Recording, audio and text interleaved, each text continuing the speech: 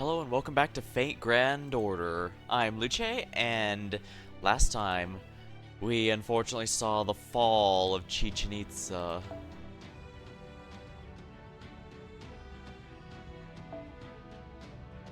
But here we have made all the way to the 8th stratum, the penultimate one. And unfortunately, Batman has directly stated he's here to stop us, so we're gonna have to deal with him sooner or later. It's time for the 4th underworld. Yayuki.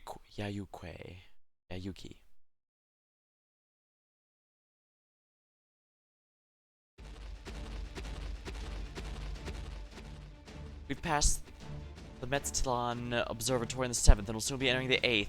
It took us 6 hours to reach the 3rd underworld boundary in the Shadow Border. We're gonna have to walk the rest of the way.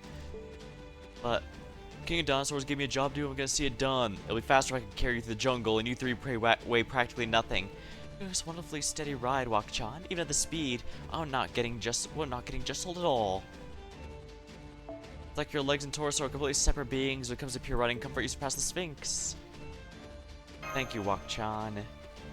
You can thank me after we made it to your destination. Even I'm scared of what's ahead. It's very fortunate you were still in Chichen Itza, Wak-chan. I was concerned Chaldea would lack proper transportation, but that is no longer a problem. On the related note, how are you doing back there, Da Vinci? I'm sorry I can't provide the same stability as Wak-chan, but I could at least float and grow a bit. Are you kidding? I'm having the time of my life. I didn't know your feathered arms could also work as wings. They're mainly to stabilize my posture, but yes, they do. If I use the spell the professor taught me, I might be able to fly like Doomazid. Anyways, I do know the 7 of us are making our way to the bottom stratum as quickly as we can. But you happen to have any question about the 8th stratum, the final level of the underworld. Oh right, this is the, I keep thinking it's a 4th for some reason because this is the 4th major boss fight, but no, it's the 8th stratum.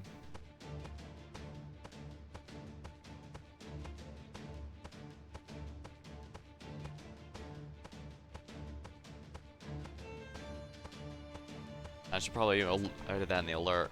Oh right, it's what I can't edit without service, and you can forget about me trying. So you're good about me trying to.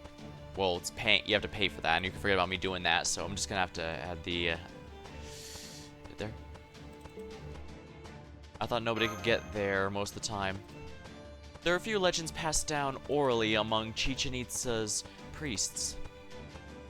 4th level in the underworld is known as Yayaki, the Black Line. It's a range of underground mountains devoid of sunlight. It's said to be covered by a steep mountain range, but those mountains are actually hollow. There's another mountain range inside of them. Dang, mountain ranges within mountain ranges. It's essentially a cavern which contains an underground mountain range entirely devoid of sunlight. That explains it, since even the artificial sun couldn't go in a cavern.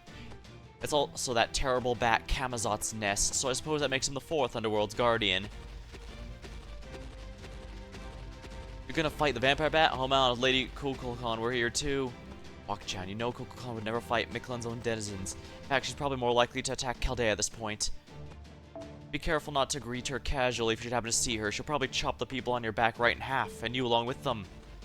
Oh man, really? That does sound like her. Whenever she decides something's threatening the peace, she wastes no time obliterating it, like the unintelligent Dinos. Oh well, guess we'll have to cross that bridge when we come to it. I can dodge 1 or 2 of her attacks, but after that it'll be up to you guys to figure out what to do. Oh, but she's the god of Dinos, so aren't you afraid about fighting her? There's no law says we can't defy our god. Besides, people and gods are both living creatures. All that matters is whether or not you get along and whether or not your goals align. Lady Kukulkan wants to protect Mictlan, and you guys want to save your world. I figure both of you guys are right, so I'll just help with what side I can. Oh, you'll have to let me think about it if she asks me to join hers. She wouldn't do that, though. The teaching of the sun's whole thing is letting us roam free rather than tying us down. I see, so she's not a dominant father figure, but a watchful mother type. I suppose why this Lostbelt's king would end up being our enemy. But it still sucks knowing how naturally big-hearted she is. Huh, sure you guys don't mean big-muscled? We'll certainly need to watch out for Kukulkan, but we must also still be wary of you, Olga Marie. There's a good chance that she and Rasputin are moving to acquire ORT for their own ends as well. So our ultimate obstacles are Kukulkan and the foreign god. Yeah, though right now, our most pressing concern are whether Kodak's team succeeds in their assaults and our attempts to cross the 4th underworld's border. We're going to focus on the latter, so we're counting on you to back up the team, Scion. Kadok's team, Scion. Yeah, I imagine Daybit's gonna be too much for Kadok, but, well, the entire point of that was just to buy time. It's also, for better or for worse, it might be the place that Kadok decides to use his Sirius light, which is a problem. Sorry, but I can't help you. Firstly, you haven't made it through the third underworld border, which would normally make it impossible for you to act freely. I'm only allowing you to do here as a favor to the Master. Second, Daybit the Cryptor already made it through here, so I have no right to touch him. Third, I have find Dumas did. There's no telling what he might get up to if left to his own devices. So you're saying we have to take on Daybit on our own. Probably Tezcat too, since he'll most likely be accompanying him. Yeah, still I'm not completely heartless. As soon as the Cryptor arrives here, I'll inform you of his route so you can pick a perfect spot to ambush him. Cryptor or not, he's still only human, and Tezcat's vessel is still a human body, not a spirit origin. You should be able to win as long as you go in properly prepared. Good luck. Is that why we mistook Tezcat as a Grand Servant before? Because he has a fully incarnated body? No, even Grand Servants are made of hard light, well, technically ether, but I constantly refer to as hard light because that's the easiest way for people not following the series to understand the idea. Because otherwise, a lot of people would be confused as to, wait, if they don't have a physical body, how are you able to touch and interact with them? And more importantly, how are they able to deal physical damage? Well, that's how. It's been hours since then. The Master's group must be in the 7th stratum by now. Good thing we managed to get here before Daybit. I've never been so happy to have access to a big car and top-tier driver. I still can't believe how quickly we got us through that jungle. You're telling me. Now remind me if you would. What in the world am I doing on the assault team, Zemblopus? Can't you have chosen Minere to drive you? Remember, Your Excellency, Lord Minere's wounds are not fully healed. If he were to start bleeding from his forehead while driving, we'd all be dead in no time.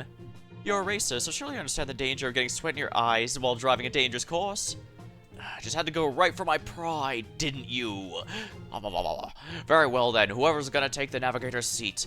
Who can I trust to wipe the sweat from my brow? Why, me, of course. I'd be honored to use these big, soft, rabbit-ear pom-poms gently, delicately wipe the sweat from your forehead, Your Excellency. Can I count on you to be my exclusive navigator for the whole season? Damn, it's giving me chills. Listen to a lay of like a fiddle. I guess Gordolf's yet to learn his lesson. Hey, if you're out to wreck your life, I'm not gonna stop you. Can you at least wait till we're back on the surface, though? Koyan Sky, have you heard from Ereshkigal yet? Just now, in fact. Lord Daybit is proceeding along the route we expected. Here you go. Cripes, they're moving damn quickly, too. We'll never catch them here. Haha, still. It seems your time is finally up, Daybit Semvoid. We're 20 kilometers from intercept point. I can get us there quick as a wink.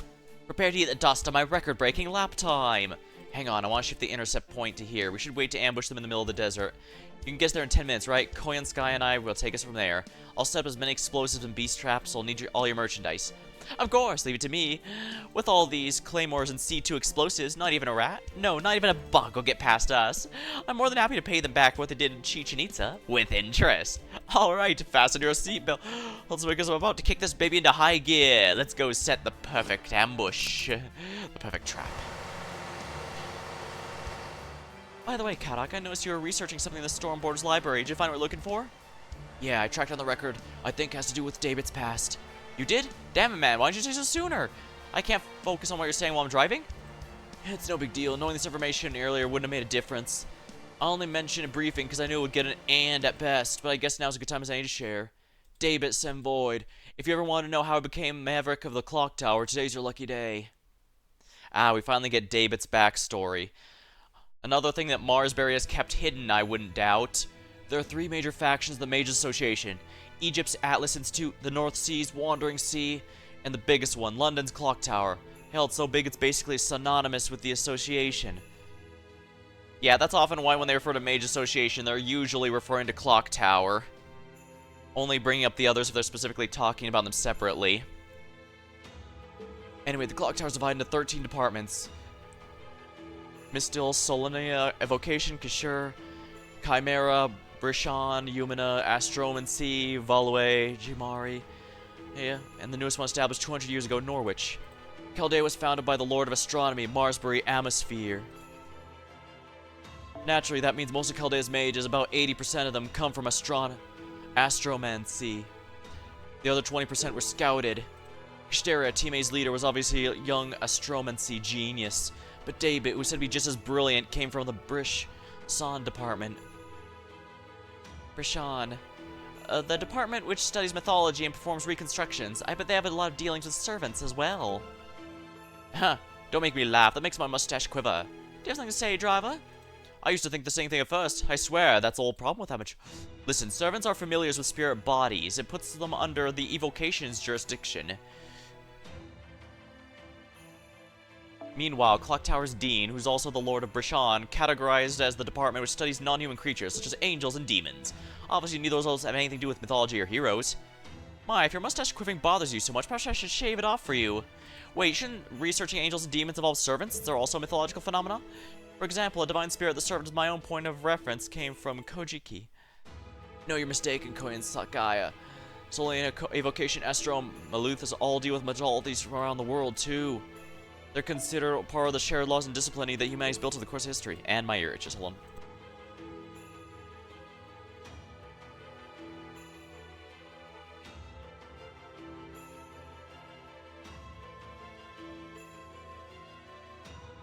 Big old rabbit ears means there's a lot to scratch, and if it bugs you, it's really gonna bug ya.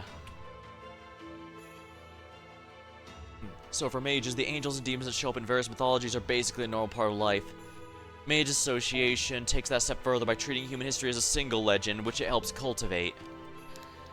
The association sees myths as a facet of common knowledge rather than something with devoting an entire department to study. The only thing the association would accept as true legend is something beyond the bounds of common knowledge. I guess Brishan doesn't deal with matters from Earth, it deals from out-of-place artifacts steeped in unknown laws.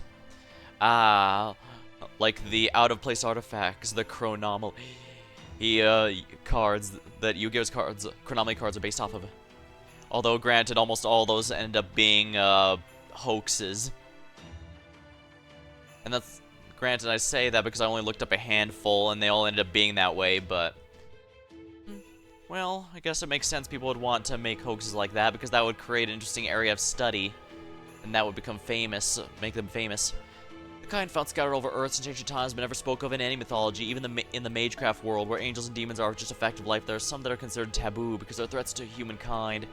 It's Brishan's job to discover, study, and store these threats. The other departments contribute to humankind in different ways, but Brishan is focused on keeping inhuman things away from us. Part of that's because the Lord of Brishan is also the Dean of the Clock Tower. No mage born in the AD era knows anything about modern civilization could handle it. Indeed, the Dean is part of a select group of elites that report directly to him. Well, I say elites, but in truth, they're anything but. Any who join can never move up. They're little more than slaves who spend their lives working to understand extraterrestrial threats. Suffice to say, it's not easy to quit that department, which is why we can assume Atmosphere recruited Daybit directly. With another lord negotiating personally, I'm sure even the Dean couldn't have denied the request. Actually, Atmosphere had nothing to do with it. They made it sound like he'd been banished, but the truth is he left voluntarily. I'm sure Director Mosbury did personally invite him, but it was ultimately his choice to leave and join Chaldea. I see, so he essentially sold himself to Chaldea. I assume he went back over his records before he left Brishan? They were in the database, correct? Yeah, all 8 years he spent there, but there's not a single record of him before that. There's no mention of him in Brishan or Astromancy. Whenever a new student enrolls in Clock Tower, there's always an entry made in the missiles database, but there wasn't anything on him in that one either. And since all we know is that Daybit was a genius who basically suddenly showed up in Clock Tower when he was 10 years old. I might have been able to find out more if Policy's database had been shared with the border. That would never ever happen. Policy is also Clock Tower's internal investigations and agency. Giving outsiders such sensitive information would lead to Clock Tower's scandals effectively becoming public knowledge. Oh my, so that's what you were up to back when you were in Policies, Your Excellency? So we held your fellow mages pass over their hedge in ways that more skirted the law than followed, am I correct? You were saying, Karok? Honestly, I don't hold this against Gordolf, if only because I'm pretty sure everyone in that department was doing so. As they say, information is power. It may be even more valuable than raw money. Right, at that point, I stopped trying to investigate Daybit's past and started looking through all of Brishan's records. It wasn't easy, since each day's records are individually locked down. Normally, I'd never been able to sift through all of them on my own. But luckily, I knew exactly which year to check, and with Sion's help, I eventually found it. There was a file from July 2006 that was just titled Record 5 Minutes. Unfortunately, I wasn't able to decrypt the file's contents. Actually, it'd be more accurate to say the file contained nothing noteworthy at all. But on the same day, a strange and inexplicable accident happened in London and a neighboring college town. That day, every single spell in London suddenly stopped working. Of course, pretty much everyone noticed the abnormality, so it wasn't long before it was fixed. The mages figured they must have made a mistake in their spells and decided it wasn't worth reporting. As a result, the incident was never made public and nobody at the Institute was ever held responsible. I'm quite sure I would have recognized this as a major incident if I had been there at the time. Since so many people never knew about it, does that mean it happened in the dead of night or something? Your Excellency, do kindly shut up. So this record of 5 minutes file is dated the same as the incident when every spell in London stopped. That's right, what happened was an angel relic was exposed in the prep room. An angel relic was exposed in a prep room for one of Brishon's faculty. In a real-world time, it was only exposed for 0.2 seconds, but that was enough for it to shut down all the Clock Tower spells. Interesting. So an angel artifact specifically to negate magic, or magecraft, perhaps specifically. There's no record of who that room belonged to anywhere. It's gone from every document and the mind of every person who could have known, so there's no way to look it up. My guess is the only one who might still remember is the Dean. Yeah, and he's gone because of the Bleached Earth incident. At any rate, whoever caused such incredible damage to every mage, if only for a moment, became quite literally non-existent. However, records of an incident state there was a single survivor in the prep room. Given the situation, he was almost certainly that teacher's son. He was 10 years old at the time, but he soon went missing as well. A few months later, on the Dean's personal recommendation, a boy genius with no prior record showed up in Brishon. As you can probably guess, that was Daybit Semvoid. The records don't list his actual age, but physically, they said he looked to be about 10 years old. So my take is this: the boy lost his father to the angel relic, must have been Daybit. I see, so as a boy, he lost both his father and proof of his lineage. Although this angel relic isn't one of those dangerous artifacts that drive you mad by looking at it. According to one popular theory, these artifacts vaporize your brain before transmitting a signal to the beings that drop them off on Earth. So that would mean that ever since then, Daybit has been... I see, now I understand. Daybit Semvoid was omitted because his way of thinking and living never belonged with humanity in the first place. Those were the last words Lord Kashtiria wrote about him, correct? So if he's not part of humankind, he must be one of the foreign god's subordinates, hell-bent on taking over Earth. Sorry, but that's all the time I have to talk. We've reached the interception point. Cut the border's engine, set to camouflage, made over by those dunes. Let's go, Koyan Sky. I need you to set enough landmines across the 500-mile radius to make this place hell on Earth. I imagine Daybit expects this, if only because he knows for a fact we can't ignore him. Granted, he might be expecting the Master to stop him personally, but then again, maybe he knows he did know pretty much everyone. Not perfectly, since he had a rather negative opinion of Pepe, and I thought Pepe went out, like a king, but...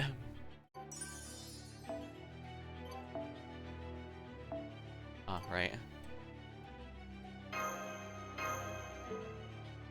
I should probably stop streaming at awkward hours. The raid point. Here we are. The 4th Underground. Here we go.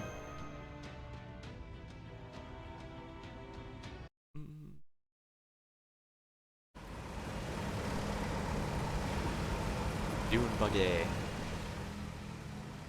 A sandstorm. This wasn't here before. Is this your doing, Tezcathlipoca? The hell's that supposed to mean? You think I'll mind every bad situation we find ourselves in? This is Camazotz. That bastard has been using command spells on servants like they were going out of style. Yeah, fine, I sold him the command spells in the first place since he wanted them so badly. How was I supposed to know he's gonna play pretend master like an idiot, though? Maybe next time you'll think twice before giving every Thomas, Rico, and Javier that comes your way a trial. Thomas, Rico, and Javier a trial. So what do you make of Camazotz? He's great. I may be the strongest god of the Aztecs, but in this Lostbelt, the title of strongest goes to him. Playing with command spells has placated him for now, but once he runs out his toys, he'll show his true colors. Yeah, I think we all kind of predicted that, if we're completely honest.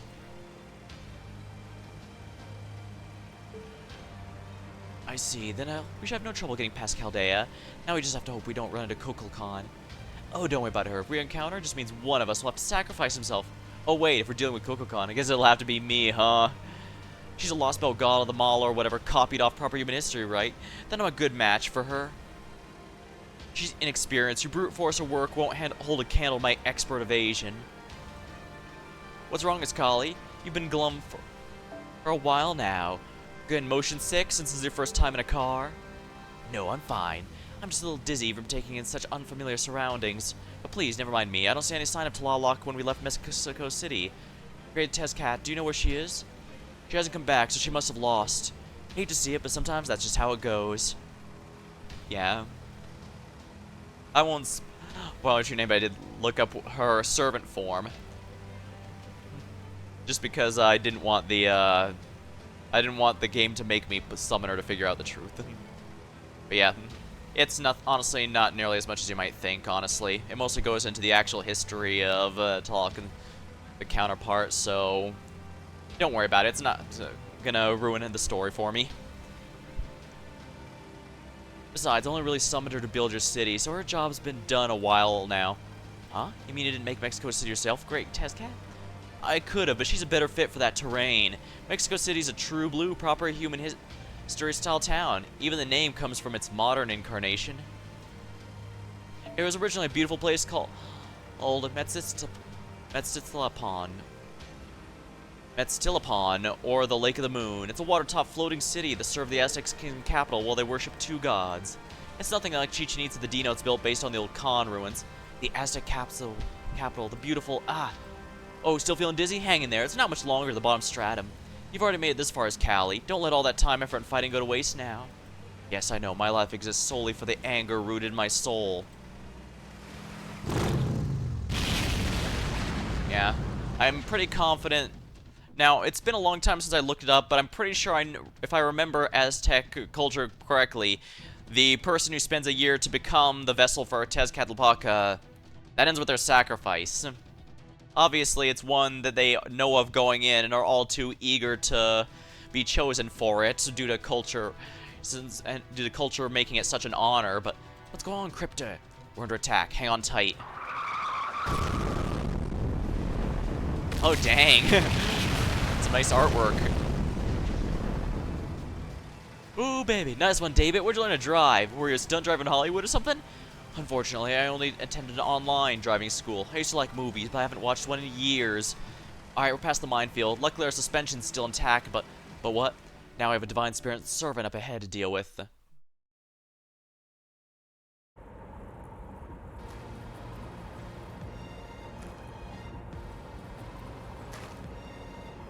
Koyanskaya is bringing her full power as Koyanskaya of light for this.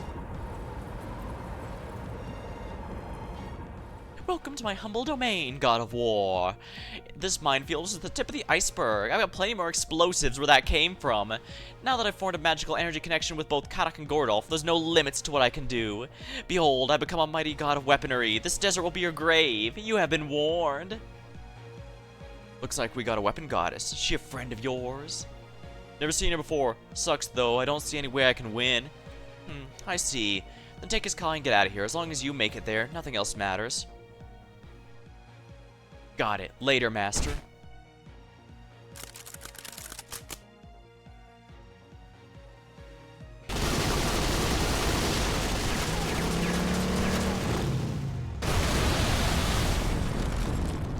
I guess it is a bit weird to see that people would be wanting to be a sacrifice, but as they mentioned, it's being chosen basically means you've reached absolute human perfection and the ability to ascend, so...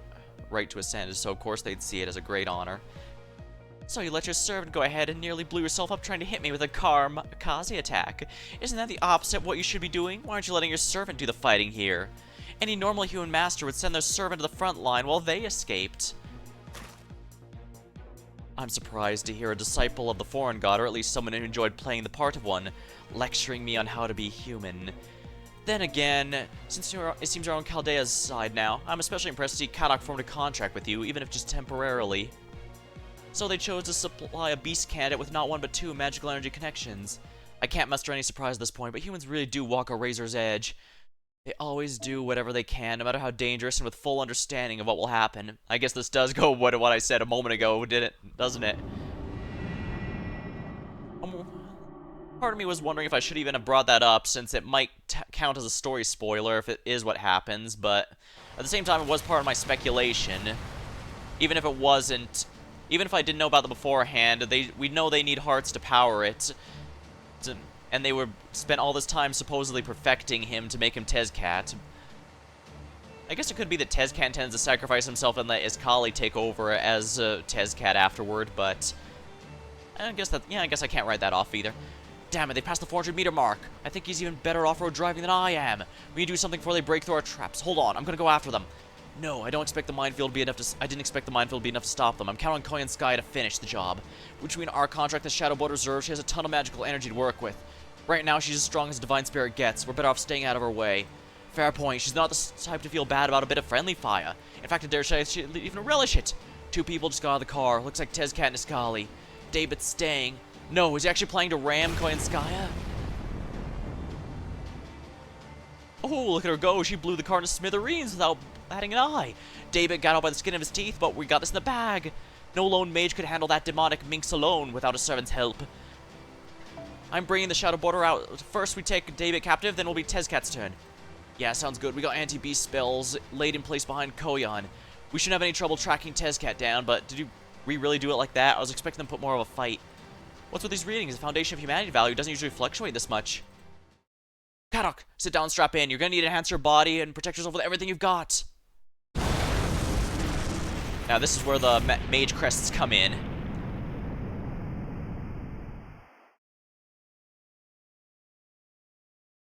I was hoping we'd actually get to have a fight with him like we did with Kashtaria, honestly. But I guess it was a 0 AP node.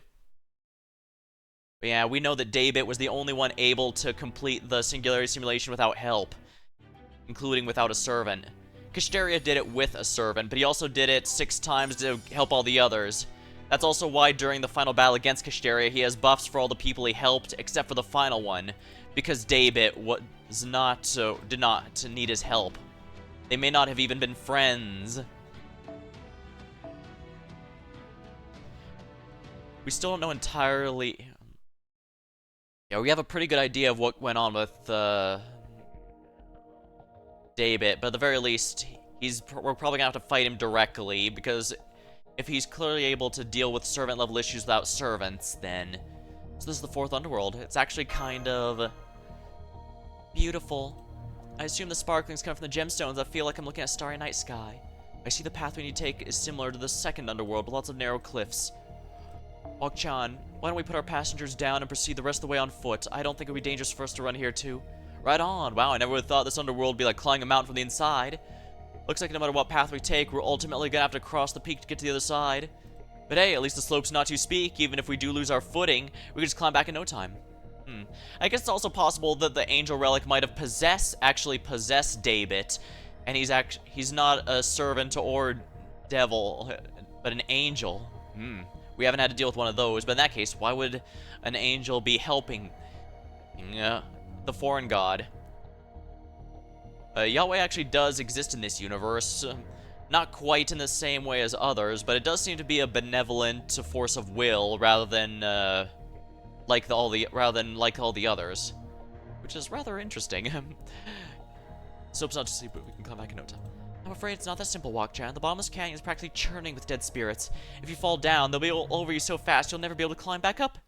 So we're dealing with a path to the underworld that's literally trying to drag down the living. Okay.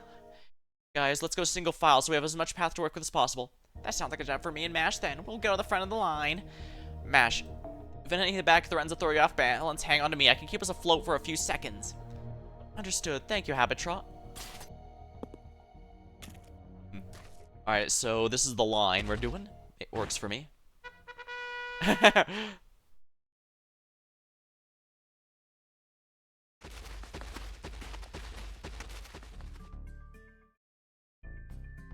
They can make pretty creative use of the portraits in this game.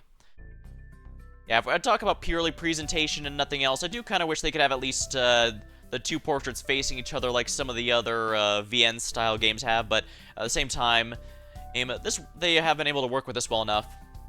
Also, I pretty much guarantee that the parent company takes all the money this game does and puts it towards other projects, with very little of it going to the game itself. Unfortunately, that's a big problem with licensed games like this.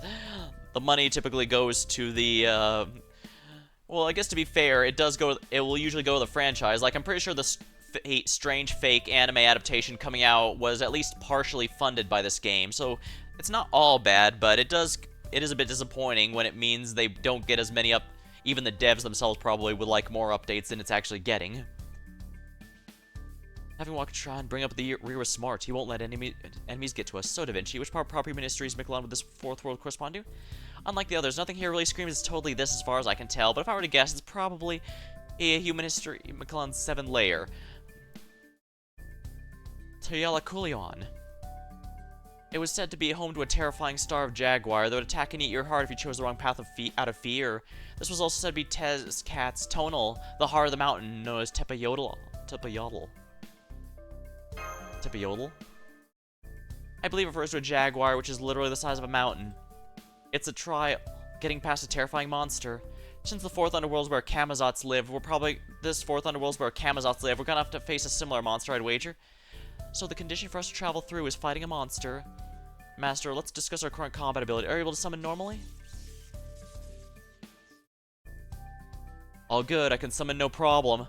It looks like Ereshkigal was the only one stopping it before. Presumably because she knew that was our strongest asset. Good, let's stay alert as we make sure to be ready for attack at any time. By the way, Senpai, do you have any other convenient underworld items? I mean, you were so well prepared for the others, I thought you might have something for this too. All I've got now is mint incense, bat repellent, and sheer raincoat. Sheer raincoat? This is made of anodized aluminum oxide membrane. It's the same material they use in spacesuits. Why would you need something like, that's right, I just remembered, it wasn't too long ago that the 8th and 9th strata were awash with cosmic rays. Master, put that raincoat on now. The radiation levels here won't affect servants or dinos, but prolonged exposure will definitely harm a human.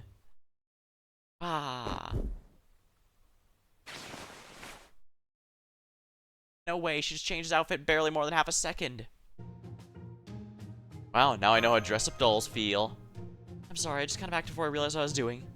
Don't apologize, that was a perfect reaction. You're like a mother performing the art of putting a jacket on our kid before going out. It's a good thing you were so quick, Mash.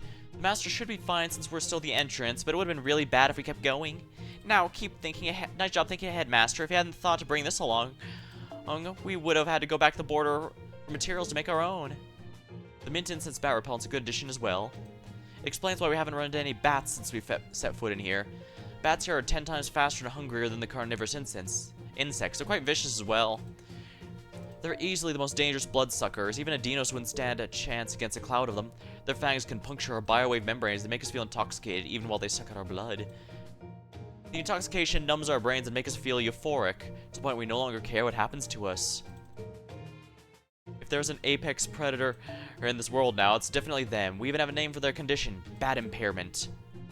Isn't that just bypassing booze and going straight to drunk? I don't suppose it. No, wouldn't work on Kamazots. An unpleasant scent wouldn't be enough to drive him from us. Doubtful, yes. If we're gonna try for the peak, we're bound to run into him eventually. Wouldn't it be nice if we just kept him away the whole time? So we'll just have to be aware that as we make our way up. Remember, time's of the essence right now. We have to make it through here and reach the bottom stratum before Daybit and Tezcat. Well. Racing the crypt of the 9th, are we? I understand. Better hurry. I can be reasonable. If you're going after ORT, I won't stop you. Wow, thanks everyone. Did you hear what Kamazot said? He's right behind me, so I bet you did. I was worried about what had happened when we ran into him. Turns out he's a nice guy. Huh? Did you just say he's behind you, Wok-chan? Hostile readings at maximum. The pattern's identical to what we've seen so far. It is indeed Kamazot's. Oh gosh.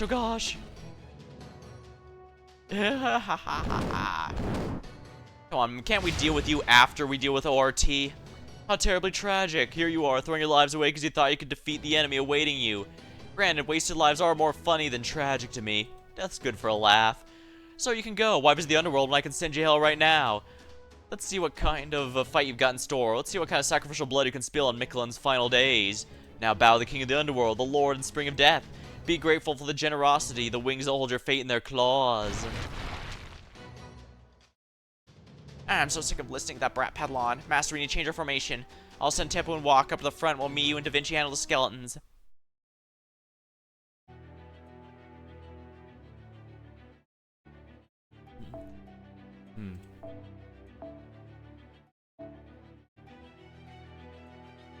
I guess Da Vinci might not be half bad, but I should probably use yeah, exactly. Yeah, we got a lot of night classes here, so I guess I have noticed this Lostbelt in general has a lot of night class enemies. I guess that at least gives me a good excuse to use Pretender Ellie-chan.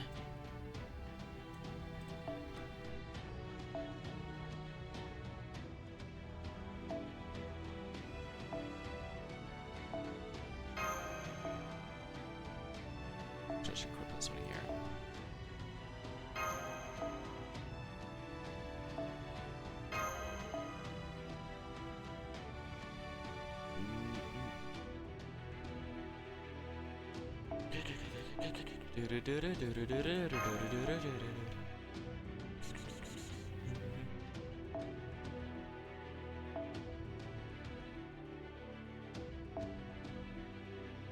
I guess that's fine. Yeah, I really spent way too much on the CEs. Maybe I should have remove this and just bring another servant instead.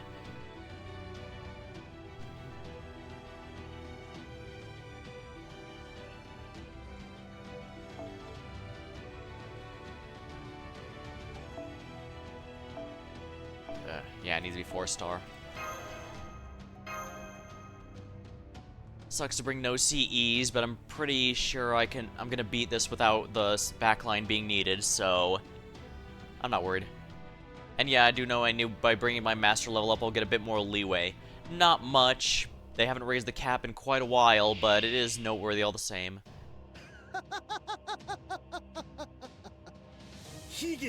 Tragedy. What a greater tragedy is there than this? The bliss of not knowing your enemy's greatest weakness. Enemy's greatness. I watch this battle. The blood of sacrifices fills Mictlan's dying days.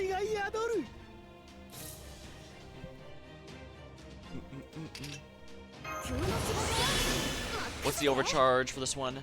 Increases 3-star drop rate. And what's this one? Gain a large amount of C-stars.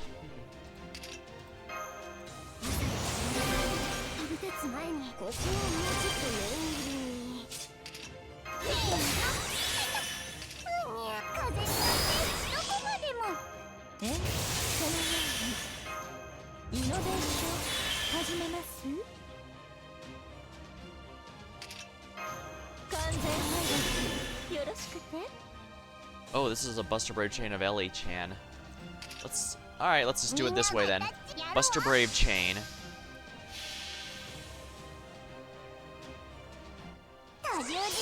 I do lose Habitrot, but I don't really care, if we're honest. Ellie-chan's probably gonna solo this.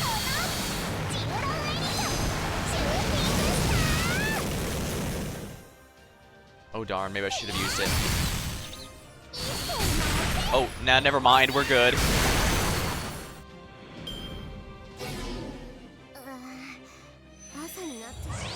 Seal of Destruction.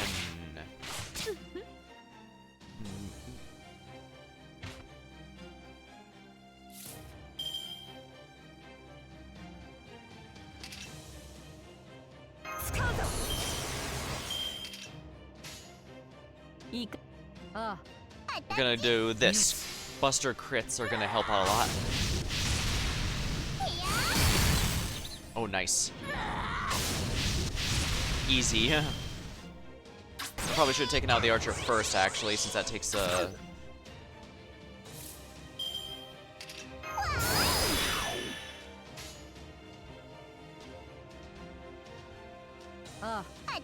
Let's just go for a quick chain for a bunch of stars. If this doesn't kill next turn, I will. Of course, it just barely survives. Why wouldn't it? Yeah, Zerks don't have much defense, but it's fine. It's not gonna get that NP off.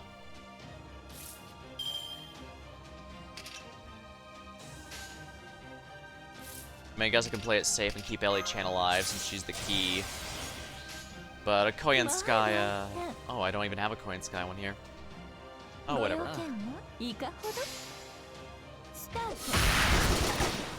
There we are. Easy. Well,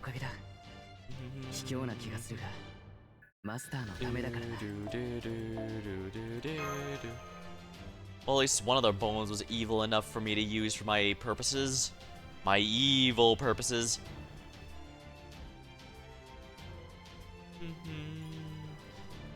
I swear, evil bones in this game are the equivalent of the rock cubes in Arc Knights. And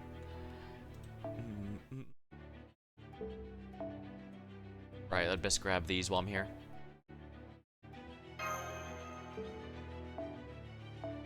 Alrighty, let's start.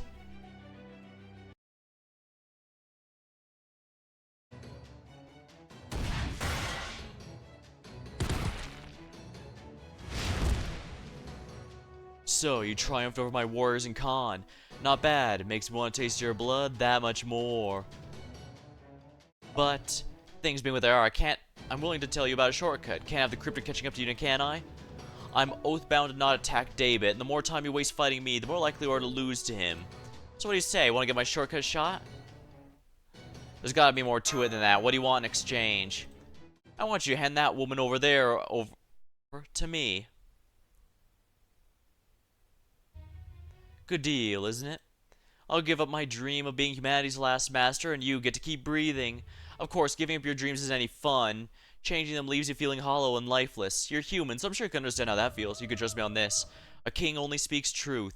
If my enemies wish to surrender without bloodspread, then I have no need of their blood. What'll it be? Will you hand over and prevent bloodshed, or keep her and let the blood flow? Alright, let's just fight you and get this over with. Well, now I'm just gonna kill you, drain your blood, and take the woman anyway. Honestly, I don't know what I was thinking. This is by far the fastest and surefire way to do it. Sure suits me a lot better. You'll never lay eyes on ORT's coffin. You're gonna spend your final moments tumbling in my canyon and taking a dip into my spring of death. It's very refreshing, actually. You'll like it. You'll already be dead by the time it's in there, but still. Before we get started, I would like to ask you something. Oh, what is it? My favorite color? Dark purple. And also dark red. Also dark brown. What of it? Is it true that you defeated ORT? Who told you that? The Mala? Kukulkan? That useless Zwick? No matter, whoever told you it changes nothing. That question's a personal challenge to me and an insult to Khan, and so... I'll meet your insult with violence. I trust you knew what you were getting into when you spoke up.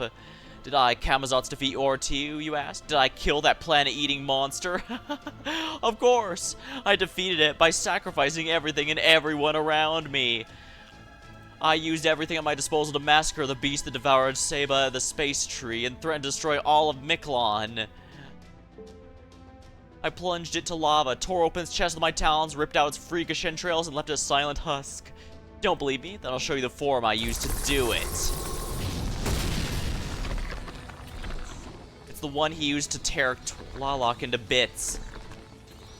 His spirit origin. No, the number of spirit readings is like crazy. 100,000, 10 million, 100 million. This goes beyond multiple spirit origins. He has over 100 million of them mixed together with him. I see. He fused the entire Khan civilization into one person. That explains. Priest of Chaldea, forget your name. I don't care what it is. Once I felt a sort of kinship with you. I've heard you're humanity's last master. I know how that feels. Wait, no I don't. I've long since forgotten. Feelings are useless in battle as they are to a king. Humanity's last warrior has no need of such things. Speak my name. I am the hero of Khan, the spider-slaying bat, the king who forsook his crown, a weakling who could not save the world without sacrificing his subjects. That's a beast spirit origin. Wait, does this mean... Wait, he's a beast of humanity?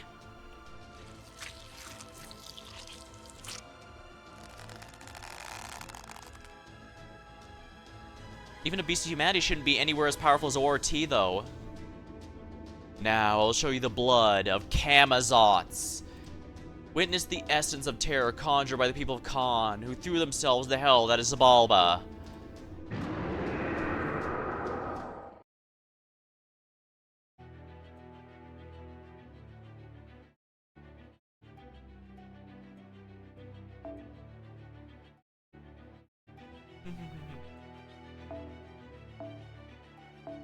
I want MASH for this.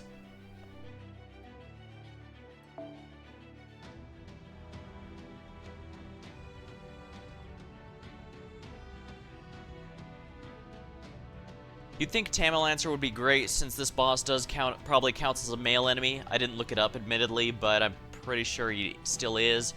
But the problem is Tamalancer is actually not that powerful even at her full power, which is mildly frustrating.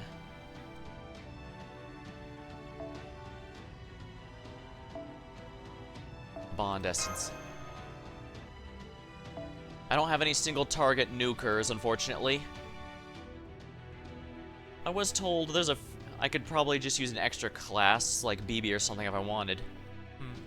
I could also use the Ellie Chans. Beasts usually have special rules though, so Zerks don't get their extra damage, although granted, they still get the 10% damage boost for no reason they get just for being a Zerk. Fortunately, I don't have an Arts Zerk since I had to skip Krimhild's banner.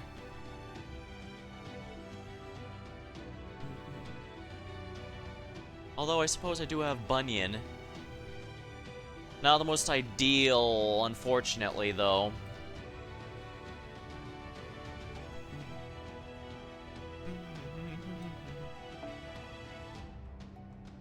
Yeah, I have since maxed out my Kagatora. She has a, yeah, she has a defensive move. Alright, we'll go with Lancer powers for this.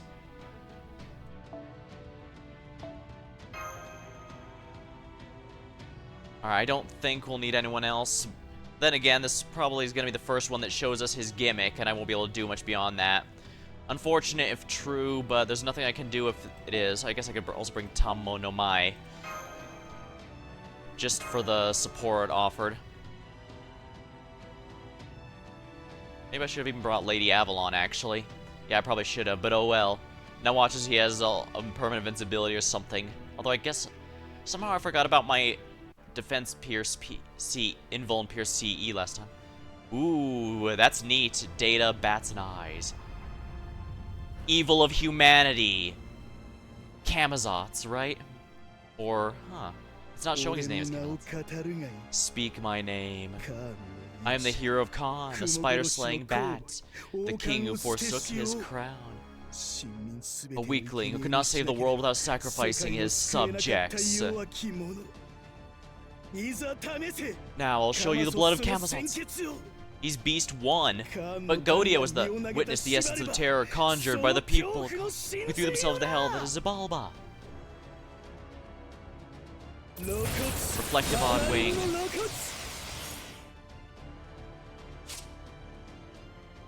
Mildly annoying. But yeah, Beast 1, that can't be. Godia was Beast 1. I guess he was defeated, so maybe it's possible another one can rise?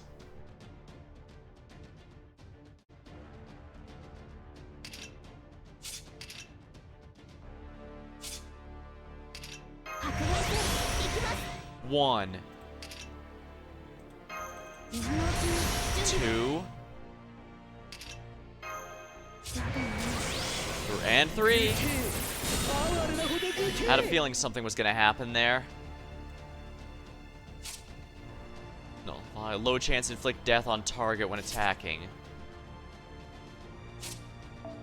Debuff success rate. Okay, now I'm seeing one of my friends suggested BB.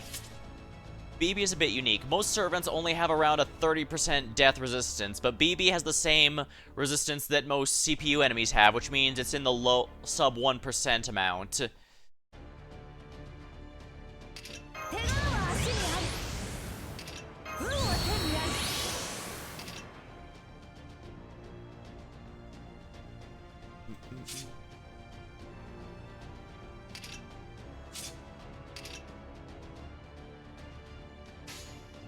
Alright. Full arts chain. House of Knives. Attack up for everyone. House of Darkness. Buff block, huh? That's gonna be mildly a pain.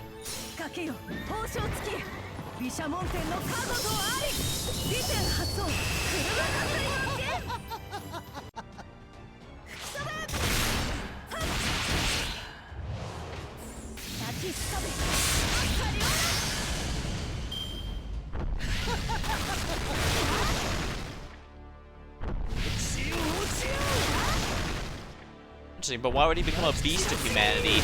His entire goal, the humanity in this time. Or is it because he succeeded in killing them all? Either way, his beast icon appears to have been damaged. Alright, we're gonna do it this way. He's increasing all of our attack stats, including his own, not just his, but ours too.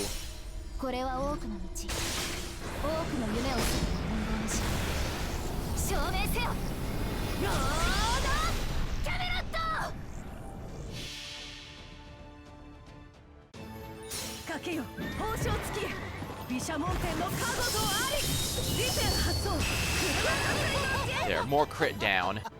The less he crits, the better, I'd say. One death. Of course.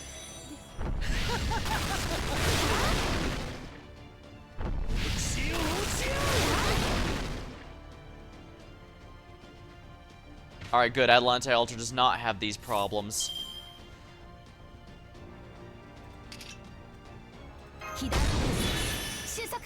One.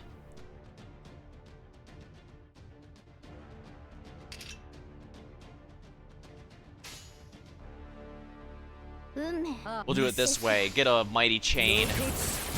Good, he's not going to activate his specialty here. Of course he grabs buff block. Rather annoying, but I guess since he's a beast, he's only going to deal neutral damage. Well, the problem with that is Nito Alter has low HP, so even if she's not taking double damage, she doesn't have much durability. Oh, and she is effective.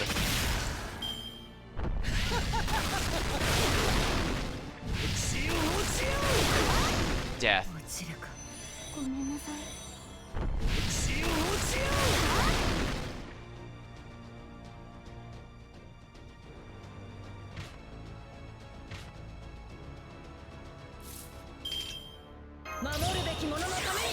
One.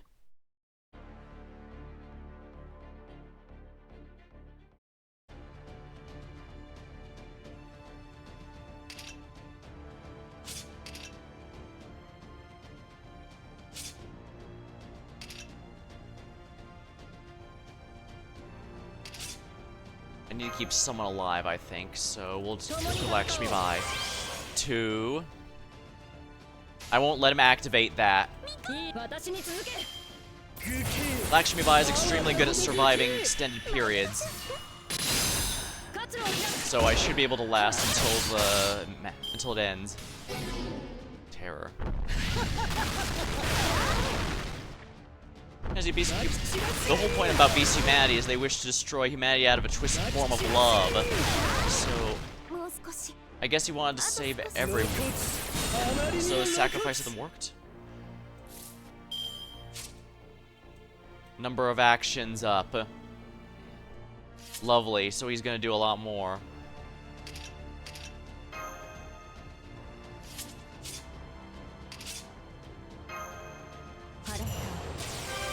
One. Two.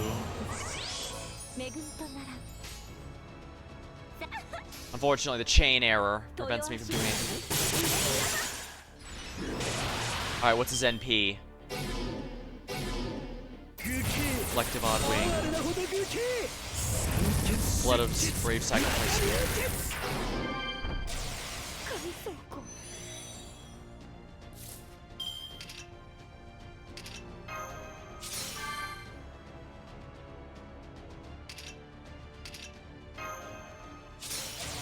Two. I don't have much ability to do this. I'm gonna have to go with a brave with a mighty chain.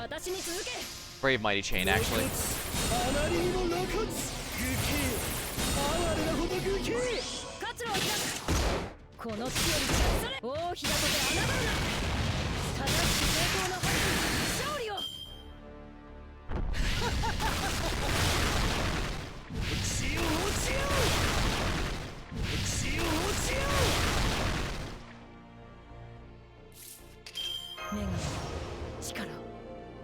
It's not doing anything. Guess I have no choice.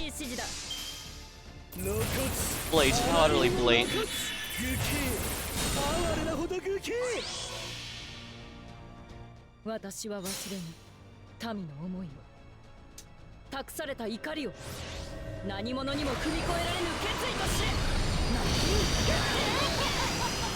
Right, I should use the face card. No, I shouldn't have wasted the NP on it. Fortunately, I'm out of stuff to keep her alive with, so.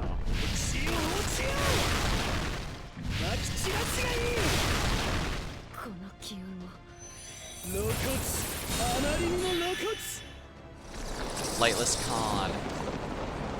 Okay, so yeah, I'm supposed to lose the fight.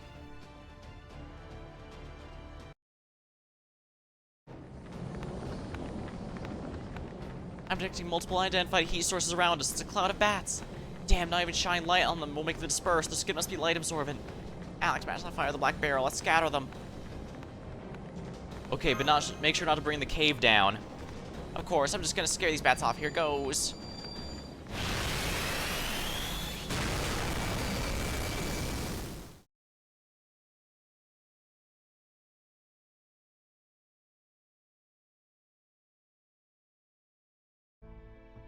You did it. The bats scattered around the cave, and Camazot's gone too. I heard him flapping towards the sky. He must have flown off to the peak. I understand. Why would he retreat when he knows he was clearly winning? Oh crap, Nito Chris is gone. You're right, I don't see her anywhere. He must have made off with her to the cover of darkness. Oh boy, so I was right. We are gonna have to fight Nito Chris once she becomes Nito Alter. On that note, I don't know why people are crapping on Nito's banner so much. Yeah, I think it's less that she has any problems and more that she comes at a pretty inopportune time since Tezcat and Kirei and all those others this month are coming out, so it's hard to prioritize where you want the banner exactly. Oh, what banner to pull on. I think I've mentioned before, but as of time of streaming, this year is in 2025 on NA is entirely good servants. I genuinely don't think there's any misses this year, aside from Kirei, but that's not because he's bad, that's because pulling him means you now have Kirei on your team. Begone, foul demons, scream, plead, cry, plead for your lives, no one shall ever hear you. If anything, you should rejoice. Once I've killed you, your bodies rust forever in the Nile. As if making my brothers your puppet pharaohs wasn't enough, you had them all killed. How dare you, at long last, the time has come for me to punish for your crimes. Why, Nito Chris, why are you doing this? You wouldn't be pharaoh if it wasn't for us. Every step I've taken is to bring me to this moment. Everything I've done to give you what you deserve. This is the only thing that's given my life purpose. Just as you chose to make me your next puppet, I let you think you control my mind, my body, even my dignity how you like. And now you've fallen into my trap. Tell me, exactly what gift do you think I'm meant to offer you? A feast of pleasure for your senses, a mountain of gold, or perhaps you thought you could ravage my own body? This ends now. Your insolence and scheming manipulate pharaohs, all of it. Stop, I don't want to die, I don't want to die. If forgiveness is what you want, beg it of my brothers you so ruthlessly murdered. Not one of you will see the eternal kingdom, but fortunately for you, neither will I, for I will be joining you shortly. Once you are all dead, I'll capture your souls and see they are made to endure the unending torment for eternity.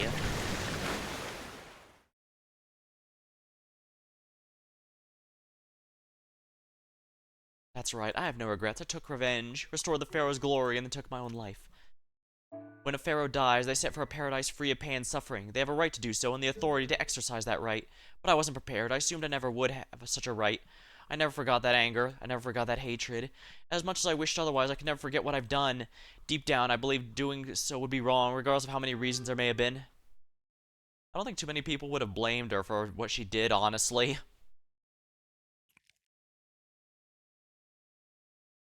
So bright. What happened to me? I was fighting that monster, the bat. What's that sound? I knew it. Ape blood still tastes terrible. They eat too much meat. Their diet is too imbalanced. Still, it might be better than before. I think there's more depth of flavor now, perhaps? Camazotz, what are you doing? I'm eating. Every soldier gets hungry and has to eat at some point. I grew thirsty for blood while fighting Chaldea. When I want something, I take it. So I returned to my home and quenched my thirst. I brought you with me out of habit. King Protea, Benny, and my Reshkagol, they all smelled like the underworld. I enjoyed taking them back here using command seals to turn them into guardians. I was on a roll, so I chose you, but I'd already forgot I used up all the command seals. Without them, I can't make my wish come through, so there really was no point in bringing you here. Oh, you are worthless. A complete waste of my time. So I'm your prisoner now, is that it? I took you on a whim. There's no greater purpose to what I did.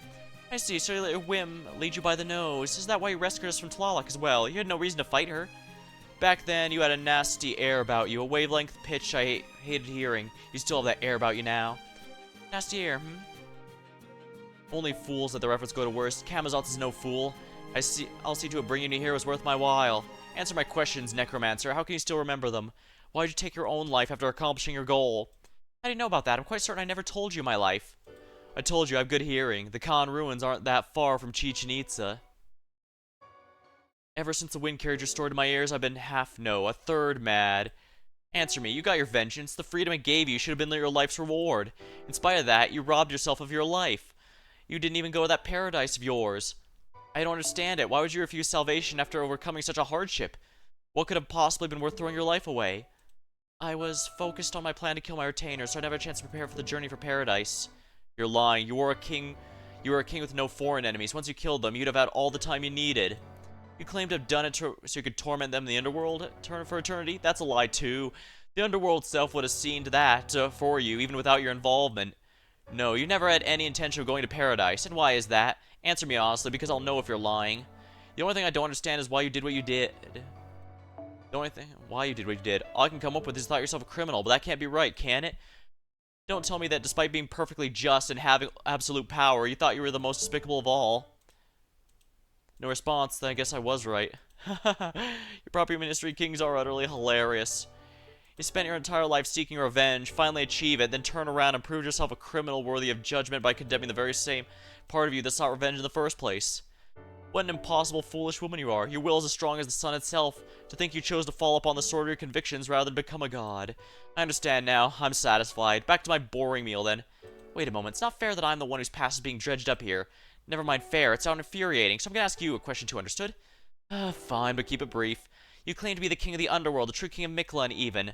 So what do you think of Mictlan nearing the end of its life? Soon the sun will reach critical mass and disappear. Are you going to disappear along with it? Only Mictlan will die when the sun gets out. I will never change. The Dinos will accept their extinction as they did before. But not me. I will never go extinct. I can live off the heat of the land alone without the sun. That's how the Khan grew for 100,000 years, the time it took for us to go from simple mammals to humans. 100,000 years of history and dreams made this body. For the past 6 million years, I've kept on surviving. My kingly authority is immortality. That is my only weapon. No matter what happens, that can never change. Whether the sun dies or Ority destroys the world, so long as you just forget everything, the past will forever be unremarkable. In this way, the present continues forever, free of pain and sadness. Not even my shadow lasts beyond this moment. I knew it. You're, by forgetting everything, never giving yourself a single thing. Are you satisfied now, Necromancer? Try to leave this peak and I shall kill you. Stay and I spare. I won't tie you down, I won't demand anything. You're free to do as you please. But whatever you do, don't become an altar. That would be revolting. I have no desire to see a you that isn't you. That's awfully naive of you. It won't be long before my allies come for me. If you let me go free, you'll only be adding another name to your list of enemies. Don't be ridiculous. They're not coming here. Even if they were morons, they'd have figured out they don't have a prayer against me. No halfway decent warrior would challenge King Kamazot, especially not over a single servant. He'll be here. Even I have to question the wisdom of his actions, but I'm absolutely certain he'll come. Care to wager on it?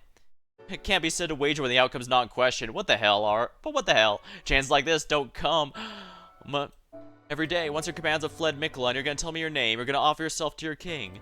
But if that should happen to come here and challenge me, I'll give you this entire underworld, and you'll have a second chance to be queen. We have a deal. Get ready to hand it over.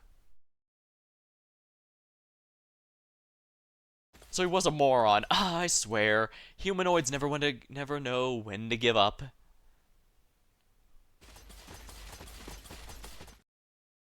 Nito Chris, thank goodness you're okay.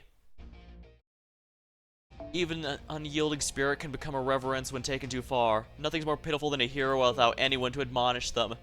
Still, I welcome you. I'll slaughter you. I'll gladly take this chance to shower the peak of the fourth underworld with fresh blood. Priest of Chaldea, you and I have known each other for some time now.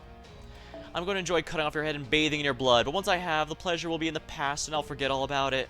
That's a painful thought, so I'm going to take my opportunity to thank you now, while I have the chance. Daybit is an infinity mirror. The more fighters you throw at him, the more shadows he'll cast in response.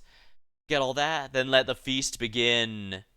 Bring the hero's blood to this altar. Lead the followers of humanity to their graves.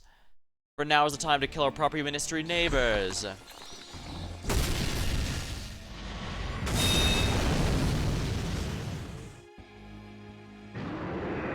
Alright, this is probably the real fight now that we've seen exactly what's going on.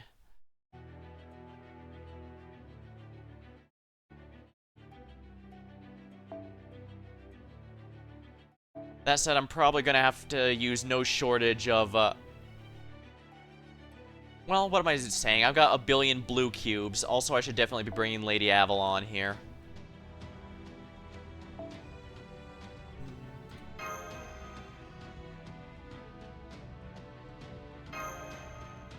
Alright, so I need to make it by with only 2 buffs. But if I only have 2 buffs, then he's just gonna give me the buff blocker, and I won't get any buffs anyways.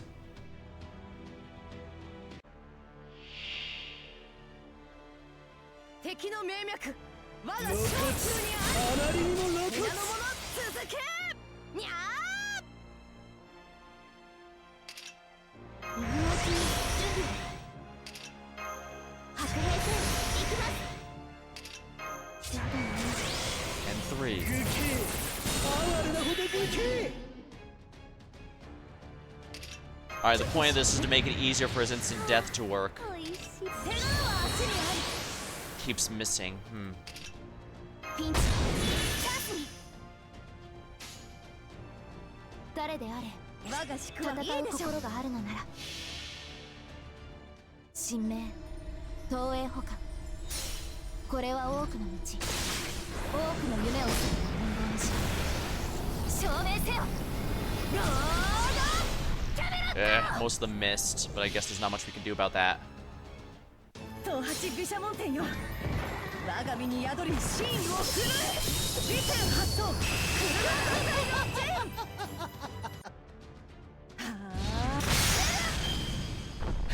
If I had someone like Super Orion, he'd probably be ideal for this fight.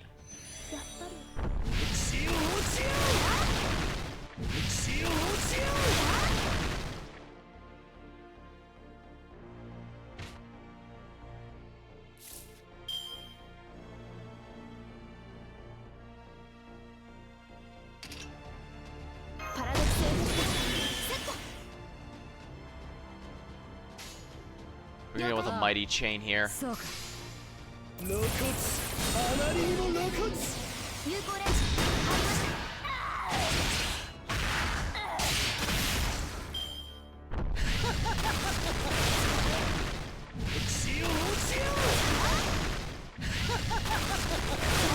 Yeah, it's getting effective damage against Kagatora and Nito Alter.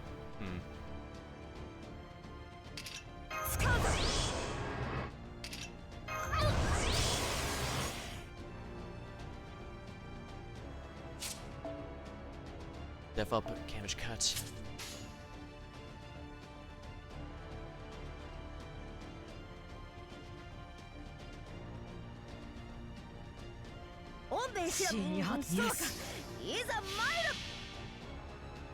He can't be immobilized, but he can be given dots.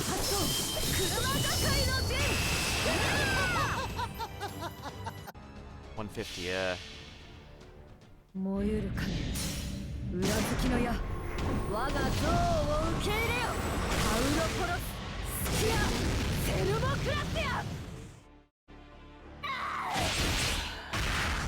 グキ哀れなほどグキ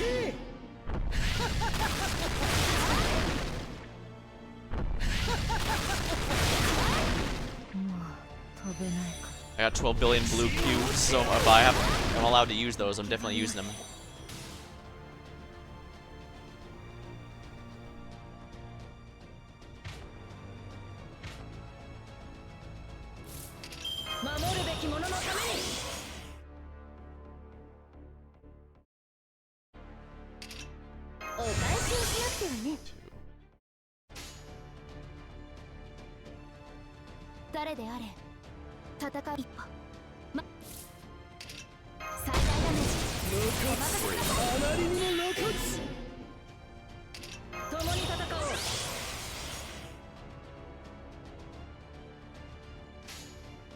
This should protect me from the instant death, so let's do precisely that.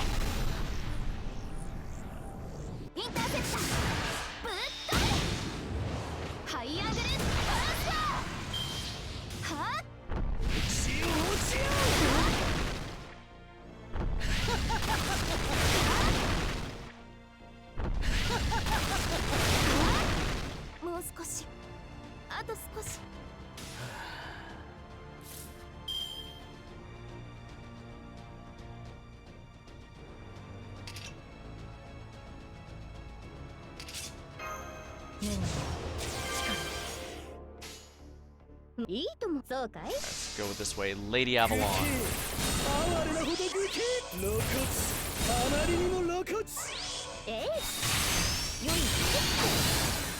えい夢見るように語ってよまき散らすがいい歴史を落ちよう歴史を落ちよ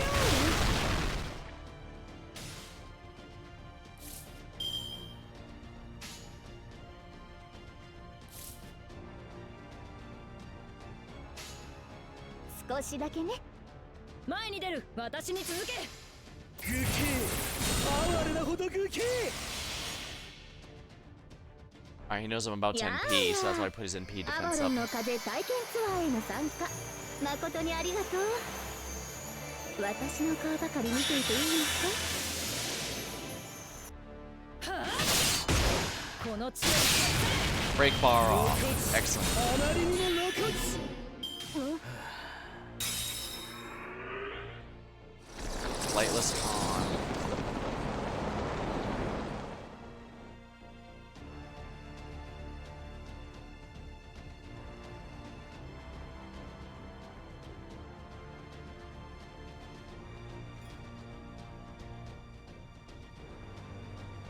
Maybe we'll try BB next time.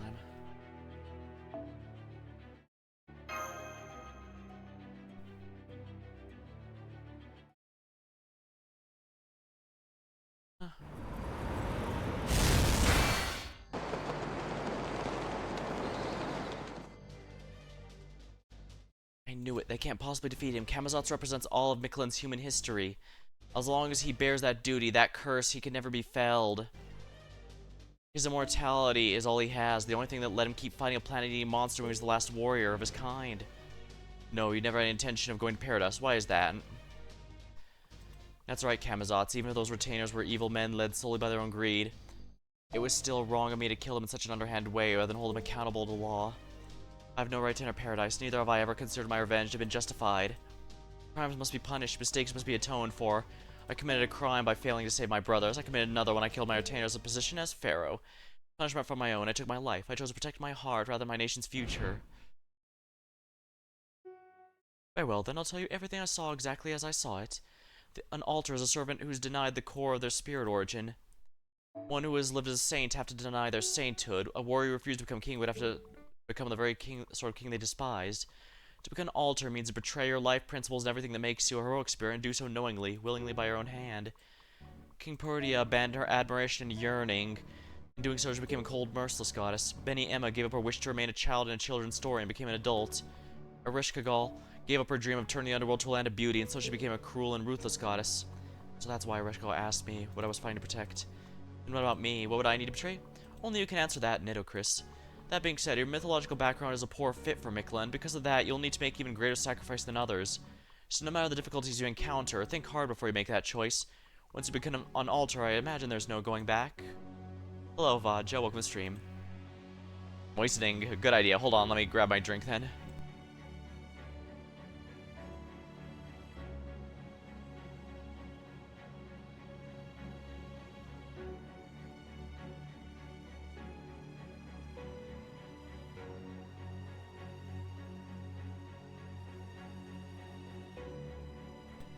Refreshing. I got a full bottle of water because, again, I expect to go through this. I don't know how close I am to the end of the story here, but... Oh yeah, if I don't bring something to drink, this a VN like this will absolutely ruin my throat. So yeah, appreciate the reminder. Of course I thought hard about this. I know what I must betray, I know what I must offer this world. In our underworld, it was used to weigh one's sins after death. In the Aztec world, it's offered to the gods. I say when in Rome, do as the Romans do. I can think of no greater betrayal. So great is this betrayal, I don't think I'll be able to show my face around the other pharaohs for quite some time.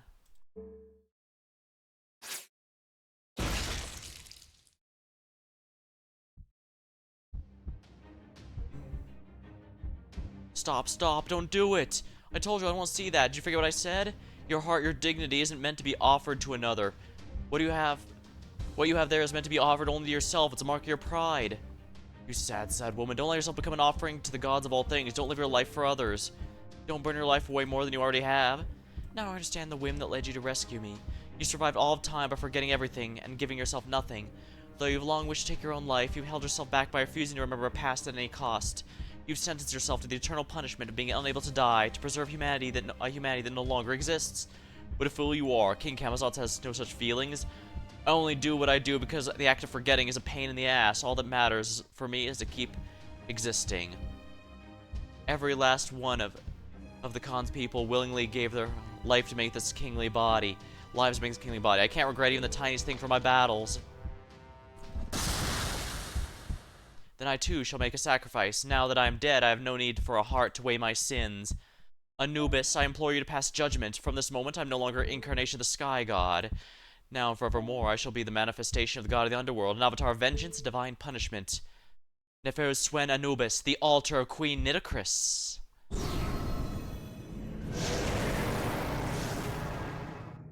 I probably should have pretended this would be a bigger surprise rather than, you know, talking about her banner, but at the same time, she has always been a popular character, so it makes sense they'd want to give an altar.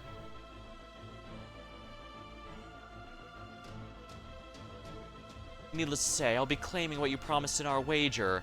Per our contract, this fourth underworld belongs to me, to do with as I wish, and as such, I decree a new rule. In this underworld, all manner of forgetting is forbidden. Now let us fight, Bat King, immortal ruler who has fled punishment for 6 million years. As your atonement, I shall grant you your fitting end.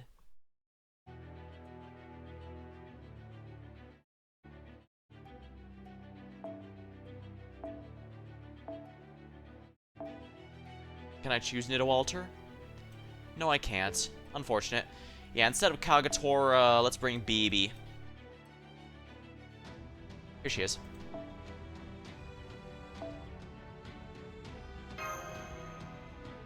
BB was a character I was hoping I'd like more than I actually ended up liking. She was actually one of my original Grail targets, but as you can see, that never ended up happening. When it comes to choosing which servants to Grail, I don't just choose favorites or ones that are good in combat. They kind of have to feel good to play as, if that makes any sense. Simplistic as the gameplay in this game is, it still feels relevant. But I imagine tonight's also going to be a bit of a long... I guess I'd best prepare. We're probably going to be a long fight.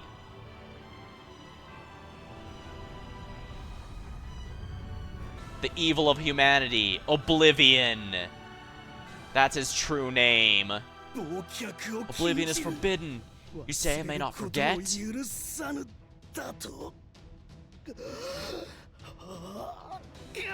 I'm guessing he's gonna have a number of his things. A number of those annoying debuff thingies removed. Reflective Odd Wing. You know what? I'm fine if he takes no damage from no NP damage from BB because her NP charges everyone else's. Therefore, it'll be easier to. Oh, are you kidding me? 2.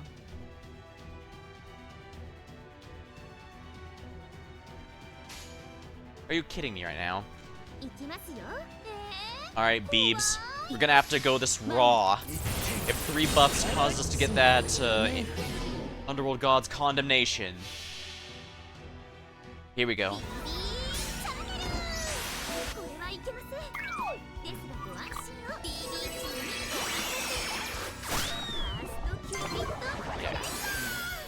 Here we are. There we are. Oh yeah, the critical hits are dealing a lot more damage to him.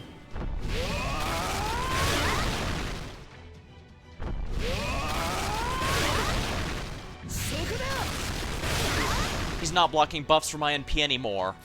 And you know what that means.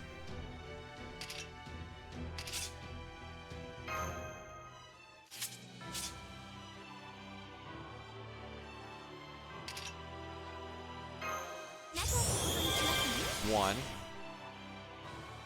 Actually, how many immobilization is that? Nullify incapacitation. You know, let's remove that shit. That's going to block 1 use of it. But I'm not worried. That's one heck of a needle. Indeed. House of Knives, judged by the underworld. True name.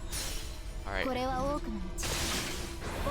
Good, he can no longer give me buff blocks.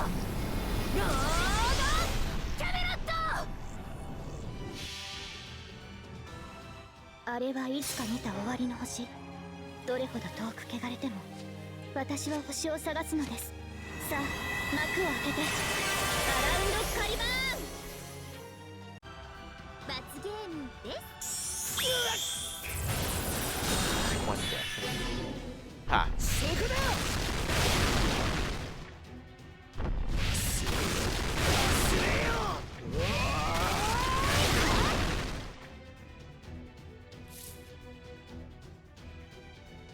Unfortunately, I have no crit stars, so I can't quite do this, but I can do this.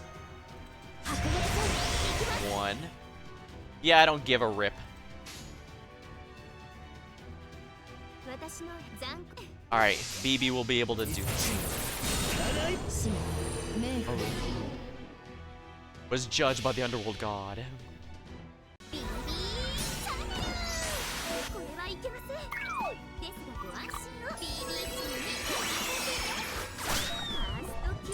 Haha! I guess Camazotz now gets a taste of his own medicine by having... He's hitting us with 1,000 needles, I'm hitting him with the syringe needle. Ugh.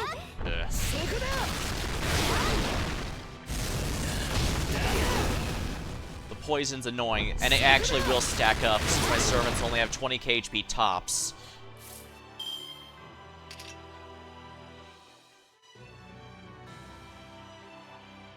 This is pretty good music, actually.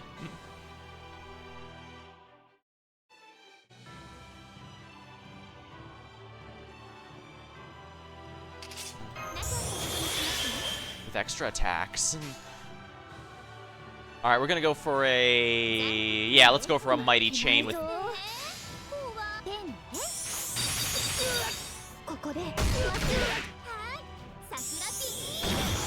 There we go. Go. King of Khan. Guts. Ah, wait, that's a red Guts. I've never seen a red debuff before. Hold up a moment there, game. I think we're about to lose MASH. Unfortunate. But there's not much I can do about that. Oh wow, his debuff even hit the backline. What's this red Guts here? Recovers HP and survive when the gauge is broken. 2 left. Unfortunately, I don't have a buff removal for that, so I don't know how much it heals him, but it's probably gonna be something, a pain in the ass like 2,000 or something. Well, whatever. I'm gonna need a round Caliburn first because that's going to remove all of our debuffs and CCC. And I guess we can end with Nito Alter. あれはいつか見た終わりの星。どれほど遠く汚れても私は星を探すのです。さあ幕を開けて。 Debuff's gone.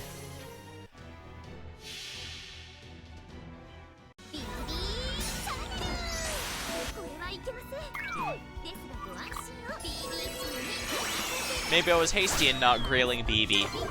Well, then again, there's not exactly many Beast or Avenger bosses in the game.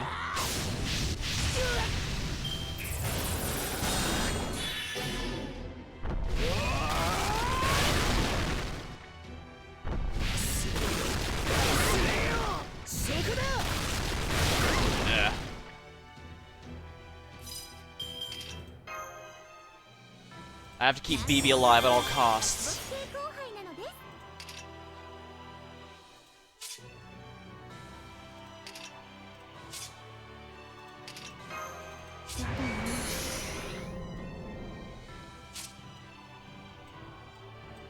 One death, like poison target.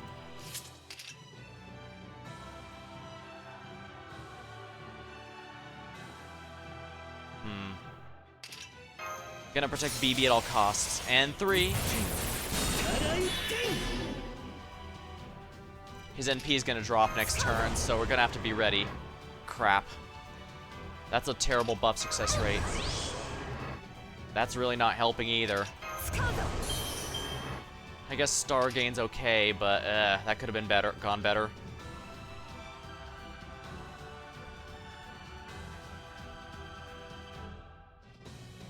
Well, I guess BB's gonna be the only one who survives next turn, so Let's go with a full Mighty Brave chain from Nito Alter. This should be more than enough, I think. 間違いのはずがないんだ。 Maybe I should have actually brought Caster. Yeah, I absolutely should have brought Caster or Scotty. She protects you from instant death for a bit. Only thing is she supports quick, not arts, which is a bit of a pain. 眠いな。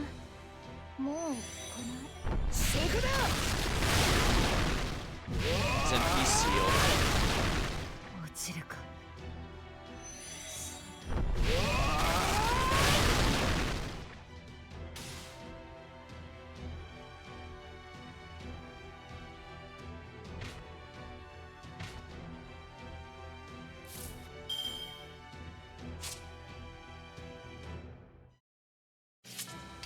守るべき者のために 1,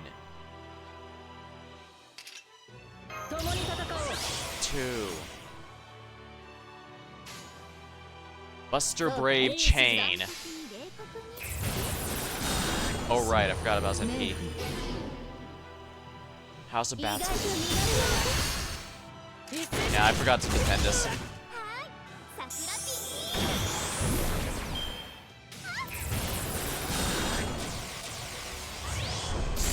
Sight beheading those who do not worship the sun. Oh wow, we survived somehow. Not that time though.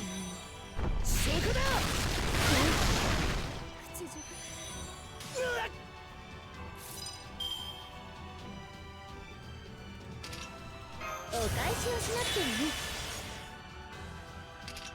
仕方ないね、君たちは。そうか。いいとも。えい。 I don't think he heals himself, so it should be fine. えい。花の魔術師。1点ただ1点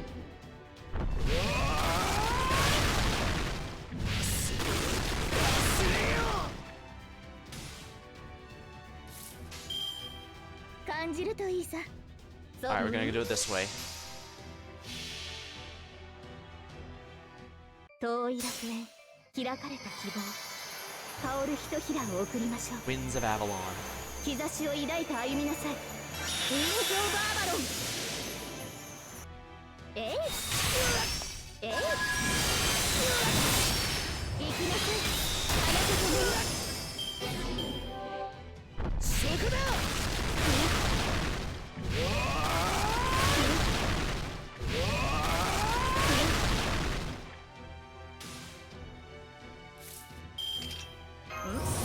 間違えたかな。見せていい？ Here we go.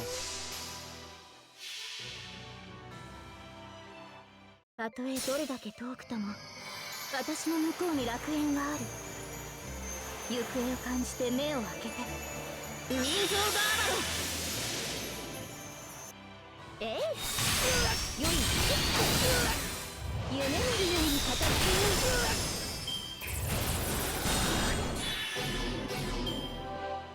そこだ。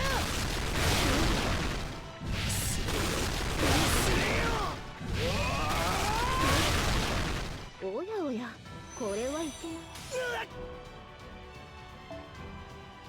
I have 27 lay stones, and they expire in a month if I don't use them, so... You thought it was over? Oh, you silly, silly Kamazots. You cannot escape me.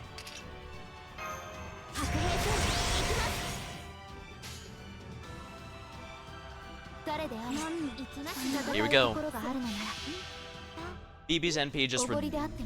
Alright, BB's NP charging everyone else's after she uses is kind of helpful. Come to think of it, I could have used the plug suit and swapped MASH for Lady Avalon and tried to do a sort of pseudo-immortal team. But, it wouldn't have been ideal, I guess. それはいつか来る兆しの星。誰に呼ばれるまでもなく、あなたは星をかざすでしょう。アラインドスカリバーン。 CCC plus. さあ、喜びなさい。声は静かに。私の神は世界を。その名にして、ファーストキューピッドクレンザー。が消切り札か。一点から一点。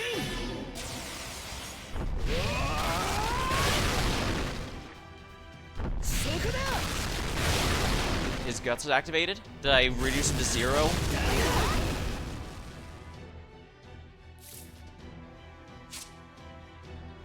Guts at break. Recover HP and survive when HP gets broken. Okay, so he recovers 45, a bit over 46 HP. Okay, that's not bad. I can deal with that.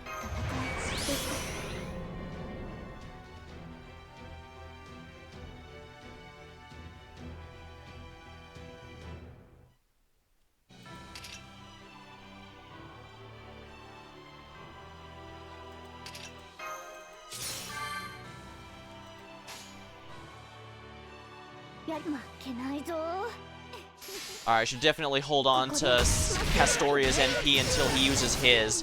That way I can guarantee my team survives it. Guts. Alright, yeah, 45 HP. Not too bad. If he had fully healed or something, I'd have been so pissed, but yeah, this is perfectly doable. Guard.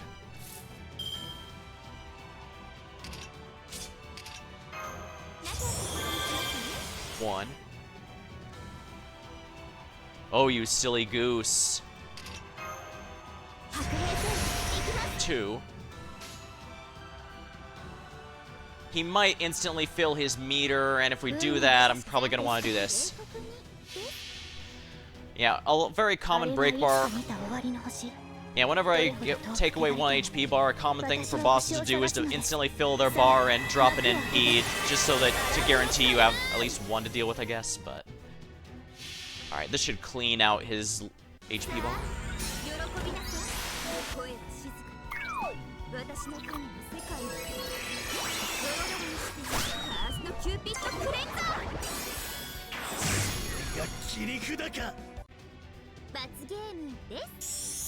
Wonderful, that's a huge NP boost. My warriors, my citizens. Was I a worthy king? Was I a king worthy of the lives you offered? Was this nation worth the lives of your families? Then, if it was...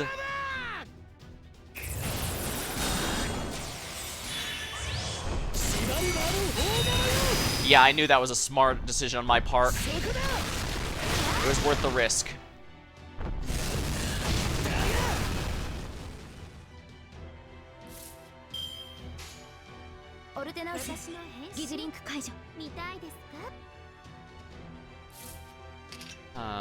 Arts card effectiveness.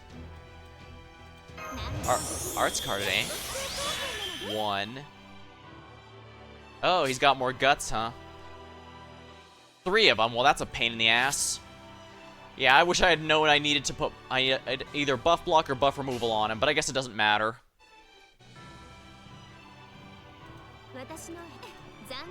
Alright, we're gonna do it this way. This will charge everyone else's NP, but the extra attack will charge everyone else's NP, so I should get Castoria's back sooner. Which is good, because I need to clean all the poison buffs he keeps putting on me, the dick.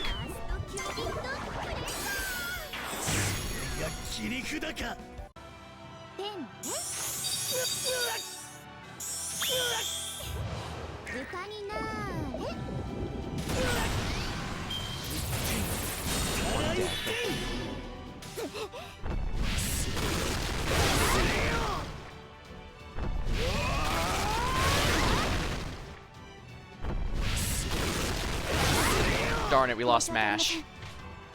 Unfortunate, but there's nothing we can do about that now.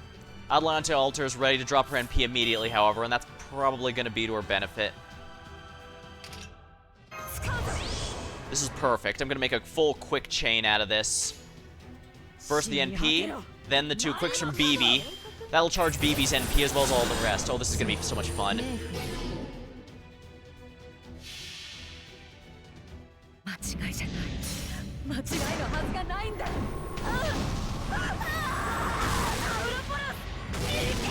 Curse.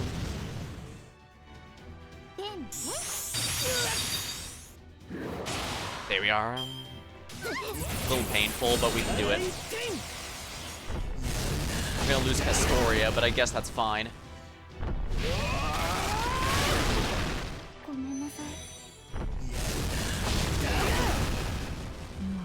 Oh wow, that was really powerful.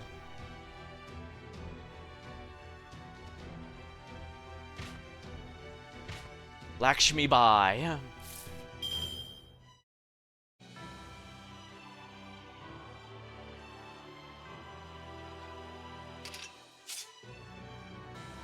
Oh dang, I could get a pretty good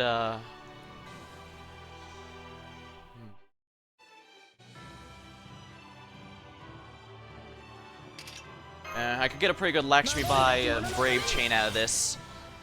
How long is this buff gonna last? Is one turn? I'm gonna have to drop the full NPs, all the NPs. In which case, I'm gonna need this. 2.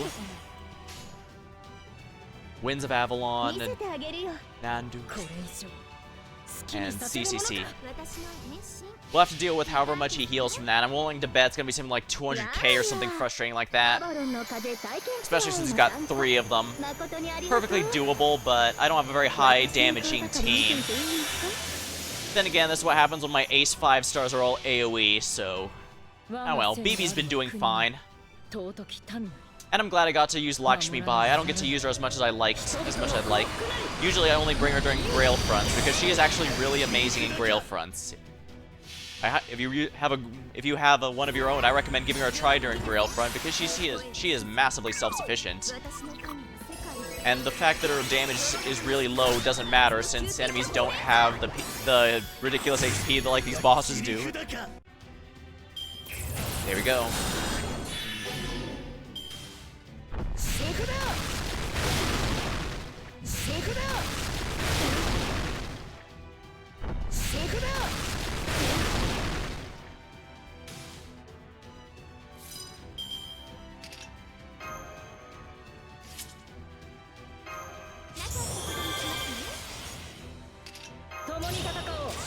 One, two.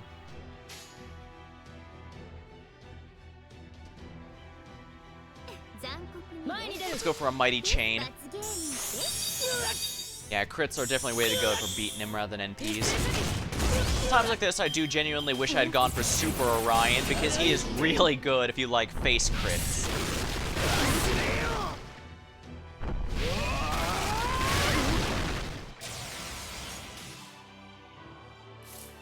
Lady Avalon, do your thing.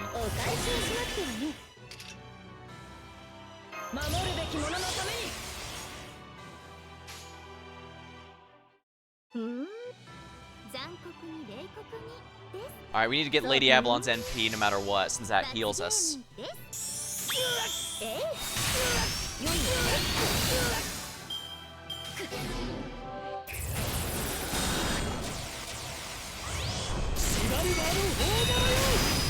Perfect.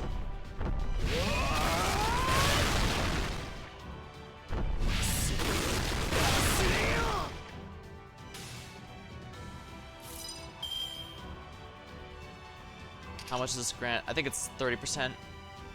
Let's just do it. Darn it, not enough. Oh well.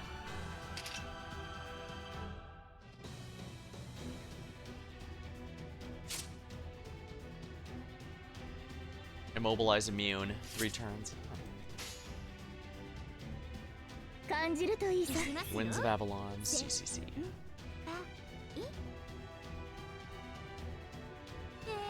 Gonna have to focus on BB as my main damage dealer. It's gonna be a shame to lose Lakshmi Bai, but she's done her job. If his new guts only heals 45k like before, then yeah, BB will have no trouble out damaging that.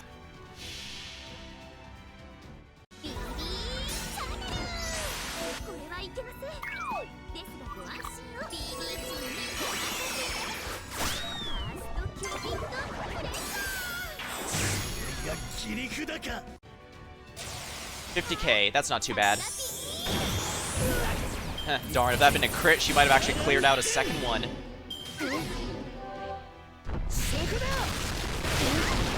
Unfortunate. Oh shoot, we lost Lady Avalon too.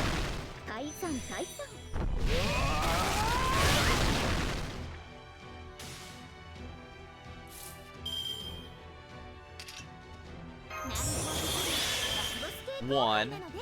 Don't care, buddy.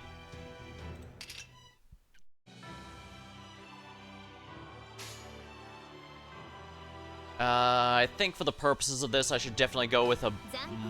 yeah, let's go with a Mighty Brave Chain. Unfortunately, I can't break his other guts with this, so...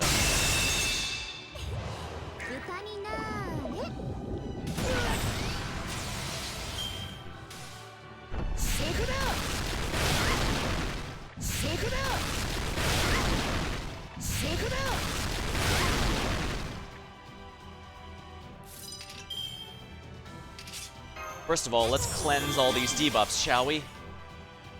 Next up, we're gonna do another Mighty Chain.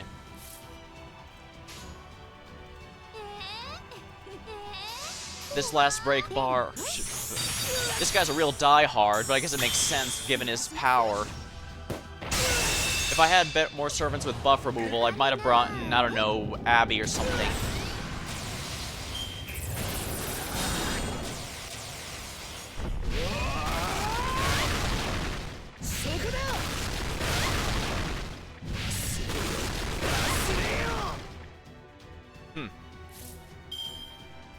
It's over, Camazotz. Even if the NP doesn't kill you, the resulting Arts Brave Chain will.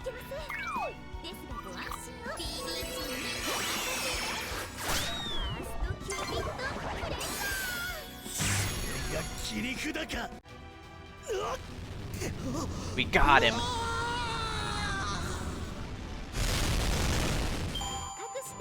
Wonderful.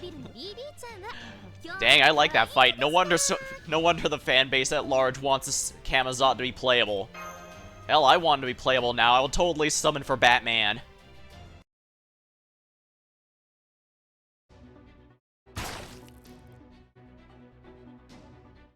There we are.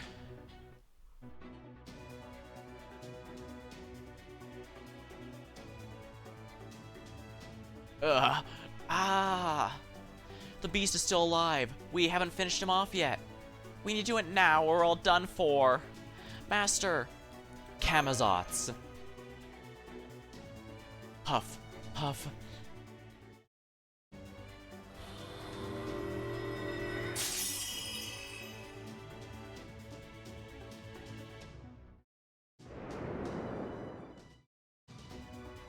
Nito, Chris, did she pass out? Crap, crap, crap, she's gonna tumble right in the canyon. Watch out, hurry. Yeah, I'll get her even if it kills me.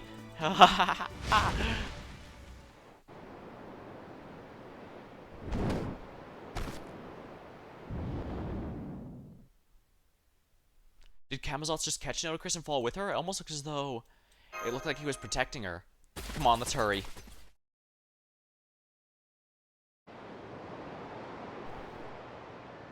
Seems I was hasty when I said you were beyond foolish. Now I can't reprimand you for being more of a fool than I thought. I can't believe you tore out your own heart. Even I wouldn't try something like that. I'm frightened of pain. You're wrong about one thing, Queen. I never grieved anyone's death. Back when my million subjects were facing extinction, there were tears of mourning, joy, lamentation, trances. Parents and children alike threw themselves into the kiln, wailing they didn't want to let me die. Warriors threw themselves with a smile, asking me to save them. A limbless mass at the bottom of that I saw such things again and again without end, but my mind remained calm. Another death, and that was the extent of my reaction. To me, the deaths were part of their lives. Even when they offered their lives right in front of me, it may as well have been an ordinary scene from our everyday lives as far as I was concerned. It was always like that for me. Be it a parent, spouse, friend, no matter who died, I never felt grief. Ironically, stories of fictional people never fail to make me weep, but in this world itself, I never felt that I had sinned, no matter who or how many died. I'm utterly numb to death, mine and others. That's why I became king. But even then, I wondered to myself how I could cry like everyone else, like a normal human. How strange. Even I don't know why I'm so concerned about a single woman's well-being. But I must admit, it's good to be able to remember. I see the past before me, the memories I lost as I came back over and over, all in such a beautiful detail. Now I see. It may not be for eternity, but I see now this is what they mean when they're talking about past lives, past their time.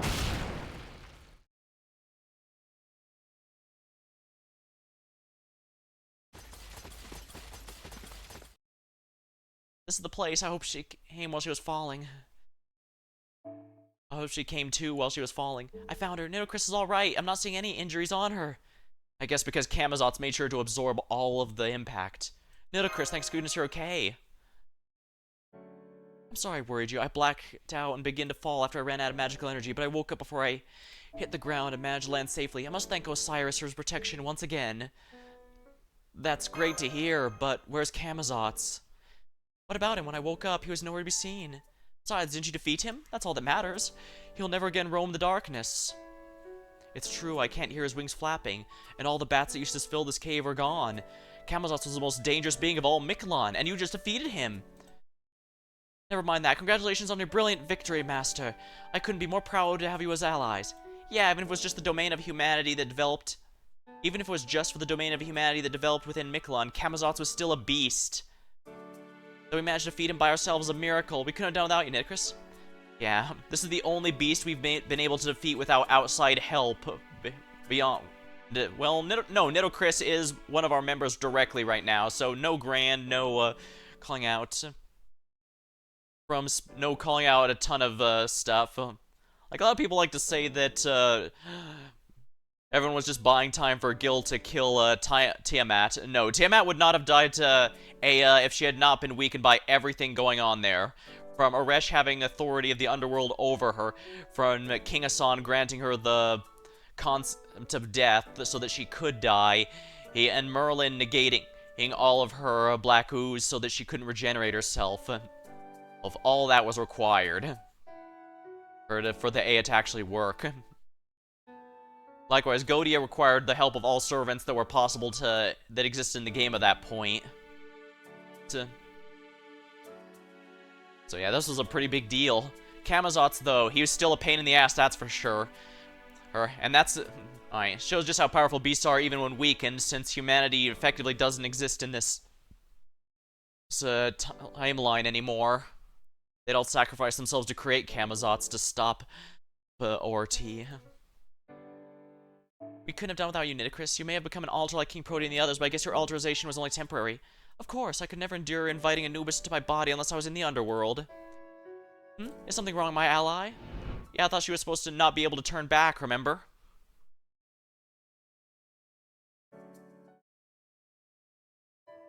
I'd be disarming resolve if I told her I wish she hadn't done that. No, everything's fine. Thank you, Nitocris.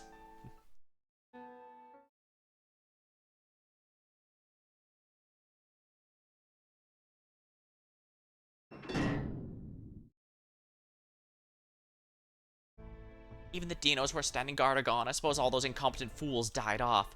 Now that the King of Dinosaurs is dead and the soldiers are gone, Chichen Itza's finished. No, it's not just to say it's finished. We should never have let Caldera or the Cryptors do as they please. Now that we have, our extinction is imminent. The dinos don't understand that. No, that's not right. They understood fine. They still refuse to stop him. Their overwhelming strength left them with no desire to live or sense of danger. No matter how long they lived, that would never change. Never even thought to compare themselves to others. Of course, they never developed beyond this point. I'm the only short-lived dinos around. And so while I'm the only one who understands the dread of watching the steady progress of time. No matter. Criticizing my fellow dinos now won't help anything. What's important is I survive and change how things are done around here. Iskali promised me a seat in Mexico City. Apparently, even the Oslame need priests. Fine then, if I have to use those damn apes to be the only dinos to survive, that's exactly what I do. Since the Pteranodon are among the few short-lived ones, that explains why Jakob was so fearful all the time. All this time, he was simply afraid of dying.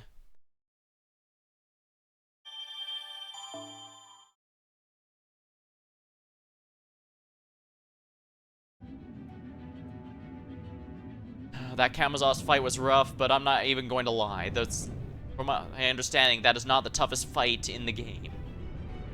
Actually, no. Well, I guess we'll have to see for ourselves, won't we? Right, they said in the final stratum, Kalakmul would be the final one. And this is a big-ass wall, isn't it? The 9th stratum, this is Balba. The City of Water, Aslan and Kalakmul. Foreigner, huh? Looks like we're finally gonna have to fight Kukulkan.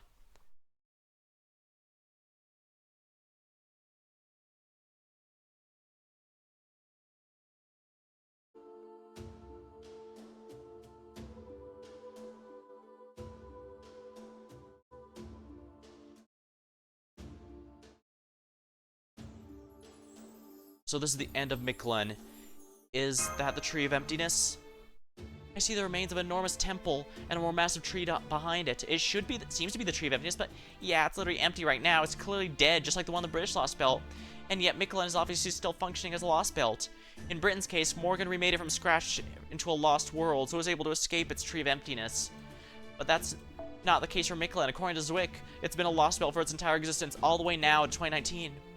Actually, while the Lostbelt storyline started in 2019 for the NA server, I'm kind of surprised. Technically speaking, the prologue for it started on December 26th, right after Christmas of that year. So, and there's no way that all of the Lostbelts take place within the week before or New Year's. So even in universe, then again, because of the Bleached Earth phenomenon, I don't think any of us know what time it is, so we're just going by the last time, and we'll have to figure it out from the stars and stuff to figure out how much time has passed since. Is something other than the Tree of Emptiness keeping you around? Yeah, once we get to the roots, everything should become clear. But first, gotta make a regular check-in. Would you call the Stormboarder mesh? Understood. Opening a line now. Stormboarder here. Is this the Underworld Pilgrimage team? I'm glad you're okay. We confirm your arrival at the 9th Stratum via ID signals. Unfortunately, the video feed is not as nice. We're getting a ton of static from the 9th Stratum. The cosmic ray concentration is well above safe levels for humans. I remember you telling the Master is wearing a protective sheet, but please be careful to ensure it does not get torn. No worries there. The Dinos made this sheet. It's stronger than anything Chaldea could have possibly made. Anyway, how's the Stormboarder calling on Scion? Is it operational soon? Oh yes, it's been 14 hours since all of you left Chichen Itza. 4 hours ago, we successfully restarted the engines just as we planned. And at this moment, we're working on charging our emergency reserves, enhancing the border's plating, and generating all manner of weaponry. We expect it to be another 4 hours or so till we're satisfied. Whoa, that's 2 hours sooner than we planned for. Nice. You must all be working super hard right now. Alright, what about Cadoc's team? Where's Daybit right now? We lost contact with Cadoc's team 4 hours ago. The good news is the Shadow Border's signal is still strong, meaning the most likely explanation is they're simply unable to contact us as a sport of some unforeseen difficulty. Then are Daybit and Tezcat making their way here right now? That is highly probable, yes.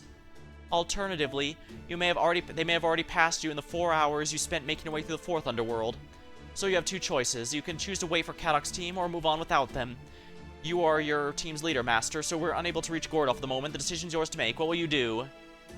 We don't have time to wait for them. We can rendezvous inside. Yeah, right now, moving forward is our only real option. Scion, we're going to head what looks like a temple near the foot of the Tree of Emptiness. Could you ask Cadoc's team to rendezvous with us when we get here? Roger that. In the meantime, we'll continue to prepare for the border for takeoff. Good luck with your expedition. So we're not going to wait for Cadoc's gang to get here? Right. Since the Shadow Border is still intact, I'm going to trust that everyone is okay. Yeah, if Daybit had unleashed his Super Saiyan 3 and killed them, whatever, then it stands to reason the Shadow Border would have been destroyed as a result. It's possible he could have still defeated them, but I doubt he would have wasted time trying to finish them off when he knows we're in a race, because if we erase this timeline, ORT and everything else goes along with it. Then again, it's still weird that Daybit gave us exactly the items we needed for all of these survival times. Is he just trying to entertain himself by seeing how far we go? Oh, does he just want to see why? We still don't know why he wants ORT to destroy the world, I guess is the best thing to say. We know his backstory and his motive and what his goal is, but we don't know the motive behind it. And as Sherlock would point out, while you can probably solve a mystery with just the end result, even if you aren't entirely sure of the motive, it's probably ideal to get it if you can. Even if it means Daybit, we should focus on our mission to cut down, even if it means we'll be racing Mictlan's world. Don't worry about that. Didn't the Dinos already tell you? The end of the world isn't really anyone's fault. Think about like a wind pushing a rod over. If you say the wind's in the wrong, that means treating everything nature's done up to that point is bad, you know?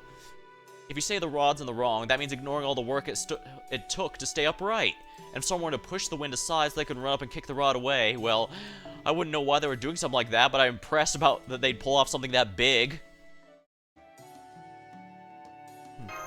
Why do you say that? Well, think about it. Most living things only deal with other things about the same size as them, right?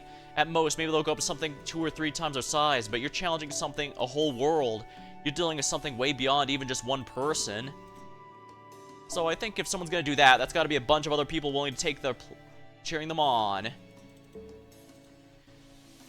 The only thing that could kill a world is the world itself. The only way to break the world is if the world itself is on your side. And then that's a question of what exactly will carry the plan out. I don't think you can break the world without good reason, allies, and destiny itself. So if the world itself is on your side, only then can the world be broken. Oh, that gets the world innate counterforce. Though I think what Chan is talking about is much more good-natured than that. That gets the world's own innate counterforce. Though I think what Chan is talking about is much more good-natured. Why don't we walk and talk? The temple's a ways away. By the way, how are you feeling, Nito Chris? You haven't become a zombie like the ones in the story you told us about earlier, have you? If you feel like you're sucking in some blood, please start with Wok-chan. That way the rest of us will be safe for a little while. I'm not going to suck anyone's blood. What is this even coming from? Oh, this happened to Kamazot's when every time Kamazot sucked a demon's blood. Did he not drink yours? No, he didn't. I'm the very picture of health. I see. Then my next question is for you, Master. How are your command spells now that Kamazot is defeated and no longer misuse them? I can summon, but I don't have my master rights back, so no changes from before. Then you'll probably have to sell things to the guy who took them, the one you traded them to. But why are you asking about this in the first place, Tapu? I don't get it. So that we all have an accurate picture of our combat capabilities. See, I'm not sure how to say this, but, I've been hearing noises from nearby trees for some time now. We're surrounded by hostile creatures. Is it an Ocelot ambush? Or mindless dinos? No way, this place is filled with toxic gas just 4 hours ago. No living thing could be here with all these toxins. It must be the wind or... Oh. Oh. See? Crap, sorry guys, we gotta make a break for the temple. Those are Tree of Emptiness seeds. I guess before it died, the Tree of Emptiness finally managed to launch its seeds.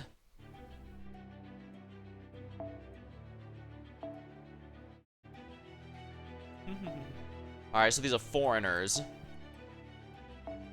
We're gonna bring Ellie Chans. Oh, not that we don't need to go this slow. Here they are. You know, I'll keep Lakshmi by. I want to.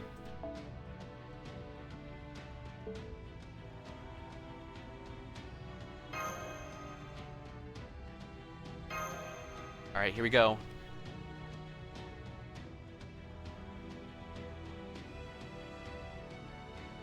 Alright, so MHX Mixa. No, it's MIXA.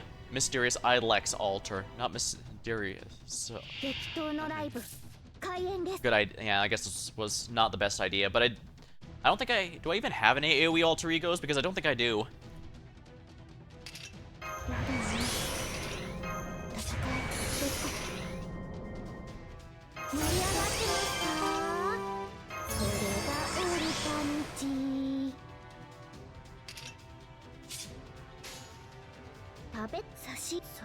Lumino Caliber. You don't really need an AoE foreigner very often, but I appreciate it when I do.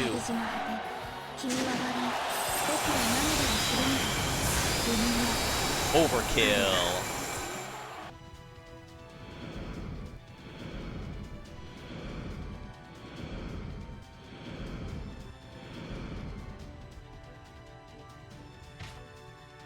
Oh no.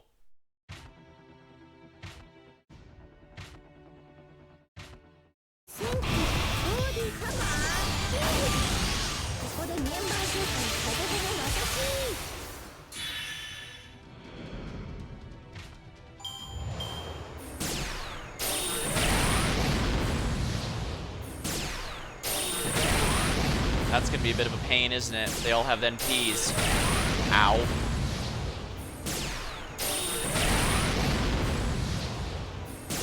Not Ellie. Oh, darn it.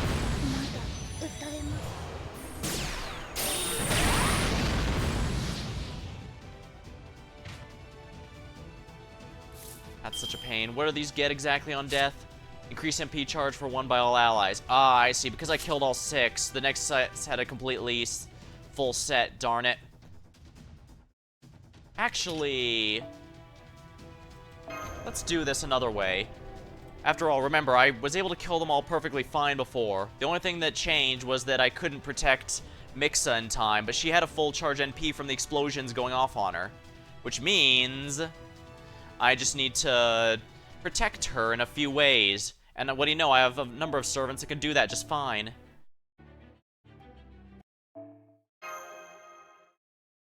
Ah.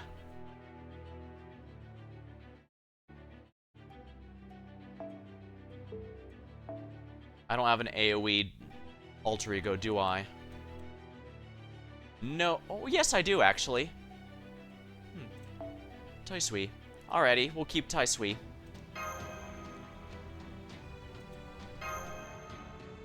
Huh, I completely forgot about him. Sadly, his ability to seriously stack curses don't work when all the enemies on screen die at once, but something to keep in mind, I suppose. サポートシステム 40% カット。運動性問題ありません。白兵戦いきます。今のうちに準備。これがオルタに盛り上がってますか？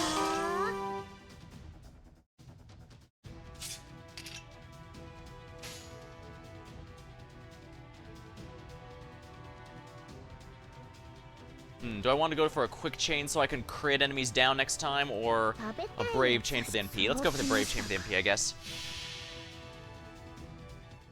月光大河すなわちルミナス有名神話誰でもハーモニー I do like the song from the idol event that Mixa is from. It's a shame they don't really do reruns anymore, and that it wasn't plot important enough to be added to main interlude, because I did genuinely like the songs from it. Plus, hey, it gave Tamacat her adorable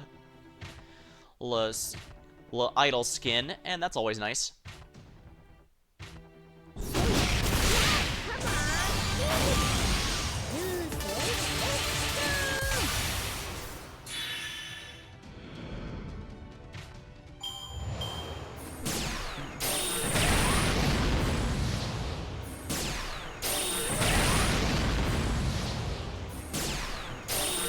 Yeah, please all focus on Mixa now that she's invincible. That way you all waste your NPs.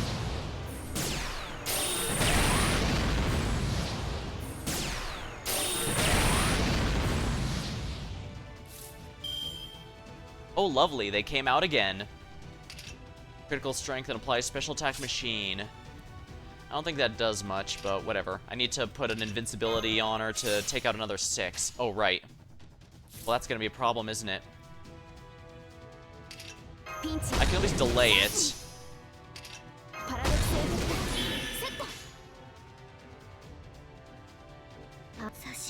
Alright, here we go.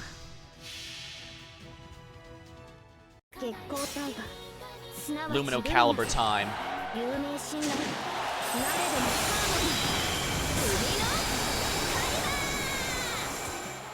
It's pretty dangerous since foreigners are super effective against other foreigners, but hey, sometimes it's fun to take the risk. Hence why I didn't put Taisui in this front, even though he'd easily have outperformed Mixa. Ah, nice, only 5 left. Ah, so we're only eating 4 NPs.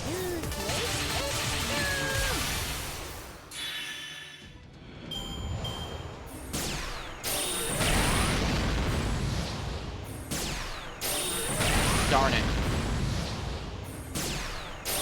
Yeah, anyone other than Mixa. Anyone other than Mixa. You dicks!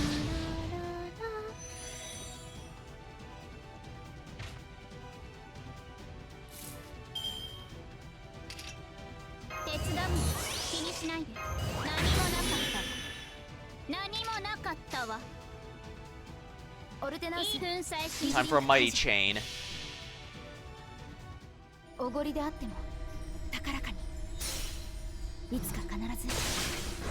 definitely want to wear down the enemies with more HP rather than ones with less.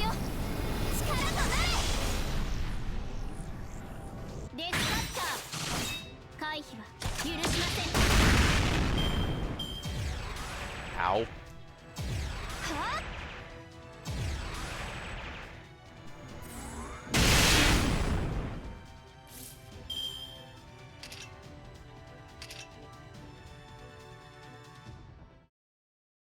Move defense buffs. I probably shouldn't be doing this. So I'm just gonna do this raw. Pure Buster, baby. If the card is red, the enemy is dead.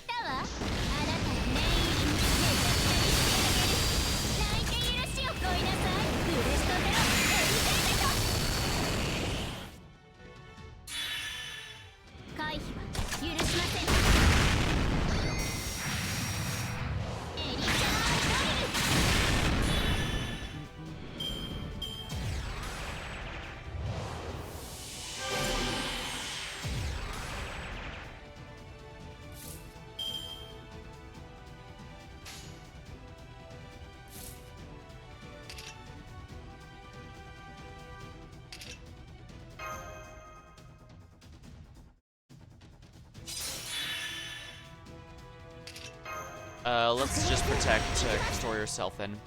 Oh, that's not possible, huh?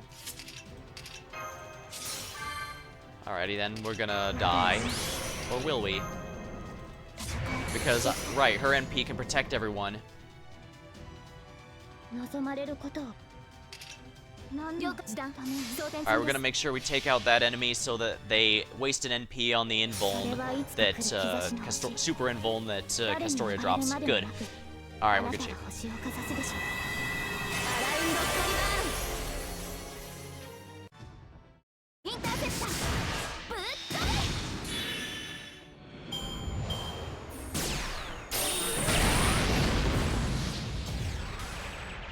Critical miss.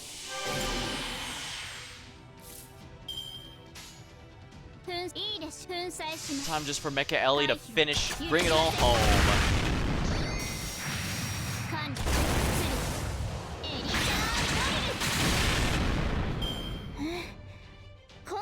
She may be a blatant meme with a parody of giant robots and kaijus, but she's a fun alter ego to have.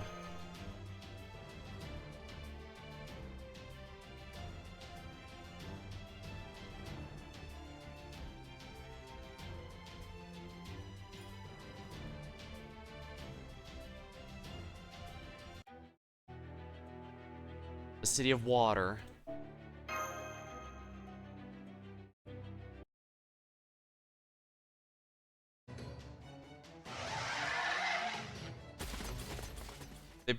The tree's seeds must not have been able to take root for some reason, possibly because the poison was here, maybe? Are they not following us into the temple? So it seemed. Do they recognize this temple as sacred ground or something? Beats me, I can't even tell if those things are intelligent or not. It may not be intelligence so much as ecology, some sort of animalistic instinct that causes them to band together to protect territory when they sense danger. That reminds me of the story of the man who ran away from the pit of snakes only to end up in a nest of scorpions. On a different note, it is rather hot in here. I know temperatures in Mictlan are generally hot, but it's almost like the air itself is pure heat. It's not just you, the heat from below is intense. Yeah, no regular human could survive in this environment without a mystic code to regulate their body temperature. Although I noticed this temple is similar to the other buildings in Chichen Itza, which means it's originally from the Khan Kingdom. And that means at some point humans were able to live here. Do you know anything about that, Tepu? I can only tell you that I've heard the name Kalakmul passed down through oral traditions. Based on the information we've gathered so far, it would seem to be where the Mictlan's humans originated. They later migrated to the upper strata, and eventually found a prosperous kingdom of Khan. So they moved up because it was too hot for them to keep living down here? No, it doesn't seem so. In fact, it seems this heat was instrumental to Khan's creation. You see, the patterns on the wall tell the story. I believe you call this a mural. Looking at the first mural, the Khan used this geothermal heat to advance their society. Fascinating. Makes me wish we could stay here indefinitely. That is not an option, Tepu. Time is of the essence, not to mention there's no telling when those things might come in here. I understand, but there's still a lot to be learned from this mural. It seems as long as we read it in the correct order, it will lead us to the heart of the temple.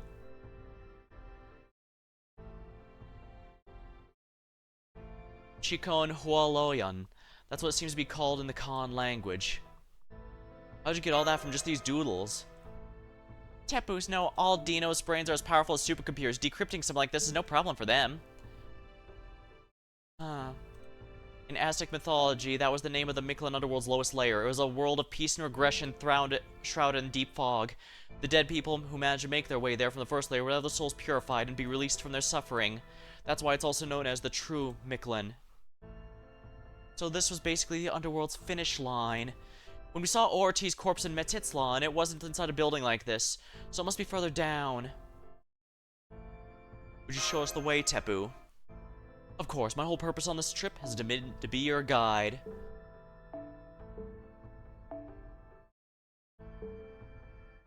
Since it seems this is my final task, I'll do my best to ensure you all arrive at your destination.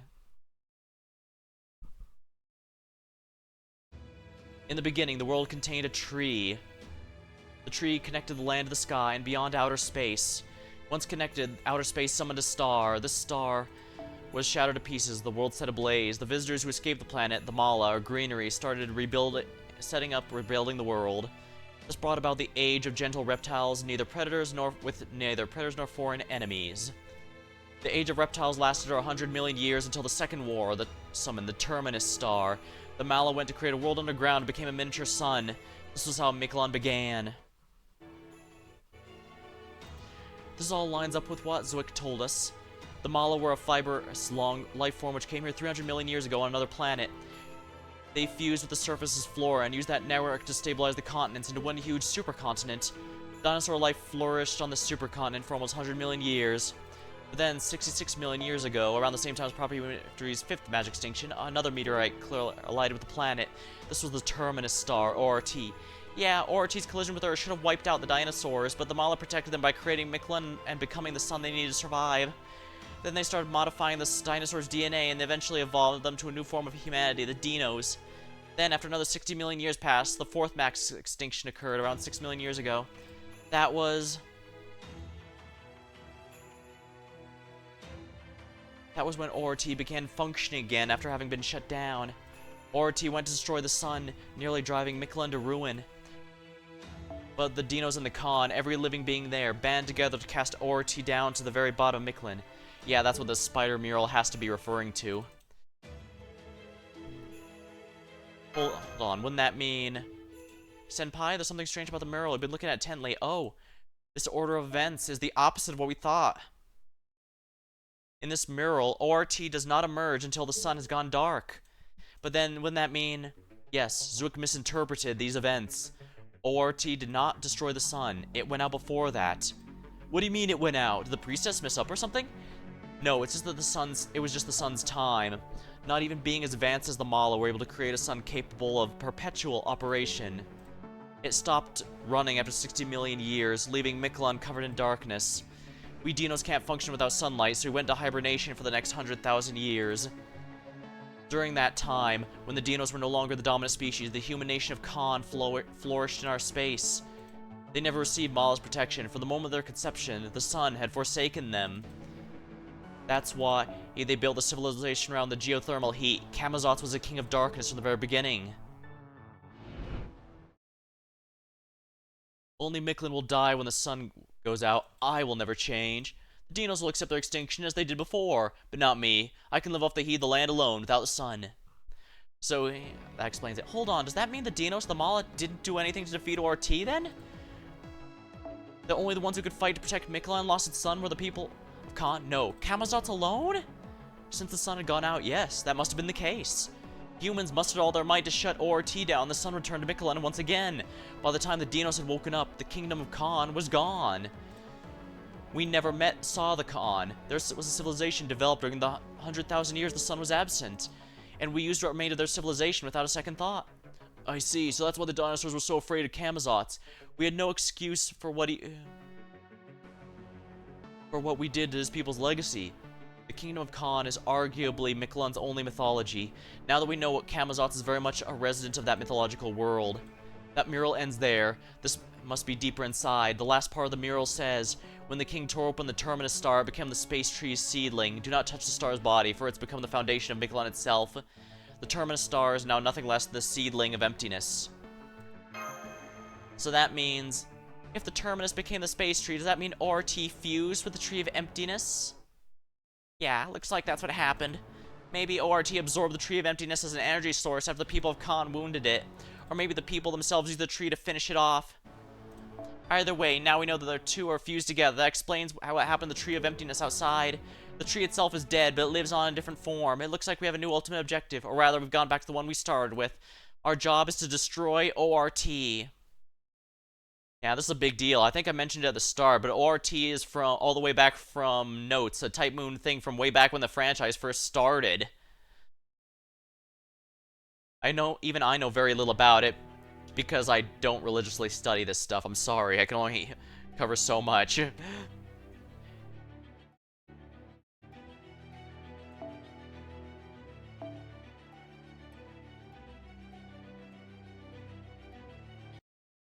Yeah, there's no point in being coy.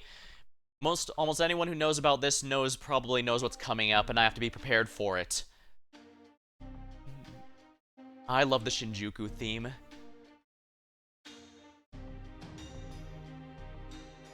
I see a lava temple, but how do we get up there? Yikes, is that a sea of actual fire? No wonder it's so hot here. Wait, if that's fire, then where's the smoke? Ah, so this is where the temple's hidden staircase led. The ceiling of yet another underground cavern. Now I see. Gordolf did say it was every gentleman's dream to own a house with a yard pool and picket fence. I'm guessing residences are popular in proper human history? Oh, don't be ridiculous. Even the Age of Gods, no one would build a domicile absurd. What do you think proper human history is, Tepu? Well, to him, it's basically a world of fantasy compared to what we have here. Also, for the record, trying to swim across a sea of lava is absolutely out of the question. That goes for you too, Mash. I'll be sure to let Kiyohime know. More importantly, if the very bottom is made up of flowing lava, does that mean the 9th stratum we saw earlier is as far as Mala's power reaches? From this area onward is Earth's natural geological formation? Yep, this has got to be the mantle. It's probably not as solid as the mantle would usually be because there's something beneath that pyramid-shaped temple. Mash, can you use Shiba to scan the structural composition of the area? Done. There's 100 meters between the ceiling now and the temple at base. There also appears to be a cavern 200 meters in diameter below the temple. So it goes even further than we thought. Maybe it's an elevator? Yes, that's right, Master. According to Shiba, the temple has a shaft that leads further down. The space at the bottom is most likely Mictlan's endpoint, where we'll find the Tree of Emptiness's roots. Oh, so you gotta keep it going down then? The walls are pretty scraggy, so you guys might be able to get down using the footholds, but it's okay, Wakchan, you can wait here. Those footholds are obviously built for humans anyway. They'd crumble under your weight, but don't worry, we'll be right back. I should be able to come along. I'm not too heavy, and I can glide if I need to. Alright, Wakchan, you stay here and guard things while the rest of us head down. We'll use our footholds to climb down the bridge and cross to reach the temple. Nitocris, is something bothering you? Oh, no, I just heard the sound of running water. We may be done for if we lose our footing, but there's no time to waste. We just have to make our way down as quickly and carefully as possible. Phew, we made it. I'm not looking forward to climbing back up, or at least we're here. Whoa, I'm detecting 2 life forms. It's Tezcat. Of course they'd beat us here. Damn, seriously?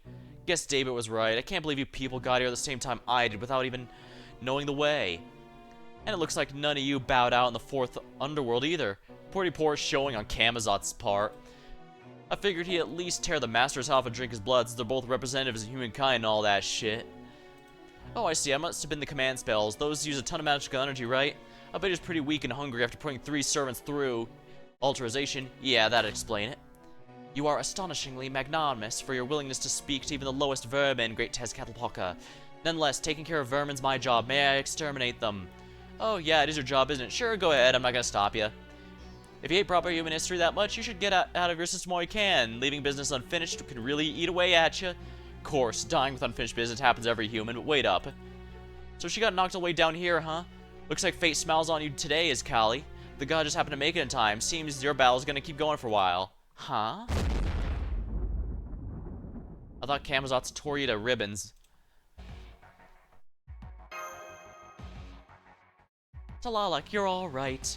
She sure is. She was in pretty bad shape after Camazot sucked some of her blood, but she was able to heal her injuries here. This is where she was summoned, after all. In proper human history, this is known as Aslan, the land of beginnings. Why don't you show them who you really are already, Hummingbird? You're not going to be able to defeat them while you're hiding your true name. Forget your godly duties. You never took them seriously anyways.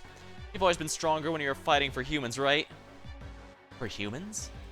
Gods exist to rule humans. Why would Talalak ever fight for?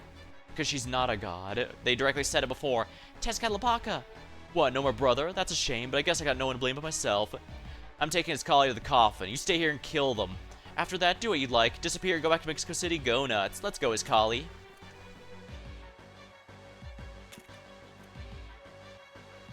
So you made it all the way here. You faced me in the jungle, Mexico City, and Chichen Itza. Not one of those times you were any match for me. Every time, something had to intervene to save you. But nothing's coming to save you this time. Lostbelt, proper human history, it makes no difference to me. My only concern is passing divine judgment on invaders bent on destroying our land. As both Tlaloc, god of rain, Huitzilopochtli, the god of war, I will execute divine punishments. Oh no, she's not bluffing. Given her affinity for this place, she's stronger than she's ever been.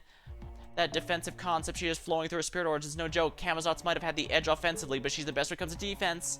I don't think we'll be able to fight our way past her. We'll have to figure out some way around. No, we don't have time for that. She's too vicious to let us escape anyway. I'll deal with her. It's time I avenge my humiliation. I'm counting on you to handle things from here, Da Vinci. Mash, I'm sorry to step out before you. Master, I must thank you for making the right choice. I thank you that you thanked me back then is proof you're truly a first-rate summoner. Nitocris? Do not fear. I'm about to show you the power that let me rule a great nation, the power of Pharaoh. Oh, it's you, the queen who failed to defend her precious ship not just once but twice. I'm tired of fighting you. Your spirits are useless on me, and you know that by now. Like for you, I'm every bit as magnanimous as I look, so I'm willing to spare at least one servant. You, magnanimous? Ha! You're every bit as tyrannical as you are miserable and greedy. Jealousy is the only reason you want to destroy that storm border. You were desperate to destroy it because you saw it was more beautiful and useful than you, and you couldn't stand that, could you? You relentlessly criticize and rank anyone who defies you or who you know is better than you. You're a petty, small-minded thing who can't stand anyone or anything that might surpass you. Isn't that right, Tlaloc? I see people who claim to be incarnations of gods are every bit as arrogant as you'd expect of one claiming that title. Resorting to insults just because you can't possibly defeat a divine spirit like me. Where's all that queenly pride now? Oh, you are funny. Come now, you're not a divine spirit. We both know that. Why don't you tell us your true name? Tezcat has given you permission now, hasn't he?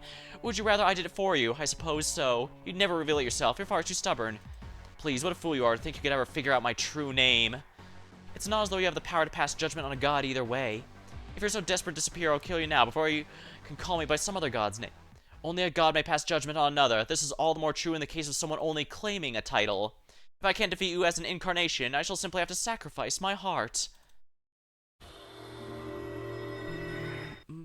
You have another form too? No, it's not that. You're becoming an altar.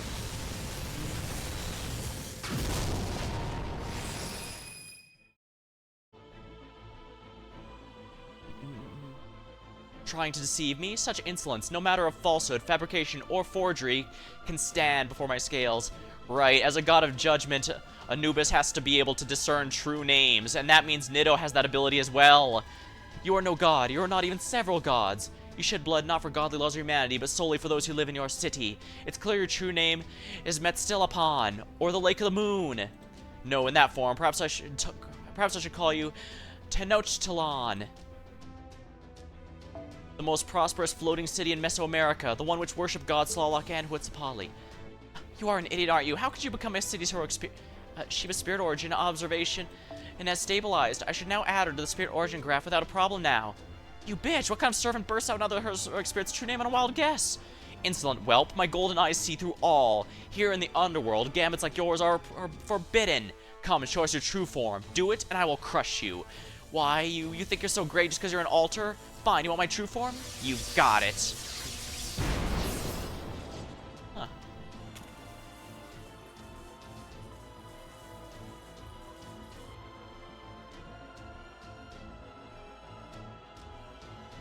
Aztec myth is no place for a desert god. I'll render you back to the dust you came from.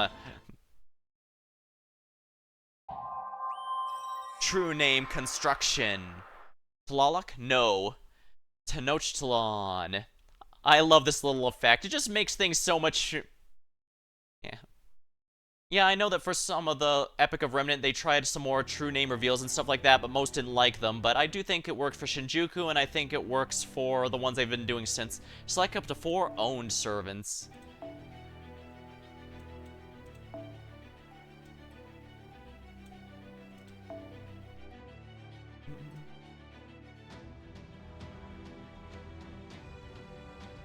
What class is this? No.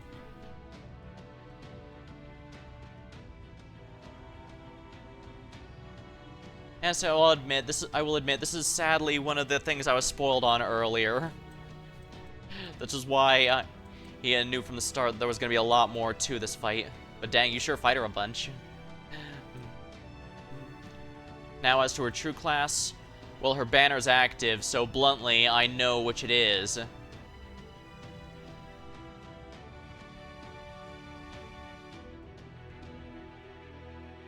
Which also means I know its weakness.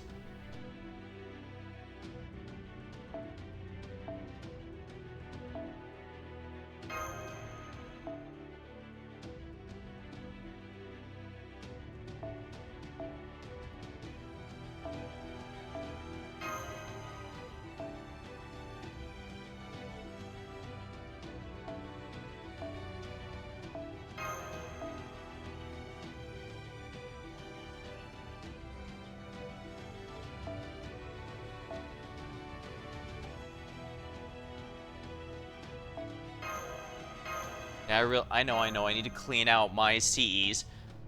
I removed a few, but with the Valentine's event coming in February, I don't want to put those in my storage, so I'll just have to deal with it. And yeah, I know I have to erase the current ones to get the new set. The only exception being the MASH ones, since those get a unique one each year. Oh, Death O Underworld. Oh, wow. Abby has gotten a bunch of buffs over the years. One of them is still coming soon, though.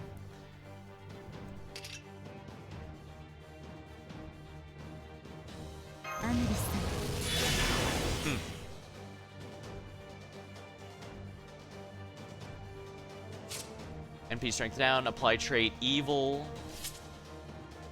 Let's see here. Increase MP strength, overcharge, yeah. Abby's overcharge isn't what I'd call great, so I'm not going to worry about that. I'll go ahead and do this. I shall make the sun itself sleep. The big issue I find with Abby, personally, is that her NP gain is hot garbage. Even if she gets a full arts chain of crits, she only gets like 50% meter. Any other serve, it feels like any other servant in the game that can get an arts chain is going to get well more than that.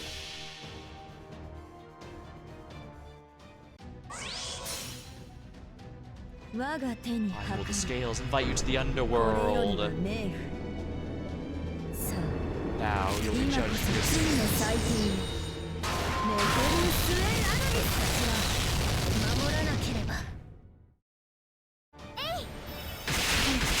Oh my.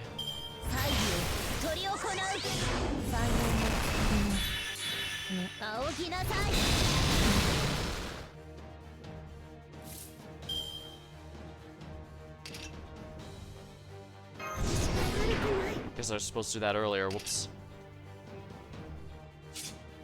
Oh yeah, I was supposed to use this, wasn't I? Whoops.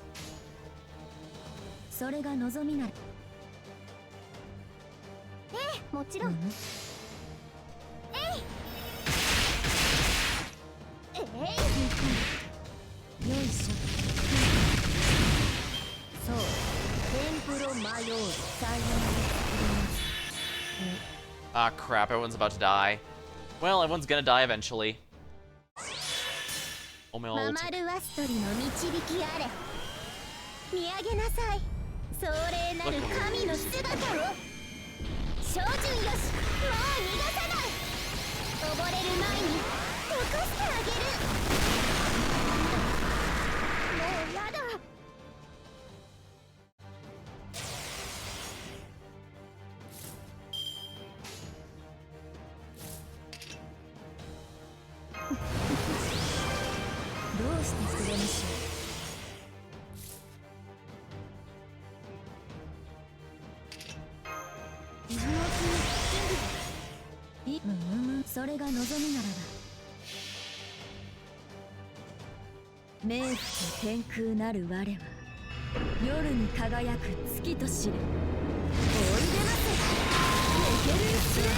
Overdage.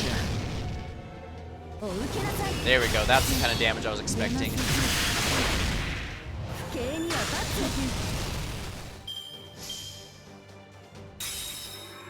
Hello Gamros, welcome to the stream.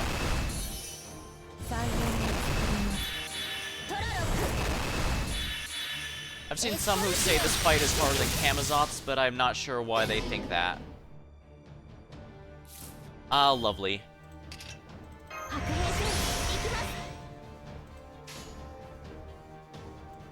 What's the overcharge for this one again? Decreased crit rate, that is not very good. So I'll do it this way. Alright, she loses her next turn no matter what I do, so I don't need to worry about it. I'll just use everyone's NPs in a row. Hello, No Way Plays. Welcome stream.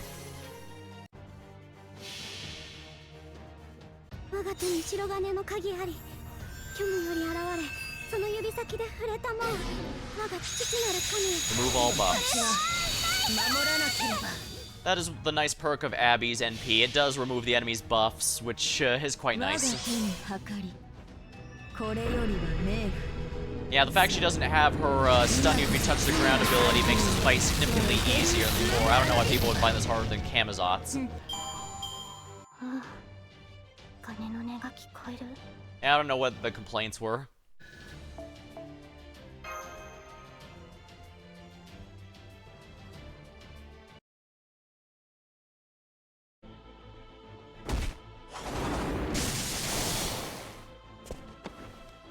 Your walls are shattered. It's over.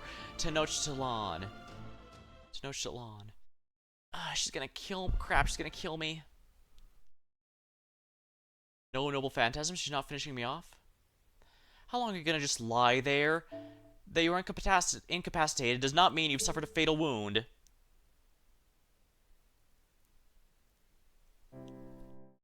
What's going on? Aren't you gonna tear up my heart? I could, but now's not the time. I only require hearts of the dead. I have no use for hearts of living beings with unfinished business. They're revoltingly warm.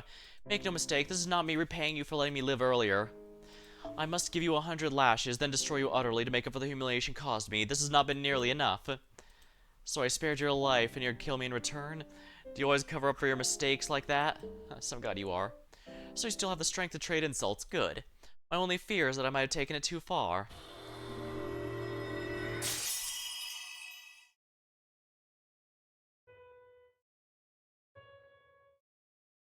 Nito Chris, that's not a normal exit. You should be more careful, my ally. I've forgotten how barbaric that her spirit is. Just because we won doesn't mean she won't use the last of her strength to attack you, so you'll just have to see me off from where you stand. I said my goodbyes earlier, do you recall? This is as far as I go. My apologies for leaving without asking. Then again, perhaps I should say, I'm impressed that I lasted this long. I pulled my own heart and used it as fuel for my alterization. Of course I'm gonna disappear. The truth is, I died back in the 4th underworld. Alterization is a form of rebirth that can only be done in the underworld. This is just what happens when we attempt it elsewhere. I regret nothing, but it's a shame I'm gonna vanish for good. I doubt Pharaoh Nitocris will ever be summoned to Chaldea again. Come now, we don't know that. I suppose there's a very slim chance, but if you say so. I suspect the version of me who doesn't know Chaldea will forge a fine alliance with you. I don't understand. Why would you sacrifice so much for so little? You could have killed me easily, but you didn't. This is beyond humiliating. Just put me out of my misery. Even I don't know what I was thinking. I can't believe I felt some sort of kinship with someone as morbid, stubborn, and dreary as you.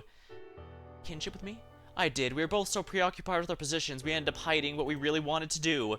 As you said, I'm a queen who fought for revenge. I came up with an underhanded trap to execute retainers who had far more power than I did. Some people said what I did was brave, or even wise, but it proved nothing besides my own foolishness. It was far too little and far too late. By that point, I'd already lost everything I really wanted to protect. I didn't realize that my chance to demonstrate my bravery or wisdom had long passed. Instead of fighting to kill the ones who killed my brothers, I should have fought to protect my brothers, even if I was too weak to do so effectively. No amount of self-punishment after the fact could make up for the regrets I carry. Seeing you fight so reluctantly reminded me of myself back before I lost my brothers. So while I may know this is very self-serving, I want to make you a request I wish someone had made of me back then. Once you know who your true enemy is, and when to fight them, don't lie to yourself. You're the incarnation of a beautiful city, and you said you would gladly spill blood for your people's sake. Are you certain you don't still have regrets in your heart?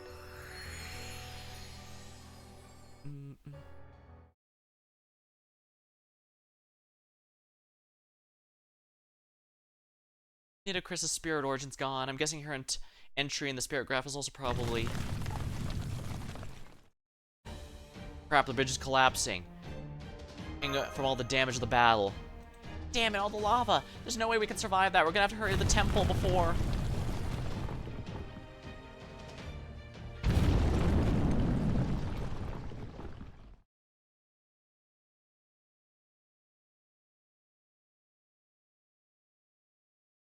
Oh dang, what a time to... What a cliffhanger.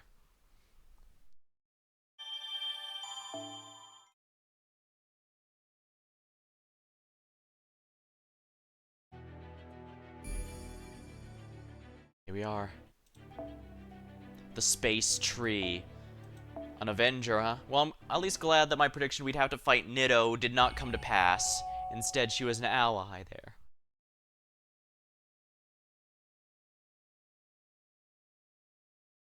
Sadly, she's also basically the only one of the 4 summoned to help us that actually ended up helping us, while the rest were just boss fights. Then again, I guess it does say a lot that Camazotz had to force us to fight our own minions to have a real challenge. Sup, been a year since we last saw each other, right? Still as blinding as ever down here, I see. Good ol' pal. What am I saying? How could you be with your reactor ripped out? I sympathize, man. That's gotta be rough, being on death's door for 6 million years. But today's your lucky day. Break time's over. I'll have that wound of yours patched up in no time. Seba, the space tree of the heart of Mayan mythology, the 13th layer heavens and 9-layer underworld of 9-layer underworld of Aztec mythology. It's time to tear them all apart and destroy this planet, rise up again from the depths of the earth, and return to outer space. This pit? I can't even see the bottom. Is this a coffin? And you say the weapon you need is sleeping inside, great Tezcat. Not so much as inside as below. The Camazot's the one who gouged out this hole. Even this island we're standing on is actually part of ORT. In human terms, this would be part of its head. The bottom hole is connected to ORT's heart. See the giant tree on the opposite shore? That's Quasar, the Lostbelt tree of emptiness. Well, it was anyway. 6 million years ago, the people of Khan sent ORT tumbling down here, which after Mala put it to sleep. But right before they could, ORT pounced the tree of emptiness in the 9th stratum and devoured it. So now, even though the tree of emptiness is dead, ORT took on all of its functions. In proper human history, there's a parasitic fungus called cordyceps that takes over the host body. This is kind of the reverse. The foreign god's tree of emptiness may be gone now, but thanks to ORT, Mictlan kept going as a Lostbelt. In this one instance, ORT being an immortal monster turned out to be a plus. Mortal? But you said it's dead now, correct? Yep. Shut down after just killed. No living creature can survive without its primary organs. What happened afterward was a little different. It's a living creature, yes, but the biological concept of death doesn't actually apply to it. I told you about artificial organs, correct? How they can replace organs that were lost from injury or illness. If you lose your arm, you can get an identical arm transplanted. If your organs rot away, you can get new ones. If your brain gets blown up, new brain for you. Well, okay, we aren't at the point where we can recreate copies of brains, but you get the idea. Point is, when a human's in danger of dying from extreme damage, they can be put back together. But once they up and die, that's it. Once their body functions cease. There's no bringing a human back to life no matter how well you put them back together. It's weird, right? Physiologically, there's no reason they can't just start back up again, but they just don't. Once an organic life form stops functioning, even just once, that's it. They're dead forever. Machines, on the other hand, are free from that particular bit of weirdness. So, ORT is an organic machine, like the Transformers. Well, a machine life form. Yeah, machine life form is the term I'm looking for, not organic machine, because organic machine would be more like the, be more like a mix, which the Transformers are not. Although, for the record, there has been studies where a test animal had died, but they were brought back to life after a certain time, and they seem to function as normal. It's rather weird, though. It was only, I believe it was only for a short period of time, unfortunately. But still, it is rather interesting. You can remove their power source or even smash them to bits and they'll still come back to life if you just replace all the broken parts. You know that I said dead brain cells never come back? The way I see it, what separates machines from living matter isn't whether they're natural or artificial, or even whether they're intelligent. Nah, it all comes down whether or not you come back from death. Yes, that makes sense, great Tezcat. More than anything, it's wonderful to see you in such a good mood. Yeah, I don't think you've realized that him being in a good mood should be a bad thing. You can't be alive without eventually dying. If we consider non-functional machines to be dead, then they're alive too. But that doesn't apply to immortality. Anything that can't die isn't alive. It's more of a phenomenon. And that's what ORT is. It's a living creature that's practically a phenomenon. Death doesn't matter. As long as its body is restored, it'll pick it right back up where it left off. What's even scarier is ORT restores itself automatically. Sure, when humans get hurt, they do everything they can to heal themselves too. They can recover from simple injuries on their own. As long as society's functioning, they can pretty much get automatic assistance recovering from major ones too. Up to a point, obviously. I mean, if their heart or brain is destroyed, that's it for them. But that's not the case for ORT.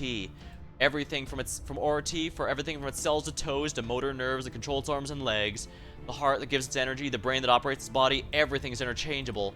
Every cell in its body is capable of performing any number of various functions. Regardless of what part you remove, it'll eventually be restored.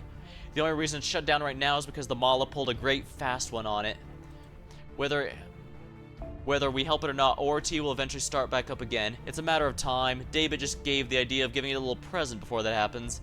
We're gonna give this monster, who only knows how to destroy and leave for another planet when it gets bored or receives a new directive, an order. And that's where you come in. You understand, right, Iskali? Yes, my body is a 1-year Tezcatlipoca. You made it grow into a god so that you could sacrifice my divine body. Exactly, nice job. Anyway, no need to wait for Daybit. Let's get started. So he already knew. It's possible he knew even before the King of Dinosaurs warned him. Is that Tlaloc's arm? But why would only her arm fall from the ceiling?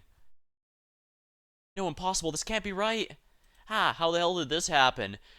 What'd you have to replace to pull this off? Come on, Master of Chaldea, tell me. A robot ham came out of nowhere and protected us. That was a hell of a thing. Some giant arm came out of nowhere and grabbed us in midair. Then we fell for another 100 meters. My arm. That arm. Did you save us? I was protecting myself. I just happened to see you guys too then. Although, I guess that might have made things more awkward. Well, even so, thank you. Thanks for keeping us safe in the fall, but your entire body is at its limit. Whether you're our enemy or still our enemy or planning to become our ally, I wouldn't move if I were you. And then there's... So that's the Lostbelt's Tree of Emptiness, the one ORT consumed, and that pit over there must be... ORT's coffin. Surprised to see you saving our enemies from deadly fall, Hummingbird. You feel some kind of kinship after the battle? Oh, that's fine, as long as it works to our benefit, but I'm not really seeing the benefit here. Come on, give us some kind of rational answer I'd expect from an Aztec god. I see, we'll have to set our relationship aside for now. Better if I finish off your ear so I don't get in the way later. Wait a minute. Wait, Tezcat, there must be some kind of mistake? She's the guardian deity of Mexico City, our god, the god of the Oslame. She would never save our invaders. Think so? Pretty clear she did exactly that. I mean, she only protected herself. She never defended your people. She's not your god evil. She has never as much given the Oxlame a time of day. She hasn't, right? She's a heroic spirit of proper human history through and through. She'd never throw in her lot with Mictlan's ape people. That's not true. She may be a god of few words, but she's always been there. You got it wrong, Iskali. I'm sorry, it's partly my fault. I've forgotten what it's like to be young and look up to the gods. Tlaloc isn't even her true name. Do you honestly think someone who's been keeping her real name secret was really opening up to you? Oh, so you realized that she was hiding her name. You've always been a quick study, haven't you? Now that's all cleared up, it's time for a battle. Since you caught us, the only thing to do is to fight it out. Nose toast, cat. Taking care of the invaders is my responsibility. A king's job is to kill would-be interlopers. I won't let you sully your divine hands over this. King's job, huh? I'm pretty sure we should already be past that point. Okay, I'll let you have your way one last time. Go ahead, knock yourself out. Not like you're going to die anyway.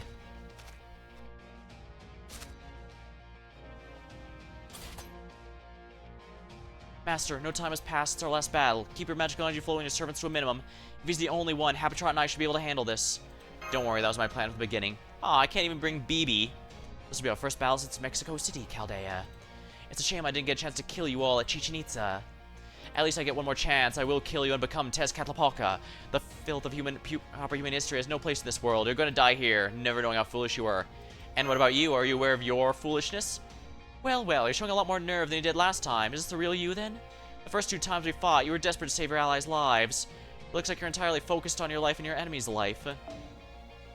All you can do is protect your world and your place on it. I recognize that expression. That's a look of a man hell-bent on destroying the would-be invaders. I see now. I guess that makes me working to revive a monster like this, the invader, trying to destroy the world. But so what? I don't want you to need anything for proper human history, even though you're a proper history human yourself. What makes you say that? Is it because I look like you? Because I'm the only Oslal that speaks your language? Or is it because I think the same way you do? Even if that's true, it's not a problem. Humans of proper human history are defied by their willingness to kill their own. I'll prove it right now. Let's see once and for all which one of her enemies hates more.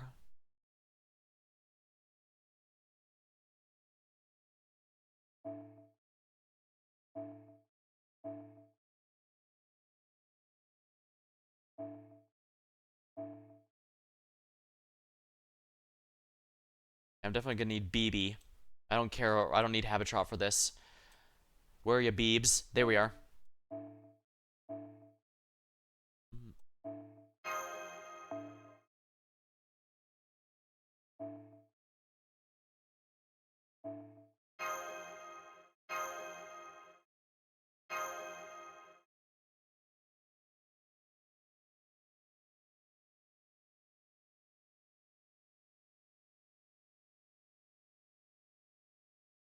Fatal battle. There's no music whatsoever. King of the Oslame. Resistance to all attacks and death. Apply a state that restores your HP next turn when attacked. Upon taking damage, apply to the attacker. 残酷に冷酷にはい桜ピーン歌になーれ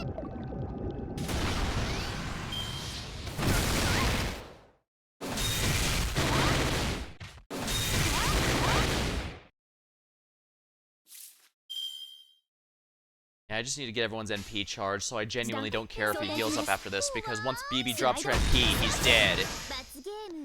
The fact I'm no longer limited on my buffs just makes it all more easier. Oh, he only healed part of it, not all of it.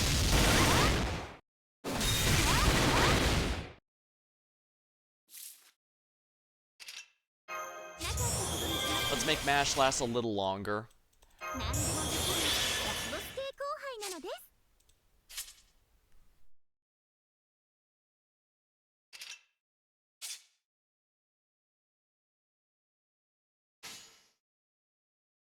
Alright, we're gonna go for a full BB Arts chain to speed up the way to our next NP, because these NPs are how I'm gonna win. This should be pretty easy, I think. I'll grab a sip of my drink while the animation plays, I guess.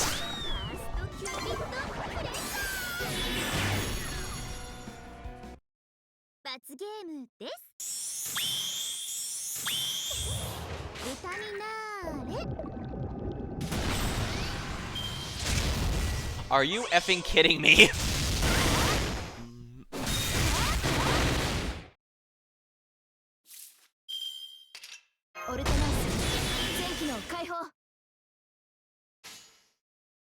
Yeah, I don't want to waste an NP. Or maybe I do. You know what? Let's do it this way. MASH Arts Chain.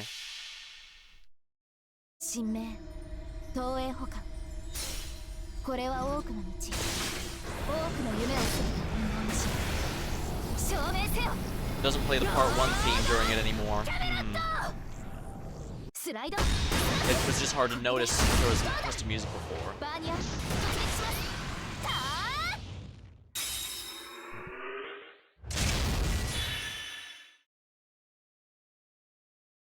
He charges NP, but he's not using it. Huh. I guess we'll see what's up next. But I have a feeling I'm not gonna like it.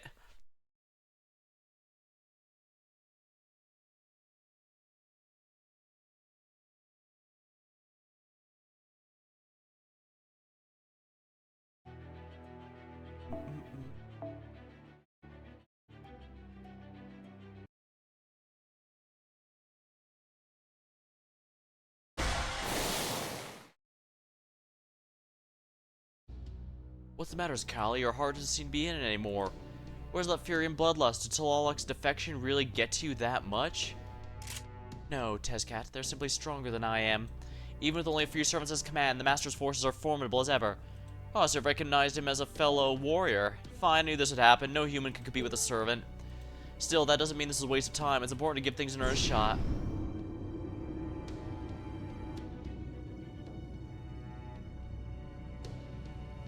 Damn, I can't get close to them now. You had your fun, Callie. Now it's time to fulfill your duty. Over the last year, we've been restoring ORT's parts with Dino Hearts, but they still need a jump start. Light the engine up. It's time to offer your divine body the coffin and bring an end to Mictlan. What's wrong? You just gotta let yourself fall in the hole. Sure sounds easier than fighting to the death to me. I can't do it. I'm not entirely sure why myself, but I don't want to revive ORT. Something tells me it'd be wrong to let that happen. Please reconsider, Tezcat. I have no problem with destroying proper human history, but surely there's no need to destroy Mictlan, destroy this very planet. Iskali. Almighty Tezcatlipoca, I understand your goal isn't for us to achieve victory. As a god, your domain is destroying and rebuilding the world we live in. So then, once proper human history is gone and the Alchemist time truly begins, wouldn't that qualify as destruction and rebuilding? You're right, I never expected to get a lecture here, of all places. Iskali, no, Montezuma, the last Aztec king of proper human history. When you died back then, I couldn't help but wonder if you made the right choice in service of creating a new era. I figured the only way to find out was to give you another chance. I guess I felt sorry for you. I wanted to know that a betrayed soul would what a betrayed soul would choose to get another chance. Past year, you've done a fantastic job. Even as just a soul, you passed the trials of Tezcatlipoca with flying colors. If you feel now you can't go through this, I have no objections. I spent a lot of time and energy raising you into a heart fit for a god, but if you don't want to offer it to now, I won't. A human sacrifice that doesn't want to destroy the world and will never bring the end of the world anyway. Then does that mean... Yep, bye.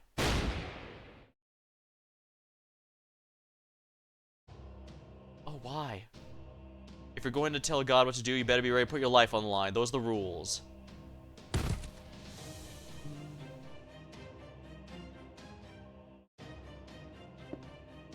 Now then, I know it's kind of sudden, but I have a request for you, Mage. As you can see, I'm kind of in a pickle right now, since I can't use a product I was counting on anymore. But then I thought, what if I sacrifice the heart of a human to erase 6 Lostbelts? You're used to destroying plenty. You're plenty used to destroying worlds. Your heart's too sweet for my takes, but I'm sure or T won't mind. Why'd you kill Ascali then? Can't afford to waste time on unnecessary baggage. I've been using my right lung to keep him alive this whole time. Like I told you, I'm a human body right now. I need to give up parts of myself to do tricks. Besides, it's been a year to the day since I lost my right lung. Ascali wasn't gonna live more than a few hours anyway. Okay, enough talk. Since you went easy on Ascali, you should be plenty rested, yes?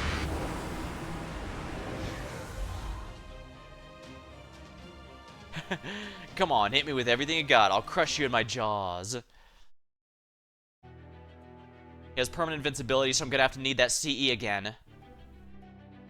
He's a ruler. He should be a ruler, but I don't think he's going to be, actually. Darn, if only I had a single target berserker that was 5 stars, I'd be able to have an easy time.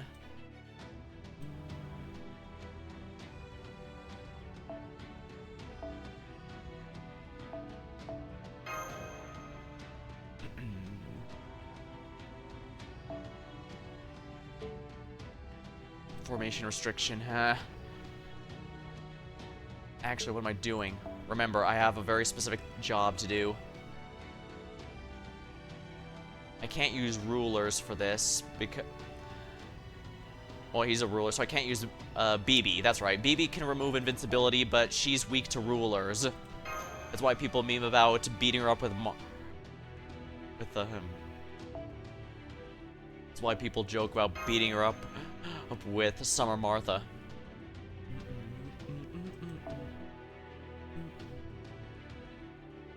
Avengers. I've only got 2 decent ones.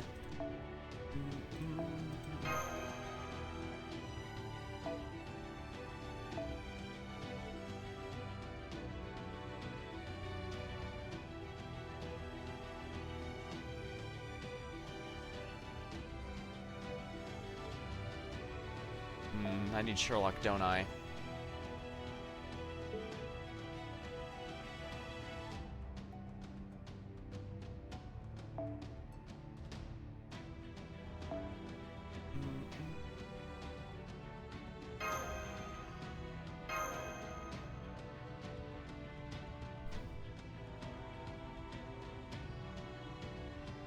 Alright, I should be able to do this.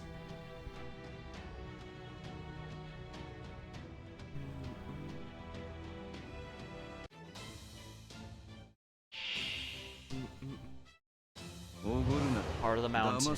Intersecting phenomenon. The vanguard and rearguard will switch. Oh, right.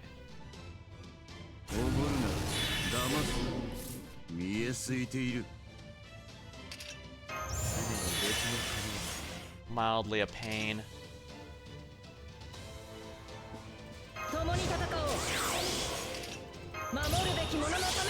Yeah, I forgot how this goes.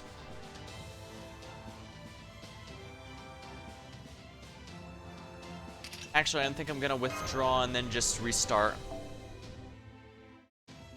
Dang, 4 life bars. That's gonna be a pain.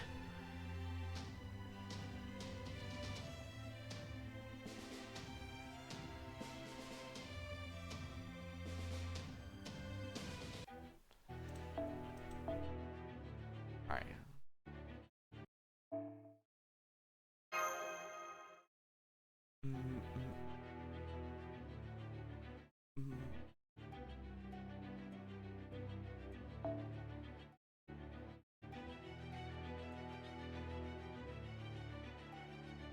Oh, right, it won't let me do that. Well, in that case, maybe I should do it this way.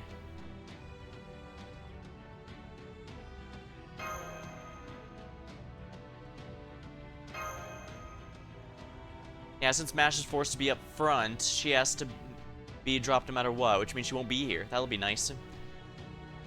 Yeah, if it was randomized, I might even consider only bringing 3 servants, because, again, I have like 27 of those, 26 of those blue cubes. We're in good shape.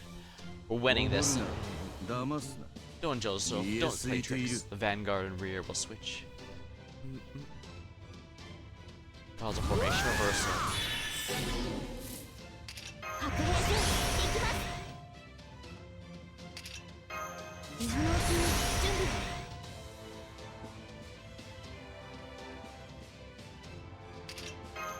白兵戦行きますスカウト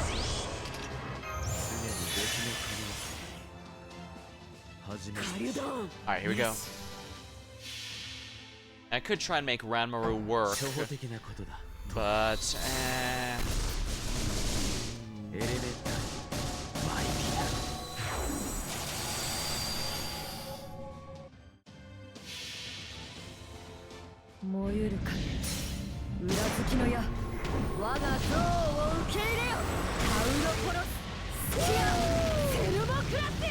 woo! Darn it.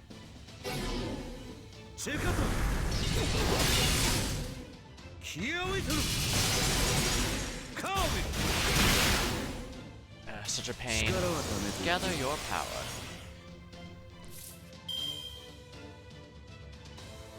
We all have Invul and Pierce, so I'm not worried whatsoever.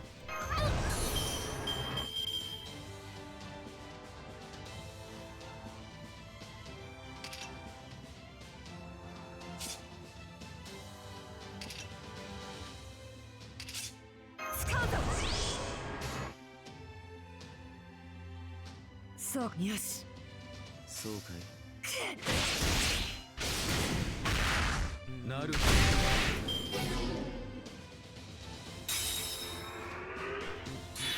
Charge gain. Interesting, he's not using his NP. He was using it last time just fine, so why is he holding back now?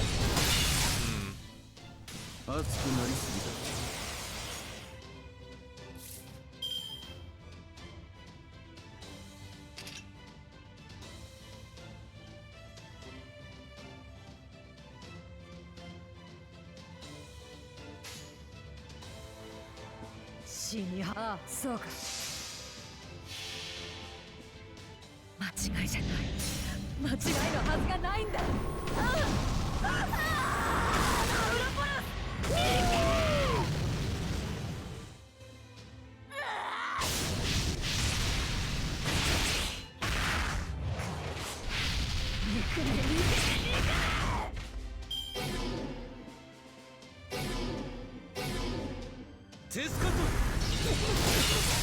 What a pain.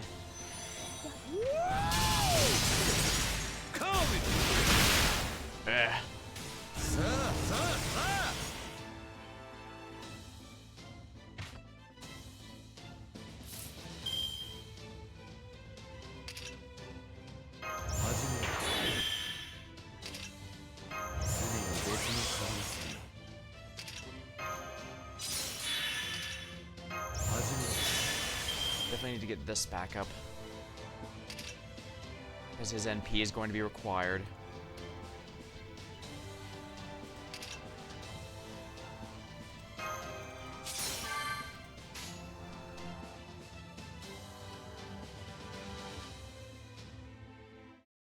Yes. Alright, this mighty chain should help us out a lot. We're relying a lot on Ranmaru, so...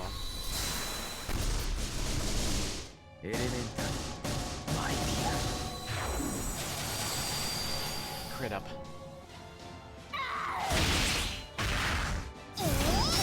There we are. Crit damage, good.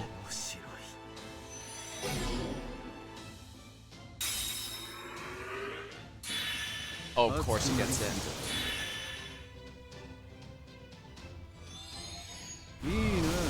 Charisma conflict. テスカトル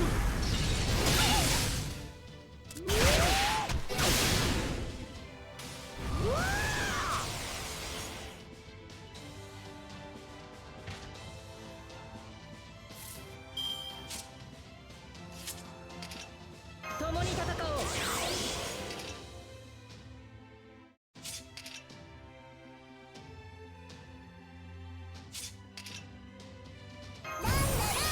Darn it, only 20%. That's not good. 女神の力共に戦おう。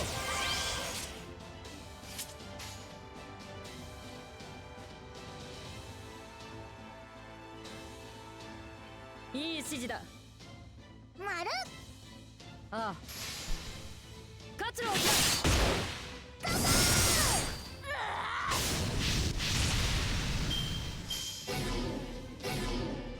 落ちるか。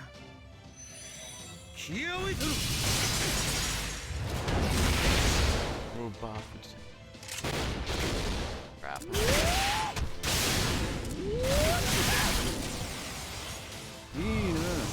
Nice, nice, very nice.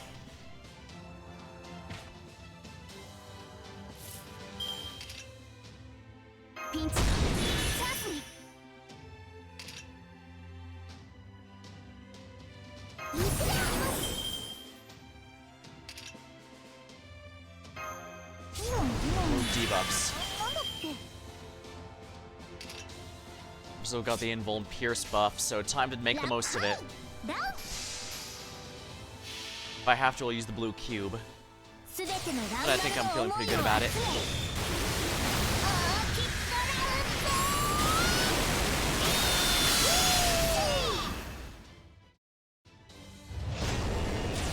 Guts it break.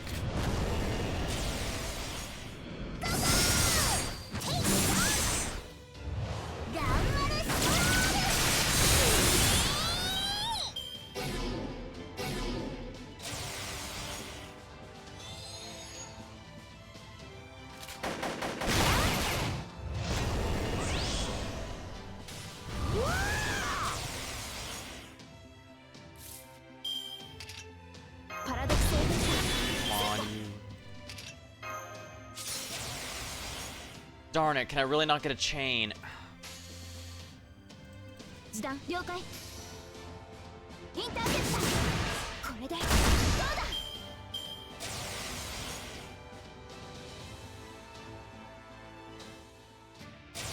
First Sons of ええ Alba. 語るええ語る Alright, now he's actually using his 弱りええ NP. 語る So I guess he's screwing around less as time goes by.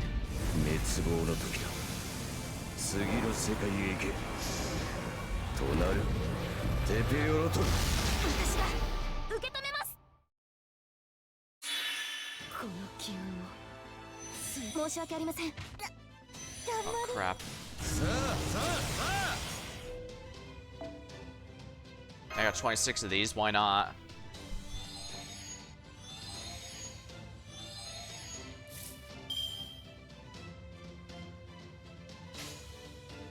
あ始めるとし何のために。そうか。初歩的なことだ友よエレメンタルマイティだ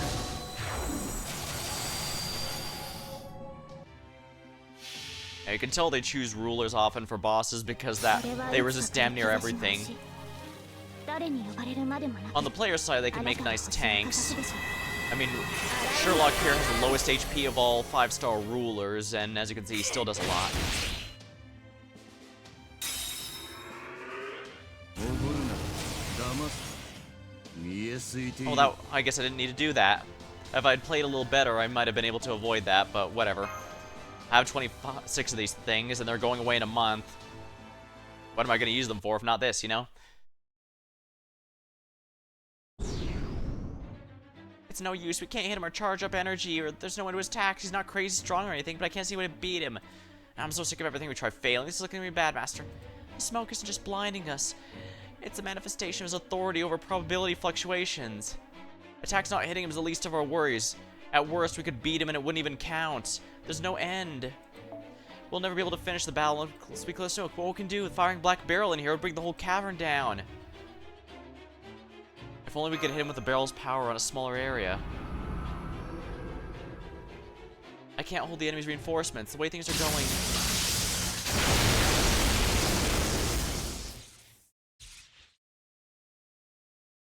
What the? That lightning. You again? What's the meaning of this foreign god?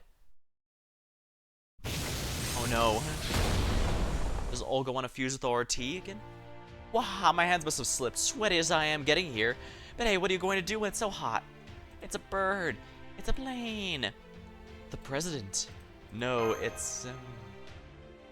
Director Olga.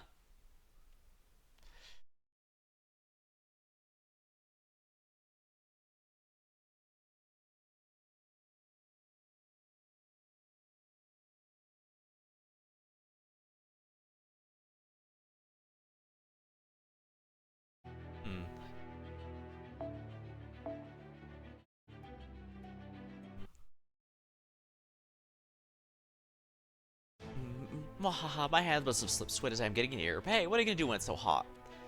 I simply do not believe this environment's hot enough to make you uncomfortable, nor do I believe you are even capable of sweating. Hey, I have sweat glands like anyone else. I always get a little sweaty when I'm in a bit of a bind. Senpai Da Vinci, that lightning strike came from Olga. Yeah, that's Earth's present for you. She must have been watching these play out and couldn't take it sitting down. I can see Father Kodamine near the ceiling wall too. As I would expect from a staunch pacifist, he's completely outside combat range. What's Kokolkan doing? You're our greatest enemy. Shouldn't you two be off somewhere fighting each other? Anyway, this beast. Can't you tell I'm testing these people to see if they're true warriors? Besides, I thought you were done pretending to be human. Didn't you already ditch Chaldea? I was on a little jaunt and happened by. Certainly did expect to see you here. It seems you hideous earthlings can't get enough of killing each other. And for the record, that's my way of saying hello. I wasn't trying to save anyone or anything like that, but Baka.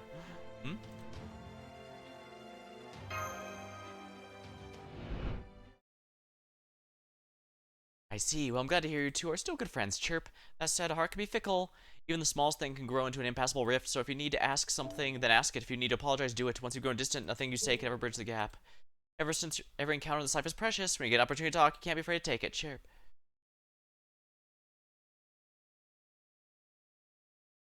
3 times you say it as I'm sorry for not saying anything, Spooner. It's fine. Water under the bridge. Well, lava under the cloak in this case. That's why I'm blushing, you know, because it's so hot in here. More importantly, do you know why I helped you? You need to ask? Because we're friends. Then let us go, Master Chaldea. You two servants. You're probably not going to make a difference, but that's fine. Just give it all you got anyway. Right, Mash Kyrolite, fight by your side. Will she let us use her NP? That's going to be the fun one.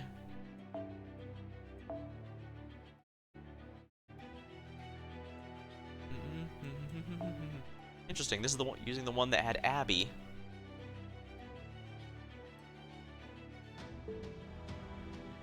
I can't see her NP. I think it's a Buster.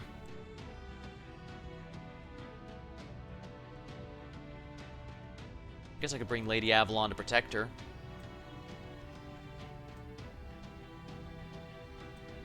Where's my pretenders? Right, I keep forgetting I don't have that many 5 stars. The only reason I have so many 90s is because I've been very open about my use of grails. Oh, liberal with my use of grails. Cinder Ellie Chan, I should probably be using Cinder Ellie. I should probably be using more because I actually have Koyanskaya. She's one of those servants where if you have Koyanskaya, you'll notice a significant improvement over if you don't. But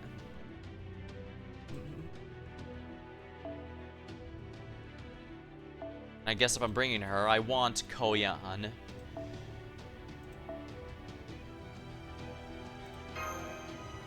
That's not gonna work.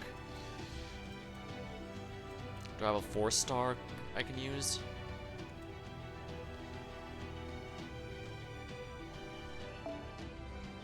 Oh, even 4 is not gonna cut it.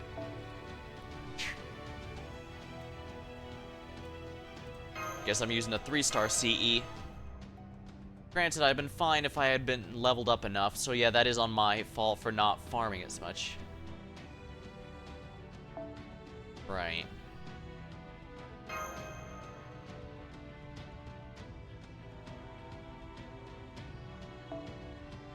Oh, please add MASH as a starter.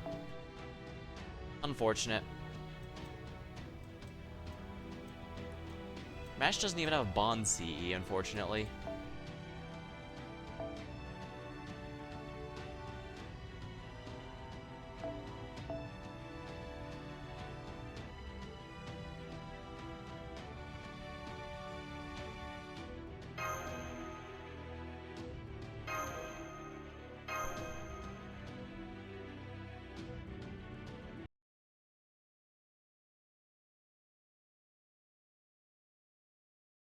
But eventually.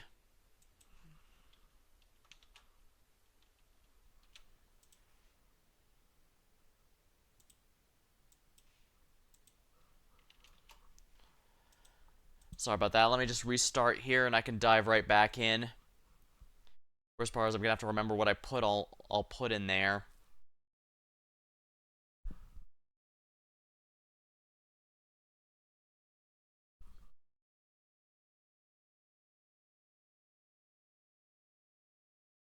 Huh, still that lasts like 3 hours before the crash this time. That's good. Usually it isn't quite so nice.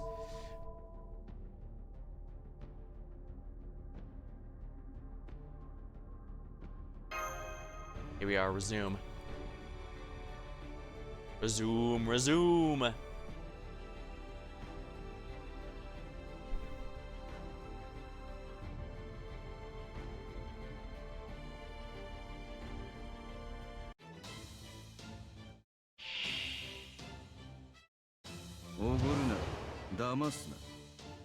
I see through you right away. Front and rear guard will switch. Oh my, he might have caused a problem here. Call the forest. Oh no, not yet.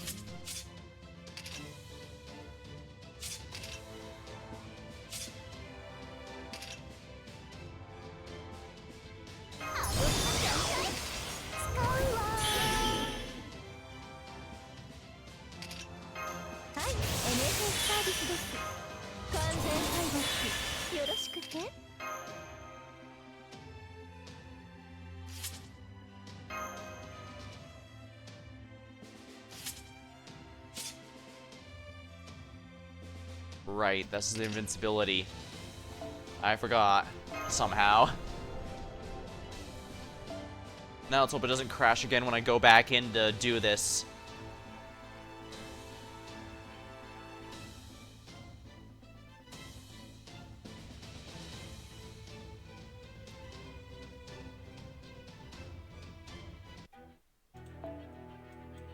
Yeah, don't worry, I have more than enough fruits to make this work.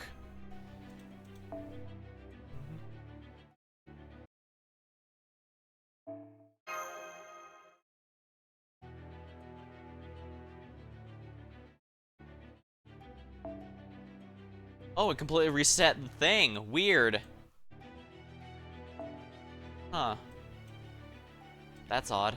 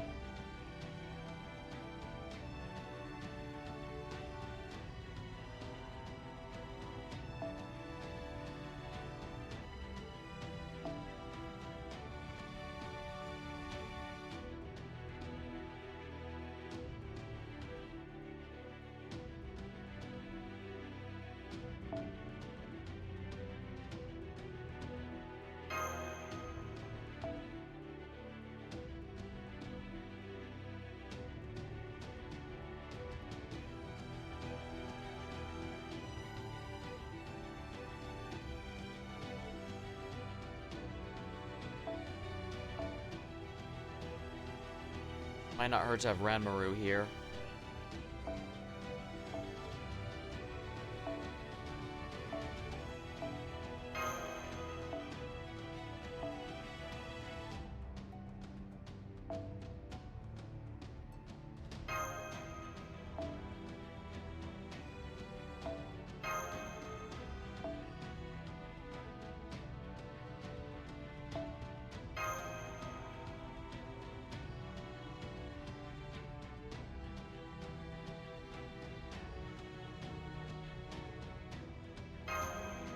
Alright, I should be able to do this.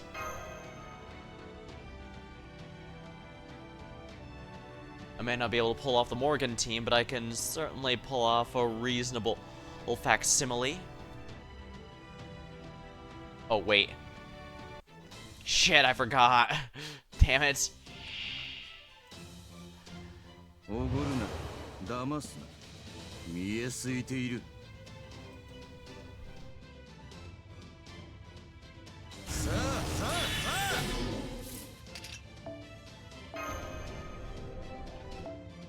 Now I'm gonna... Yeah, I know. I'm gonna have to spend the bronze apples again. How mildly frustrating. Yeah, I have a lot of bronze apples since I don't go hard on lottos anymore, but...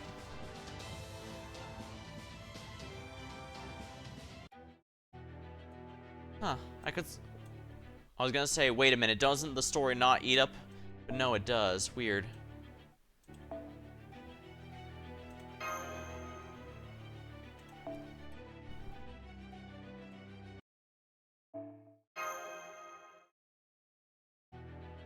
Is it gonna restart again? It is, isn't it? Oh no, it's not this time. Yeah, as nice as this is, Ranmaru needs the Pierce one. Where is my Sweet Crystal? Where's Altera? Charge for yourself at 50%.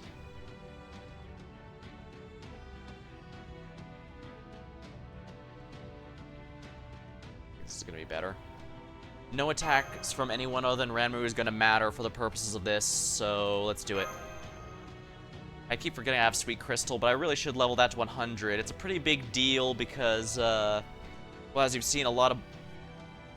Even from back when I first started streaming in Olympus, and even before then, if we're blunt, enemies love to spam invuln, so having an invuln pierce is kind of absurd. おごるな、騙すな。見えすいている。おごるな、騙すな。 Oh, nice. He starts with he only starts with 2 bars remaining.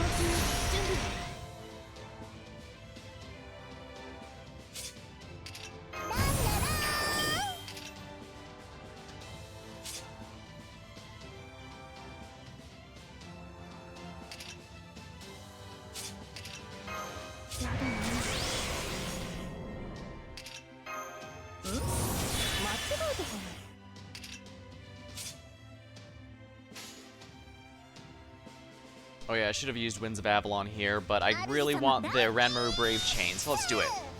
Ranmaru Brave Chain!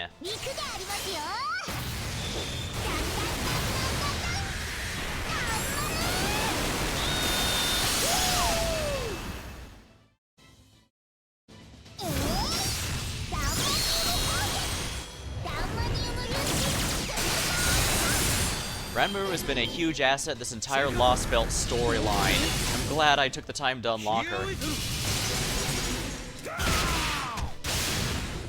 Poor Lady Avalon, she got torn apart.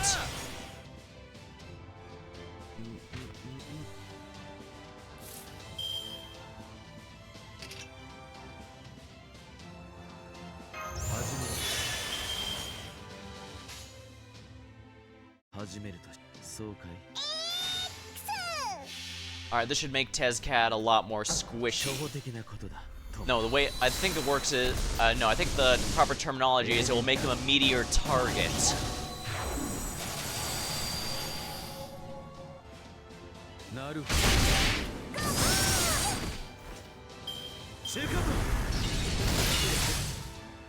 Oh my, he's hitting hard, isn't he? Ow.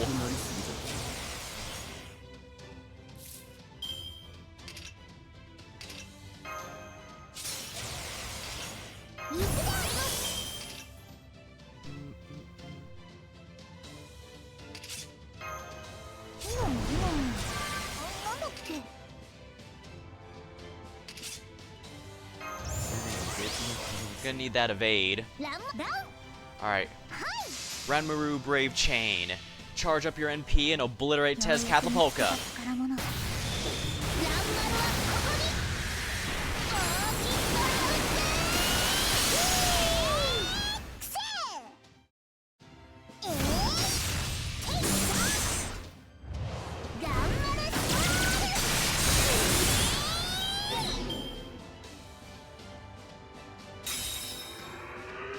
ス力はためておき熱くなりすぎだ。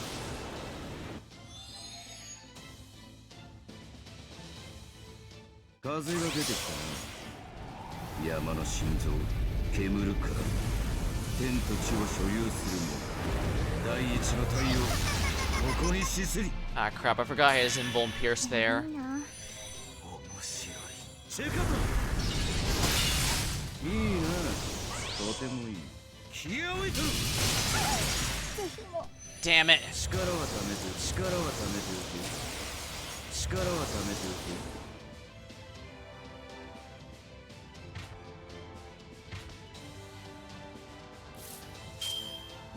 I still can't use Planet Olga Marie, it seems.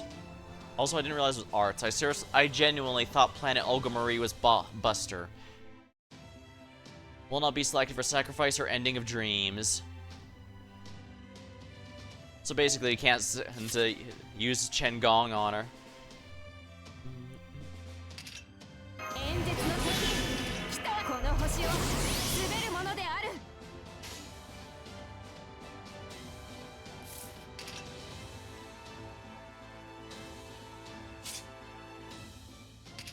最大ダメージお任せ。被弾確率収束。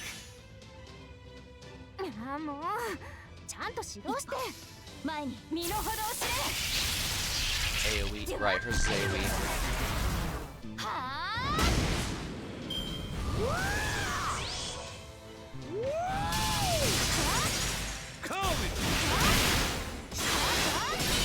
演説の時来たわ This is our ね。 decisive battle. It's time for my speech. いいな。 Nice, nice, very nice.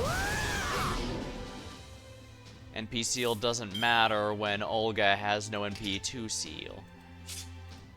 パラドクスエフェクトセッ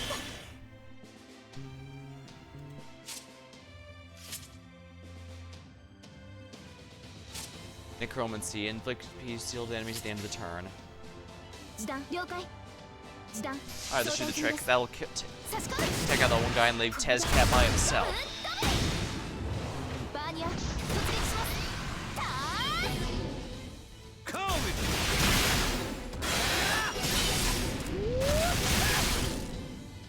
おごるな。騙す。見えすいている。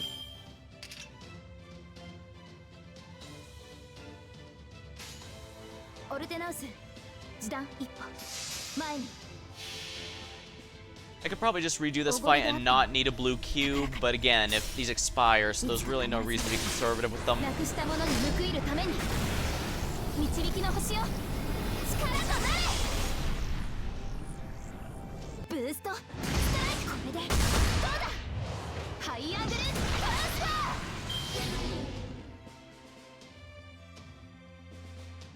風が出てきたな。山の心臓煙るから天と地を所有する者第一の太陽ここに死すり。もう少しあと少し思考能力。 Final Force is pulling back.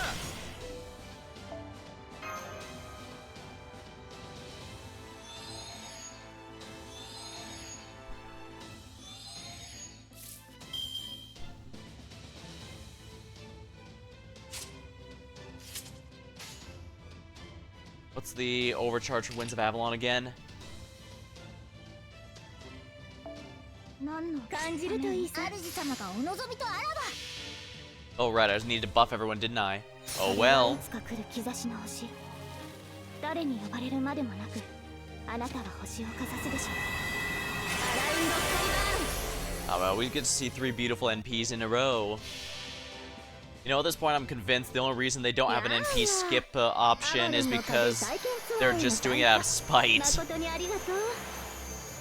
私の顔ばかり見ていていいですか？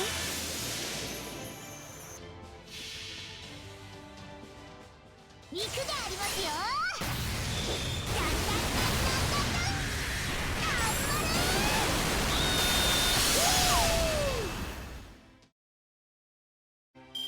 テスカトチェカト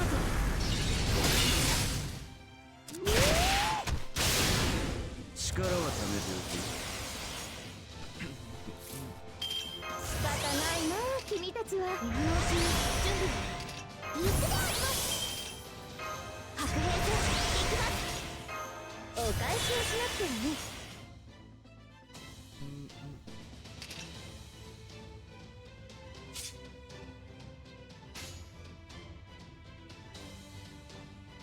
主様がお望みとあらば、はい。 Here we are. 100% Buster crit. That'll be helpful. 肉がありますよ。 This time I'm actually buffed, so let's see how much damage Shiranmaru can do now.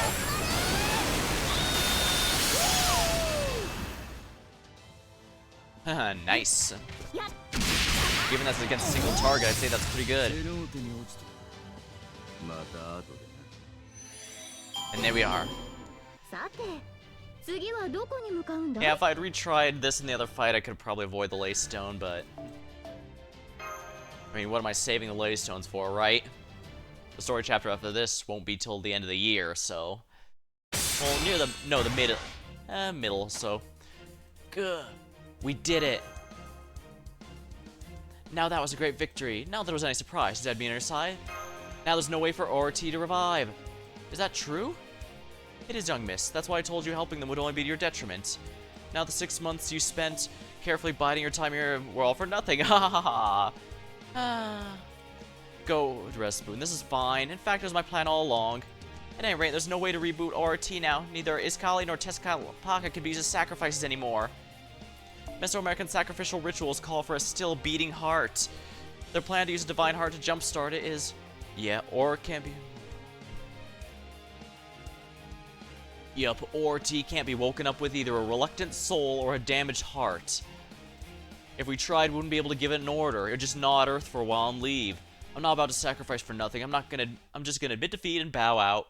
Well, that's all I have. It's up to you now, Daybit. Knock yourself out. I'll see you again in paradise for the dead. Daybit's gonna use himself, isn't it? Those footsteps behind me, are they really...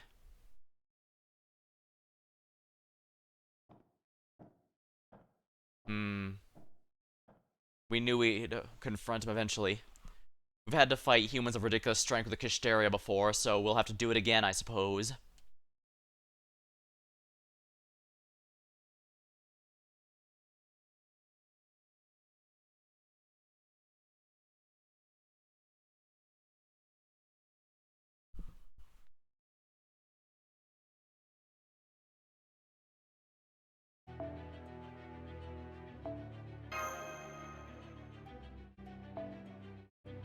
Yep, we got another fight on our hands.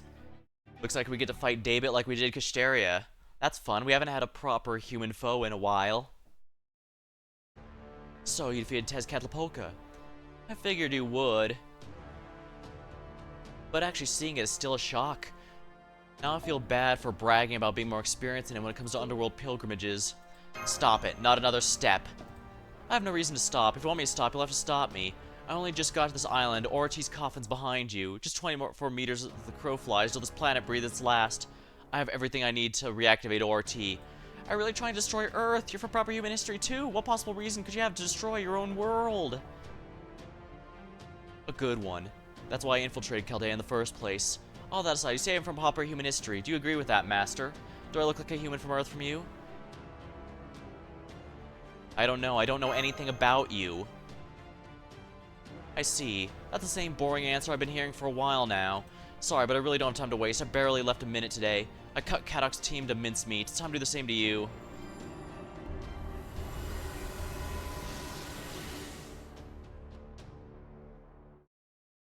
All those servants, but I thought he couldn't summon heroic spirits. He didn't. Those aren't heroic spirits. They're not even life forms in this universe. They're terminals from the dark star that was blasted 14 billion light years away during a Big Bang. A place outside the universe. But how? Those radio sources are from 14 billion light years away. That's too far for even light to reach this planet. How is he connected to them? Still the foreign god in spite of everything, huh? I'm impressed you understood what these things behind me even are. Then again, you are always smart, Olga. You only paled in comparison to your predecessor because he was so absurdly talented. But an incompetent could never run Chaldea. That you managed to do so at such a young age is proof of your talent. But you were unable or unwilling to trust your abilities, which led to discord with those around you. On top of that, you had Lev Layer manipulating you. He made you dependent on him, pushed you to put up walls to keep everyone out. By that point, Godia's trickery, the demon god pillar's plan, was completely airtight. But that was arguably even more miraculous. What was arguably even more miraculous is the emotions Lev Layer directed at you. If it hadn't been for those, we would have had no way of turning things around. Back then, when King Solomon, no, Godia, the king of demon gods, incinerated humanity, he also created humanity's greatest line of defense.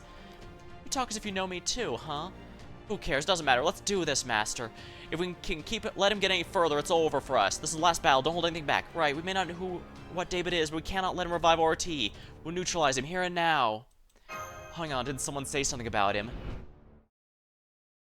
Daybit and Infinity, the fighters you throw at him, the Lord Shadows he'll call upon in response.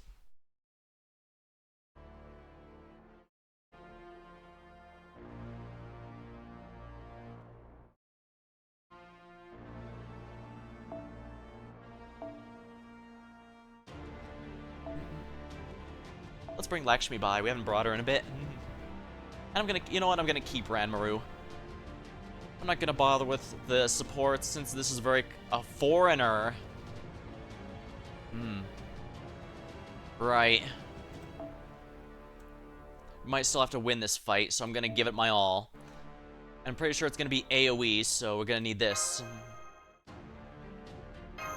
Yeah, and Invuln Pierce, because like hell am I taking another risk.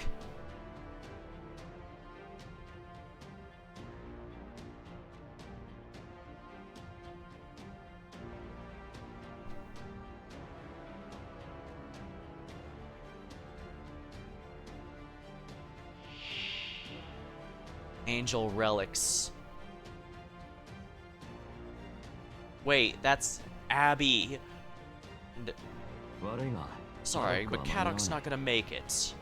Everything ends here, remnants of Chaldea, as well as the foreign god's plan.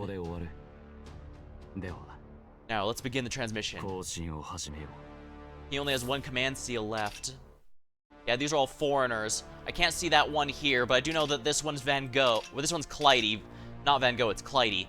And this one's Abby. What effects do they have? Quasi-stellar signal. Low chance to inflict electrify and burn. Low chance to attack. Quasi-stellar signal. Increased burn infliction rate. So what are the... Interesting. Increases damage dealt. Effects increases with the number of enemies in battle.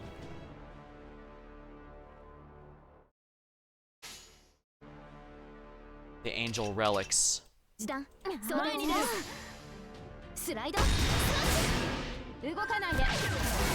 Is he actually the angel relic under control of someone else? Open.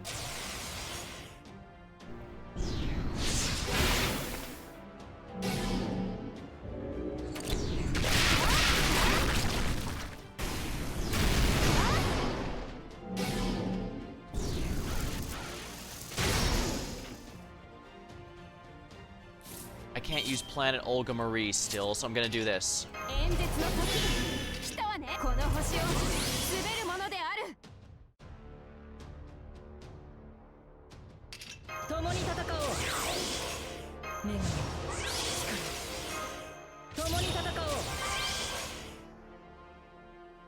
Yeah, she won't let me use Planet Olga Marie, so I'll do it this way. Actually, I should have gone for the chain, darn it. Oh well, no big deal.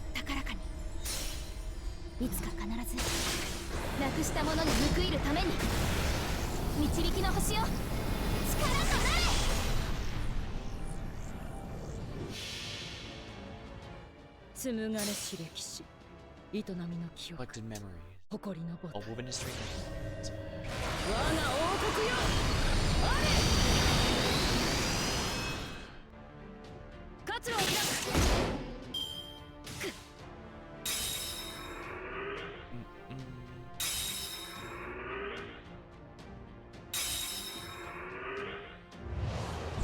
Lightless Realm, remove buff. It only seems to be removing one buff. Oh no, it's removed all of them. 10億コン 1 billion light years. もう少しあと少し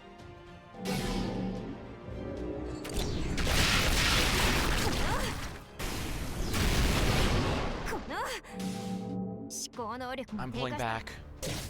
この急 A guaranteed destruction of the front line.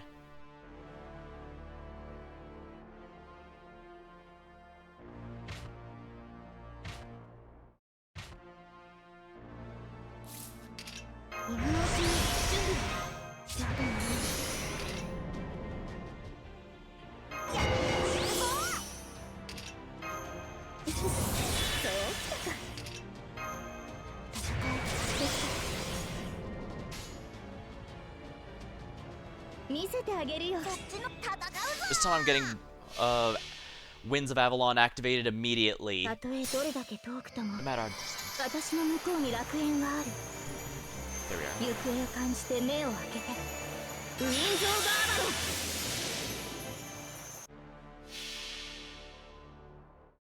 ああ起きちゃうぞ地を巡るは鏡のまがたし There we go. More overgauge. Excellent. I should be able to break the last bar with this.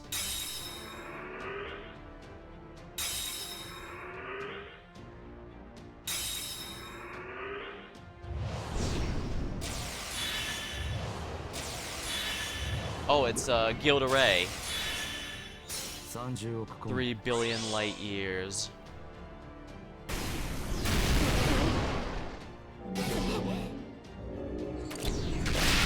Invincible. 大惨大惨 Darn, we lost Lady Avalon. It sucks we can do this with who remains. I can at least remove my, remove debuff. Frustrating. Wait, what's that shield? Resistance to all attacks. Guts and debuff immune. Increased buff removal, resist for one ally.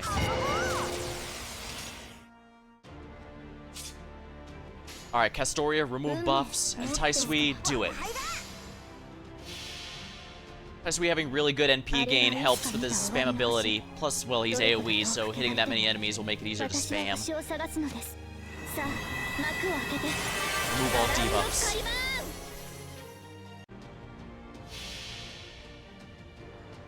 大きいのは危ないんだけどなってあれなんか中身そのままだな入ったバーガー配達の力を見せてやろうほい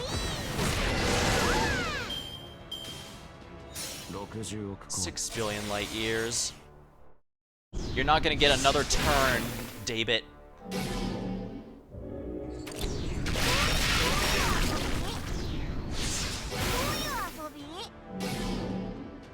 All three of them getting 3 turns is such a cheap action. Remove all debuffs, huh? Frustrating.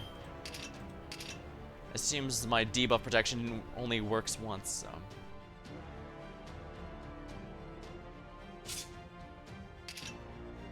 We're gonna have to protect him.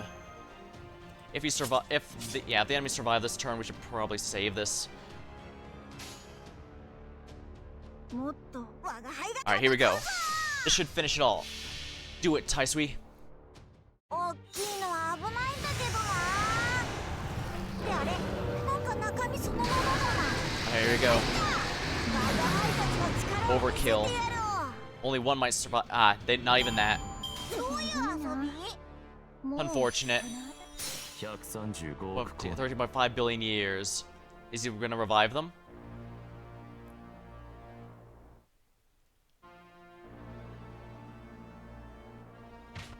He did.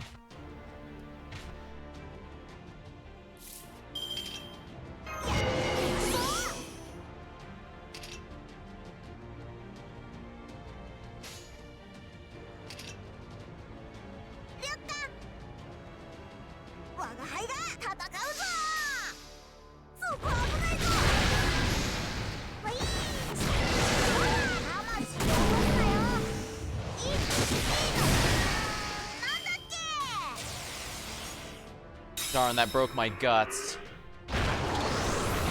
Yeah. That's burst. I see, this is supposed to end it if I'm still alive at this point. Oh. I still need to fight, huh?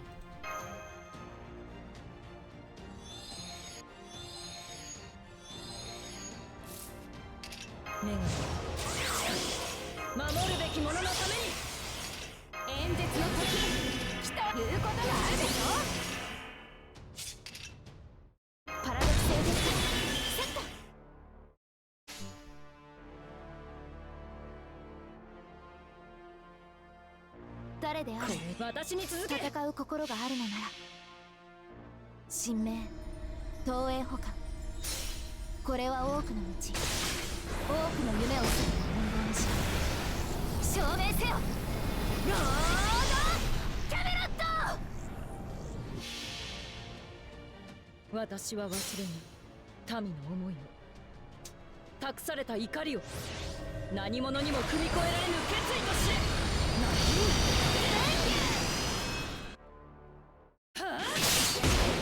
Good.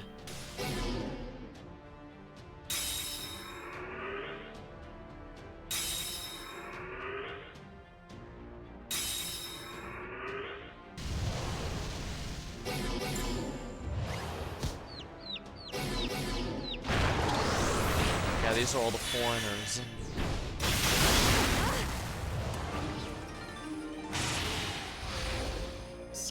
Performance drop.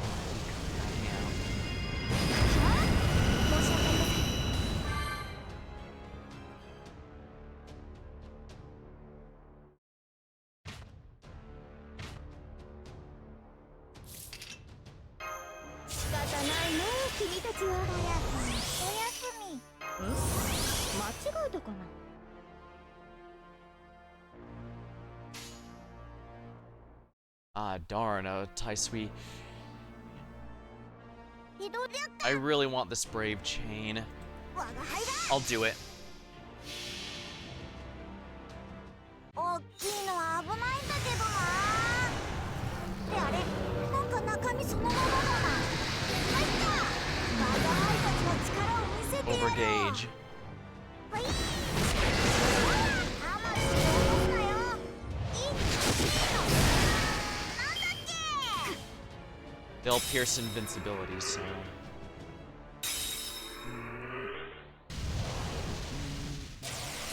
Beyond outer space.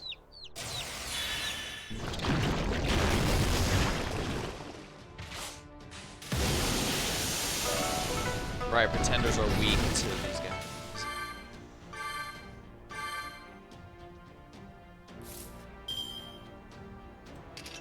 お返しをしなくてもね。手を伸ばしてごらん。好きにさせるものか。 Here we are. This should at least give everyone the NP per turn that I need. 開かれた希望。香るひとひらを送りましょう。日差しを抱いて歩みなさい。インフォーバーバロン。紡がれし歴史、営みの記憶、誇りの母体。我が王国よ。あれ。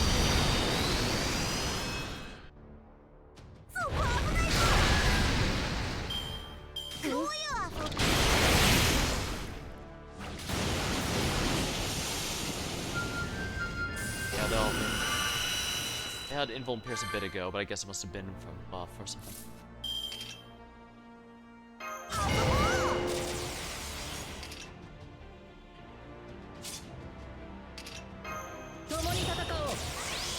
Figure that should help.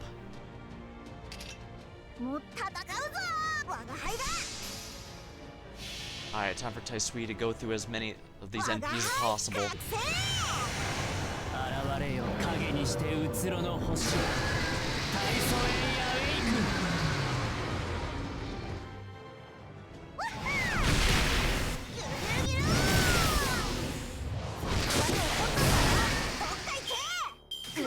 Alright,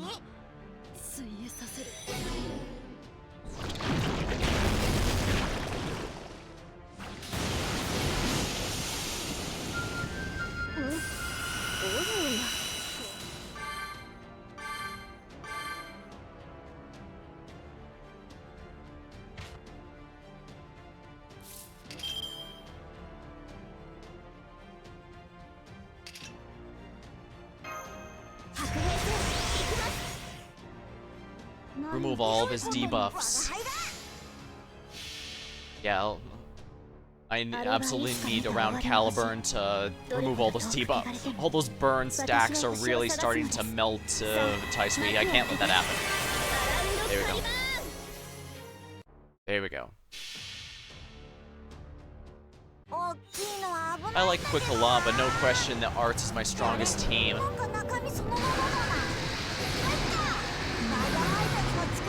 That's 2 dead at least. Maybe a third. Yeah, that's all 3. We beat him.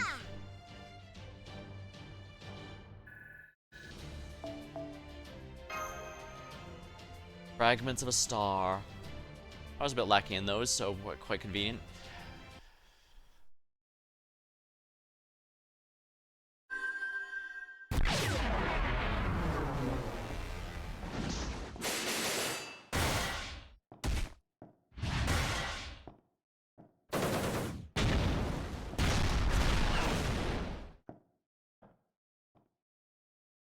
As battles are fought around me, I take a slow, deliberate steps through the gaps, or perhaps I should say, rifts in time and space.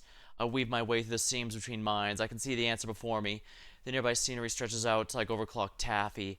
My mind turns back the series of events that brought me to this decision.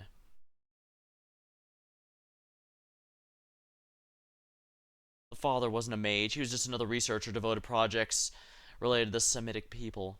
Actually, calling him just another researcher doesn't do him justice. He excelled in every regard: imagination, focus, tenacity, and above all, his knack-for-finding miracles. The result of his research even rival those of mages from prestigious families who spent hundreds of years cultivating their magical circuits. One day, after an extended period of fieldwork, the father found what seemed to be an ordinary wooden ring, but on closer inspection, it was revealed to be an angel relic that was impossible to see through. You don't need to be a mage to understand that it didn't belong on this planet. You could just feel it in your bones. The father was given his own laboratory, and from that day on, he became an angel relic supervisor. He became the angel relic supervisor. The relic remained inscrutable despite countless attempts to analyze it. No matter what was done, it didn't change in any way. In 20 years since the creation of the laboratory, the father was blessed with a son, now age 10. I just realized Daybit is in an A pose here. Not quite a T pose, but still a default pose for the purposes of things. That's funny. No wonder he feels so obligated to show his dominance. He only has an A pose when he should have a T1. On that day, the father invited his son to the lab. This was not a moment of carelessness. Rather, he determined the relic was a gift from the gods and that it would never change anything. It was then the light poured from the relic.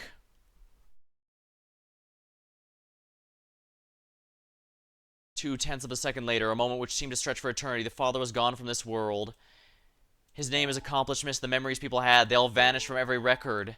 It was as though he had never existed at all. The only proof someone had once been there was a human-shaped shadow burned to the floor.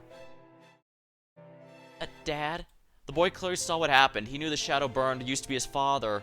That is, that his father was no longer alive, and he himself was unhurt. Huh? Because he'd been present as well, he also disappeared, like his father. In science fiction stories, there are typically 2 types of transporters. One that sends people to various destinations through linking different points in space. The second deconstructs people at an atomic level, then reconstructs them at their destination. The latter is generally believed to be more realistic, and that comes with grave moral and ethical and philosophical concerns. To deconstruct a person on an atomic level effectively kills them. Even if someone identical to them in every way appears at the intended destination, the question remains, would they be the same person they were prior to the process? The boy loved movies, so he quickly realized what had happened. He knew the thing staining the floor was his real self, and the one thinking these very thoughts was someone entirely different.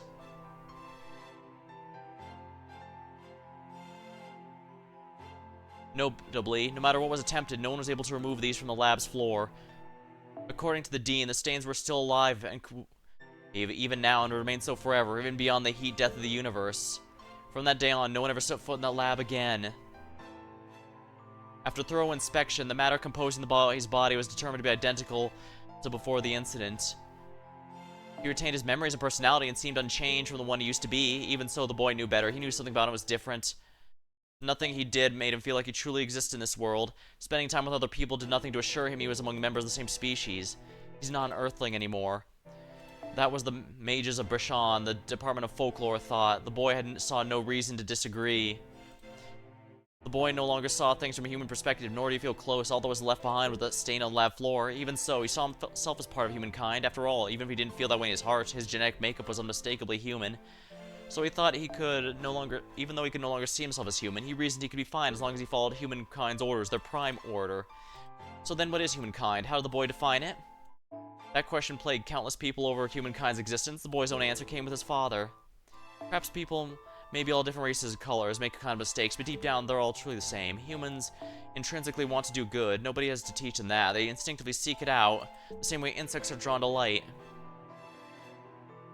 And so the boy went to spend 8 years in Brashan. That was when he learned he'd been afflicted with a particular ailment. The boy's memory, his means of recording information, was different than it had been prior to the incident.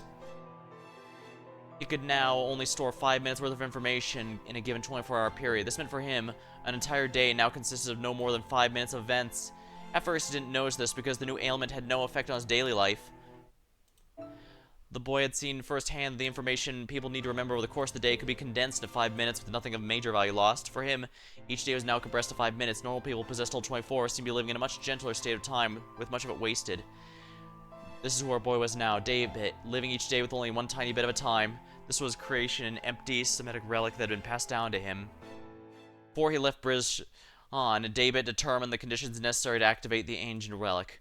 An entire day must go by in which nobody within a 20-kilometer radius dies. That was the true identity of the ring filled with the malice of civilization. A ring that erased the boy and his father from Earth. 20-kilometer radius dies. I guess in a Lostbelt as peaceful as this, that'd be pretty easy to fulfill. I'm glad you decided to come. Welcome to Chaldea, Daybit. I heard Chaldea was studying something fascinating, something that concerns my career as well.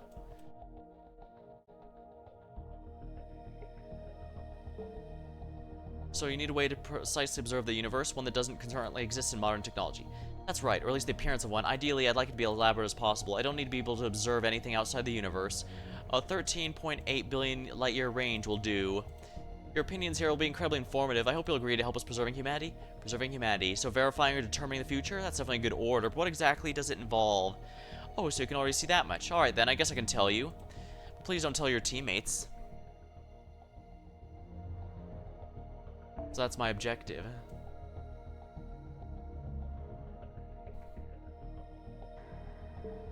If you have any concerns, please speak your mind. None for the moment, but it does seem like the odds of succeeding are extremely slim. The chance of mages at the heart of this plan surviving are especially low too, way too low. Any who learn the truth are bound to try to kill them, and that includes the world's old counterforce. None aside from Wodime and I would survive.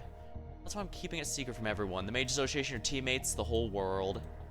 When the time comes to restore humanity in the inevitable singularities, the mages of Team A will not be masters but cryptors. I hope you'll keep that in mind. So it was, yeah, we did learn that that the foreign god, Olga, was not the one who determined the phrase cryptors. It was Marsberry. Yeah, it's been hinted at for quite a while now, but Marsberry is absolutely not on the up and up. That was when the boy chose his own order to stop Chaldea's plan, even if it meant destroying the planet.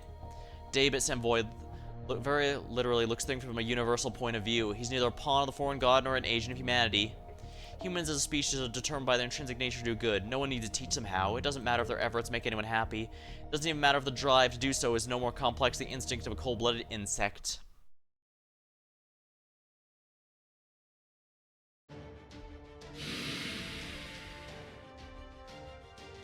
There, finally, that's the last of them. Where's Daybit? In front of the coffin. You were 2 seconds too late, Da Vinci. 1 second's all I need. No one can survive my plasma.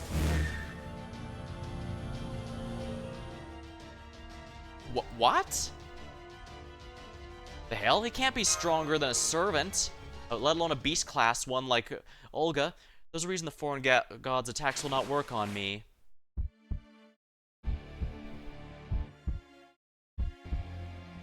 What's that?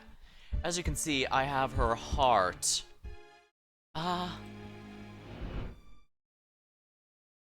What was that thing that attacked me? It looked like a human, but it wasn't a human or heroic spirit. It seemed more like it was made of pure condensed energy.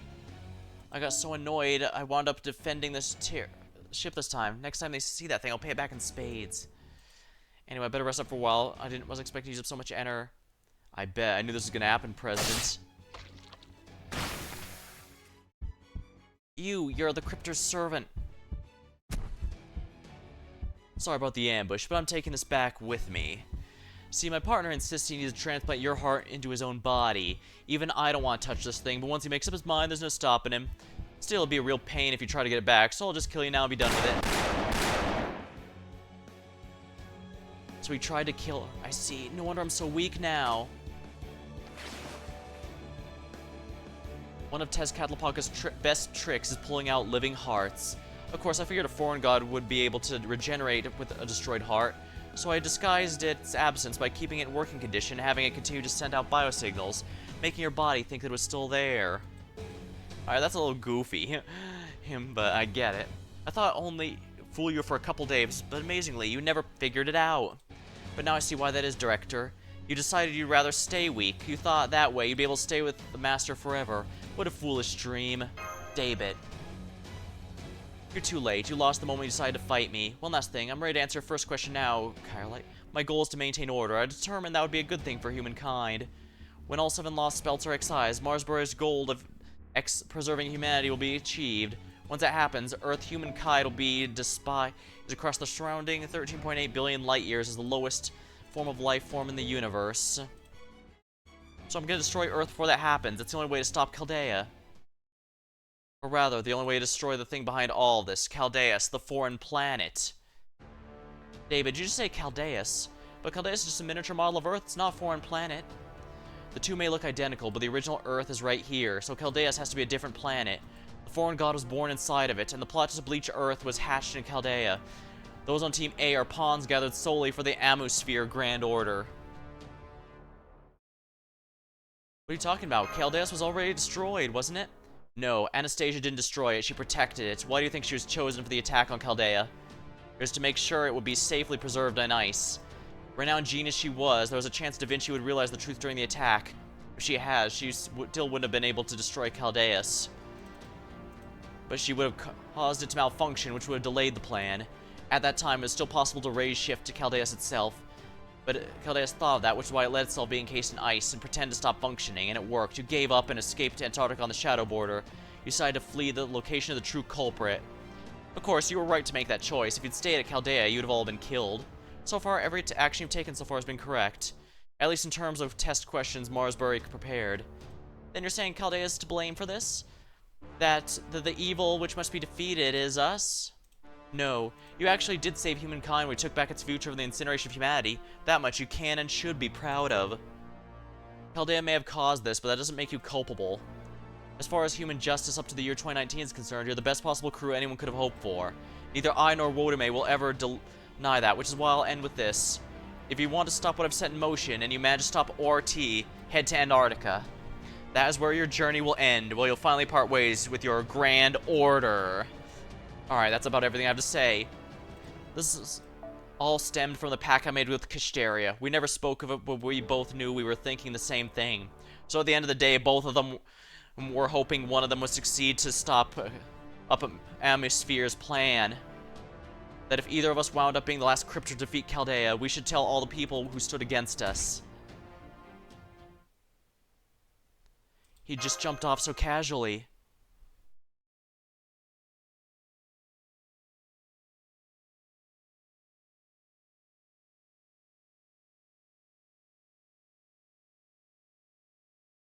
Oh dear.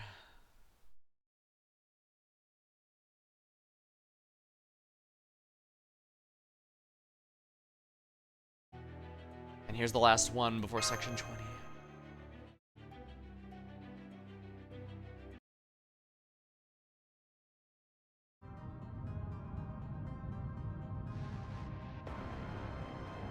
We couldn't stop him. Even worse. Chaldeus is a foreign planet? I don't even know what to think anymore. Guys, we can think about what this means later. Right now, let's set aside what David told aside. We need to get out of here. Come on, Waka-chan's still waiting for us above. I see none of this has surprised you, Da Vinci. No, I'm as shocked as any of you, but I did get where he's coming from. Now stand up, all of you. ORT is on its way. It doesn't matter what Caldeus is right now or who Marsberry truly was. What matters is the battle to keep the planet safe. You can't do that if you're standing around in a daze. Remember what Daybit said. Caldeus may have caused this, but that doesn't make you culpable. If you still want to stop what I've set in motion, head to Antarctica. He said it'll all be the end of our journey. I'm sure Castaria felt the same way. So that must be who the mysterious Chaldean is. Even as they've been working towards their goals, they never said ours was wrong. This isn't about good or evil or even obligations. It's about doing everything you can to fill the duties you must. That's what it means to live, to fight. Now what do you want, to stand around here on your heads? Of course not. Let's get out of here. Right, it's dangerous down here, so we should return to safely of the stratum. Senpai, you help. Director, I'll help Mictlan.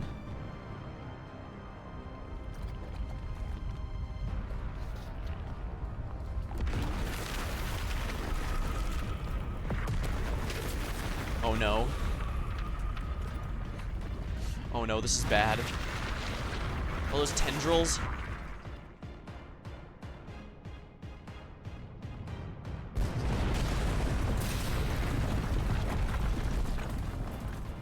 Come on, we gotta, Olga, we have to go. Damn it, I can't regenerate my heart in time. Ah.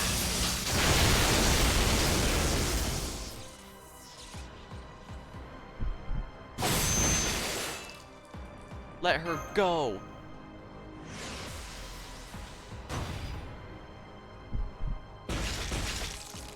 Kira has to protect her, doesn't he? Oh crap, now that has her heart, ORT recognized her as its own part. If we don't do something, it's gonna absorb her. Sheba's warning us to stay back. It's detecting an enormous amount of radiation. That branch is emitting a massive amount of cosmic rays. Just getting close will give you a fated dosage. Not even a servant could get near it, let alone a living creature. What could we possibly... Waka-chan. A branch is nothing. I eat branches for breakfast.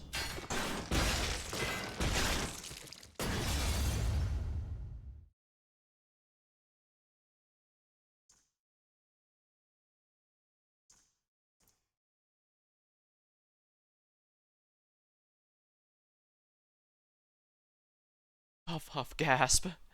Man, that was a lot worse than I thought.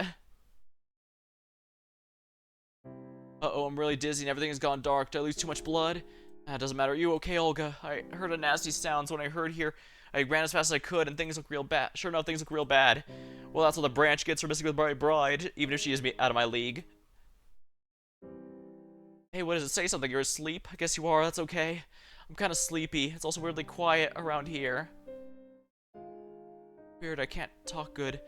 Must have gotten something stuck in my throat. Nothing to worry about. I'm raw as rain once I've coughed it up. Before I do, I might as well say what I want to say, though. I came along with the Masters group because I thought I'd get to see you again. I've been worried about you ever since you left. I couldn't say what I really wanted to. Kinda makes me wish I had become a priest like Tepu instead of a warrior now. Still, I meant everything I said at the time. I can't see anything, but your color still shines bright and beautiful as a star. I'm glad I met you, Olga. I couldn't have asked for a more fulfilling life. Making me tear up here. I should have known we wouldn't make it out without yet another heroic sacrifice. They have too many of these going on, that's for sure.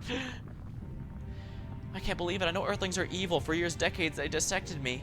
I kept screaming, I'm a person, I'm on your side over and over, but nobody ever listened. So why? Why would you be so kind to me? Olga, we have to get out of here. No more talk. Surely you must have learned by now, foreign god. Now that ORT has your heart, it has the upper hand. If you merge now, you'll end up a subordinate to it. The time for what-ifs is over. You need to recognize they've always been your enemies. There could be no reconciliation. I urge you to withdraw from this Lostbelt. It's time to go to your home in Antarctica. That's not... Stop it. Don't come near me. Not with that frail human body of yours. You're right, Rasputin. It's not just my heart. The damn ORT made off with 30% of my body. I need time to regenerate. I'm not about to spend it here watching the Earthlings breathe their last. I'm heading to the surface. Come with me.